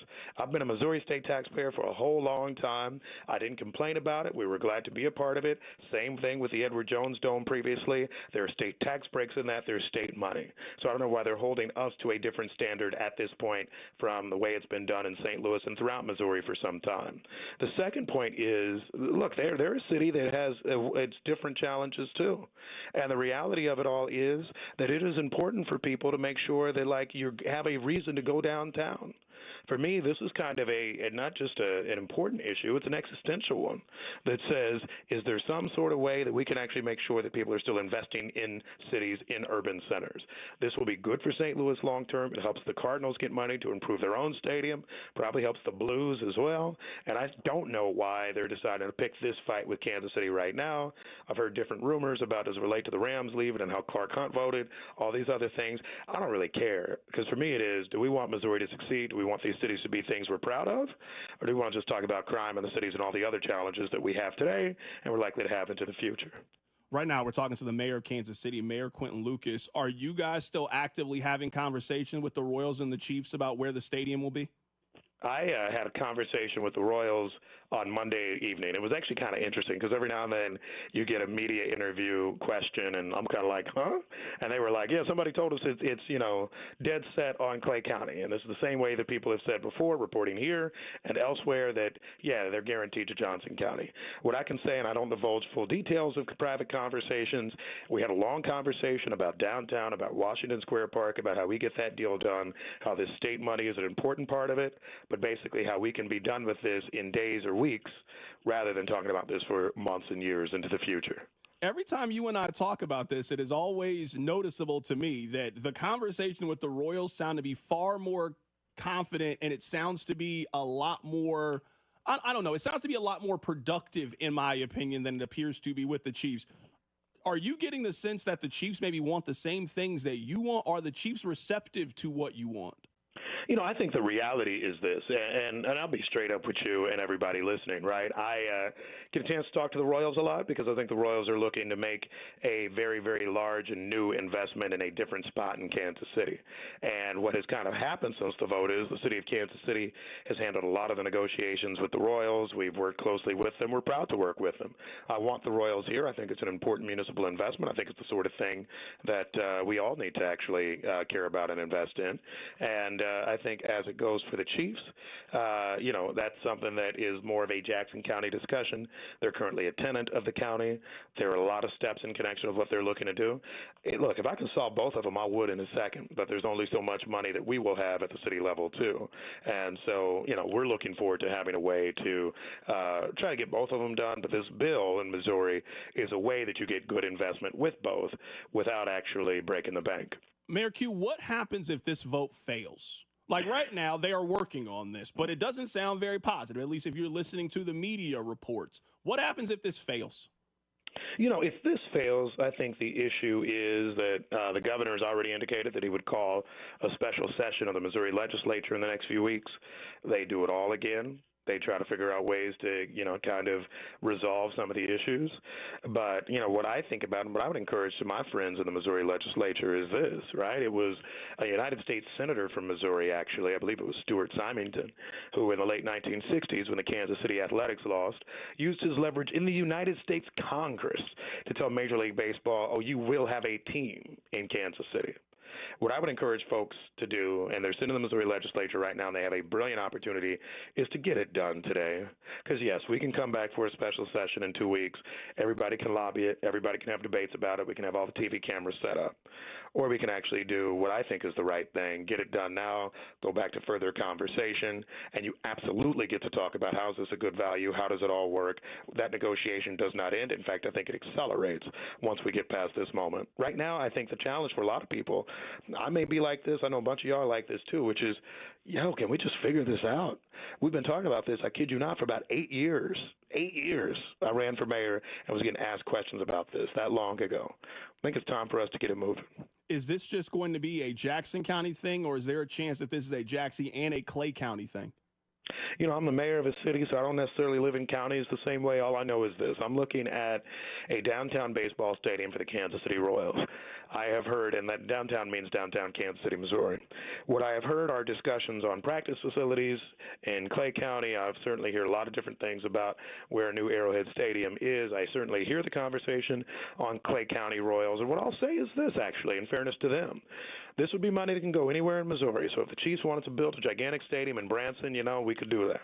I don't think they will do that. And I certainly think the Royals, who have been talking about downtown for years, the reasons to be downtown, the interest in that location, when we live in a world where they have a very good stadium, but it's on the edge of the city, not next to hotels, not next to a bunch of other activities. I think that does mean ultimately downtown. I only have a couple more questions here. I guess let's start with this question. I would say, and I don't want to put a word in your mouth, but it sounds to me like you are optimistic about the Royals. If you had to use a word to describe how you feel about the Chiefs, what word would you use? I think that if I used a word about it with the Chiefs, I remain optimistic, but that's more based on the Chiefs' long-term relationship with Kansas City and Jackson County. I think Arrowhead Stadium is a majestic place to be. I think it is better. You've been to a lot of games. I've been to a lot of games, also away games. It's a better place to watch a game than it is almost 9 out of 10 of the domes that exist in the NFL, particularly any that are older than 5 years. And so I think that that's the biggest part, but I think it is very fair to note, look, myself, others at the city of Kansas City have had extensive conversations with the Kansas City Royals. I don't know the same nature of discussions thus far with Jackson County and the Kansas City Chiefs. I think it is safe to say that the Royals are 100% getting a new stadium if they stay in Missouri. What's the percentage chance, I guess it is, for the Chiefs? I mean, there is an option to renovate Arrowhead it would be very expensive to renovate it. I imagine it's the same cost as them getting a completely new stadium. I also find it hard to believe that one state is offering them a brand new state-of-the-art SoFi-like stadium, and then they're just going to go for a renovation of what they have. What percentage do you think, if the Chiefs stay in Missouri, they would stay at their current structure and just put more money towards it, or they would just completely start over and do essentially what the Cardinals did? Look, I continue to believe that Arrowhead Stadium is one of the best places to watch football in the entire National Football League. And look, you don't have to believe me. FIFA, the FIFA World Cup, Global World Cup, had the chance to think about almost every stadium in America. And out of all of them, right, they picked, a certain number, but Arrowhead Stadium was one of them. That does not suggest to me we got a raggedy place that needs to be replaced tomorrow. So I think the odds are still high that you see a renovation at Arrowhead Stadium. I think that's going to be a productive step along the way, and I think that's going to be exciting for Kansas City long term to continue to invest in and to celebrate one of the greatest venues to watch any event in the world. That is the mayor of Kansas City, Mayor Quentin Lucas. If you want to hear the full conversation, be sure to check out the podcast page. Really good stuff from him today. I would highly encourage you to go check it out. Coming up on the other side, what should be the top story in the city? We will discuss it. Keep it right here. It's The Drive. You're listening to The Drive with Carrington Harrison. For the first time in a long time, I'm willing to dream that this can be a special season for the Missouri Tigers. Brought to you by DM Injury Law. Have you or a loved one been in a car wreck? Contact DM Injury Law today and get the money you deserve. Car wreck? Remember, Mike's got this.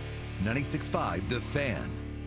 So we had Mark Canna on the show last week, and we were talking about barbecue restaurants in town that he's been to, and Gates Barbecue was one of those places. He considers himself to be a foodie. Wouldn't you take the advice of somebody who considers themselves to be a foodie? Well, with 5 locations around town, you were never too far away from that classic Gates barbecue taste. And right now, all locations are serving the Gates Burnt E Mac. It's delicious mac and cheese topped with some Gates burnt in. It's a meal all by itself. Or maybe you want to get that as a side and you want to put that with a beef on bun to go, please. Maybe you want to put that with a mixed plate. You certainly can do that as well, and make sure you get some of those wonderful Gates fries. You also got to get a strawberry pop to wash all of that down.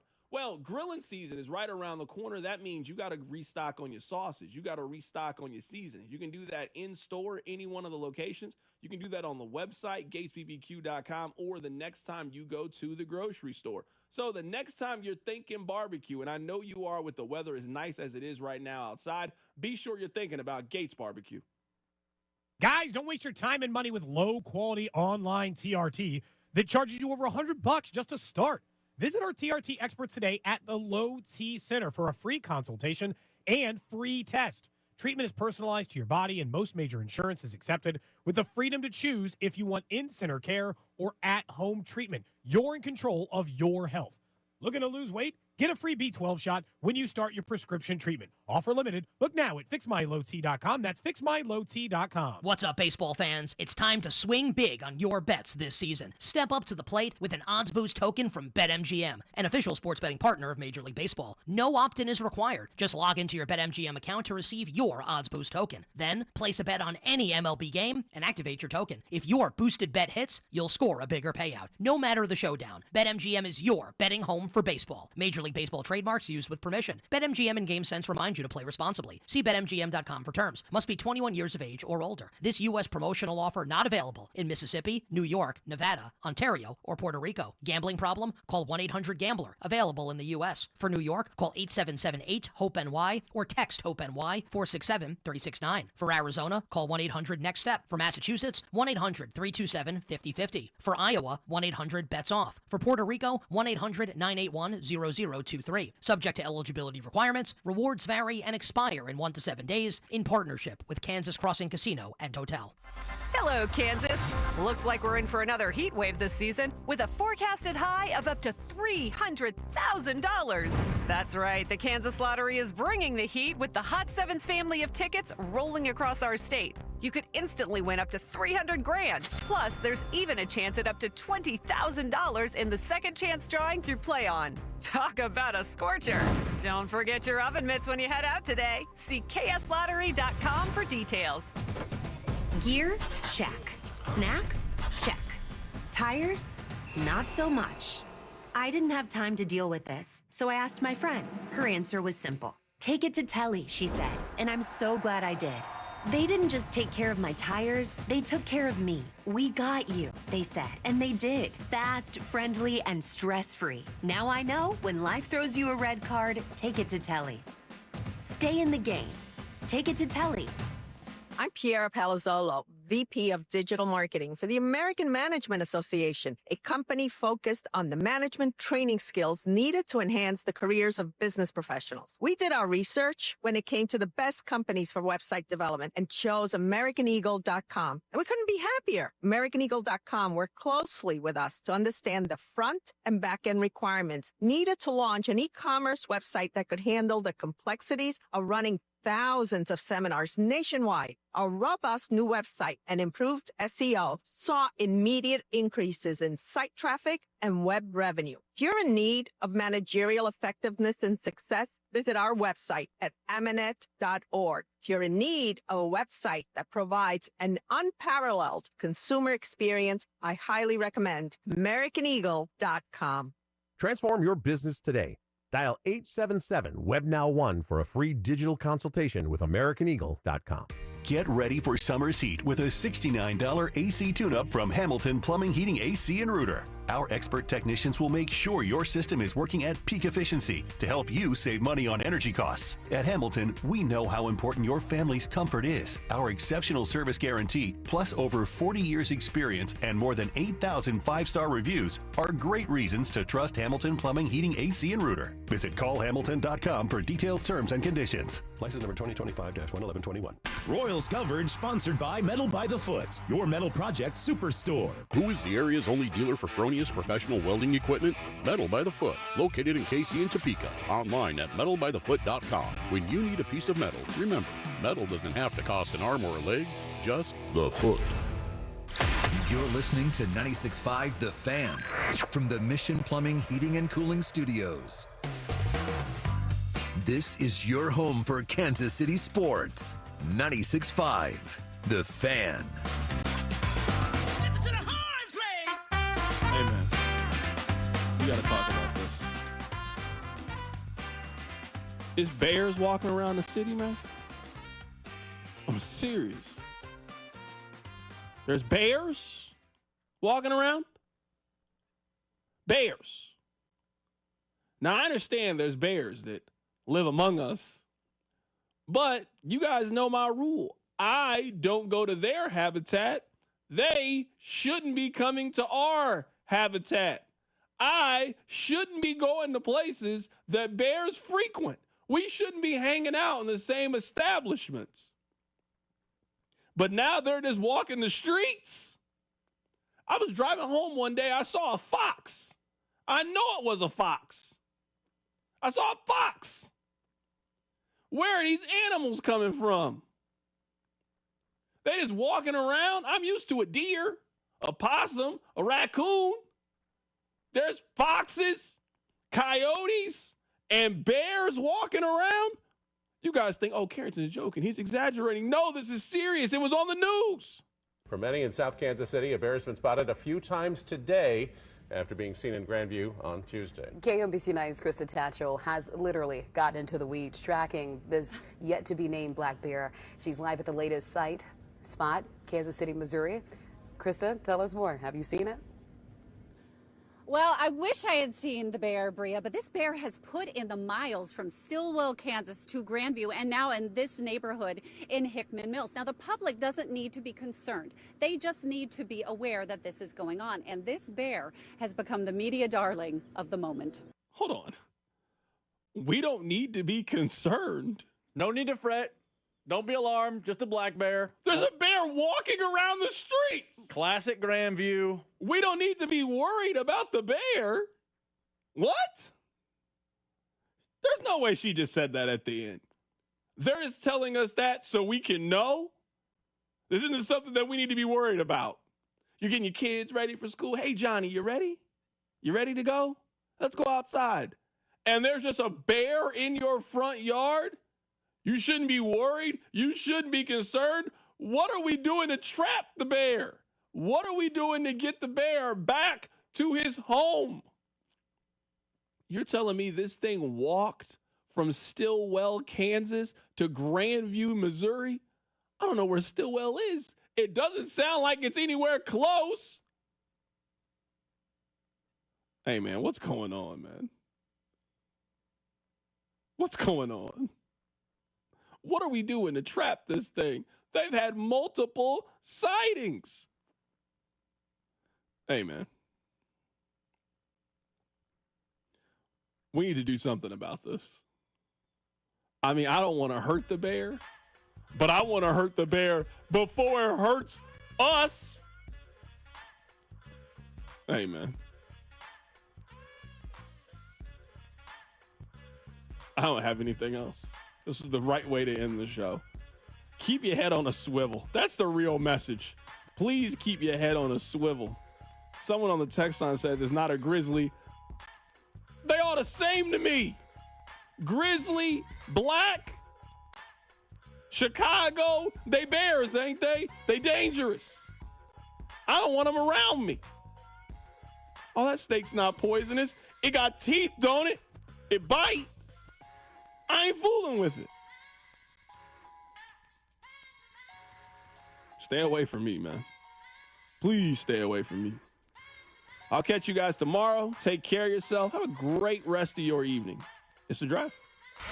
The Drive with Carrington Harrison, your home for the best food takes in KC. Regular old American nachos. You know, I don't need jalapenos with mine, just chips, cheese. Brought to you by DM Injury Law. Have you or a loved one been in a car wreck? Contact DM Injury Law today and get the money you deserve. Car wreck? Remember, Mike's got this. 96.5 The Fan. What's up, baseball fans?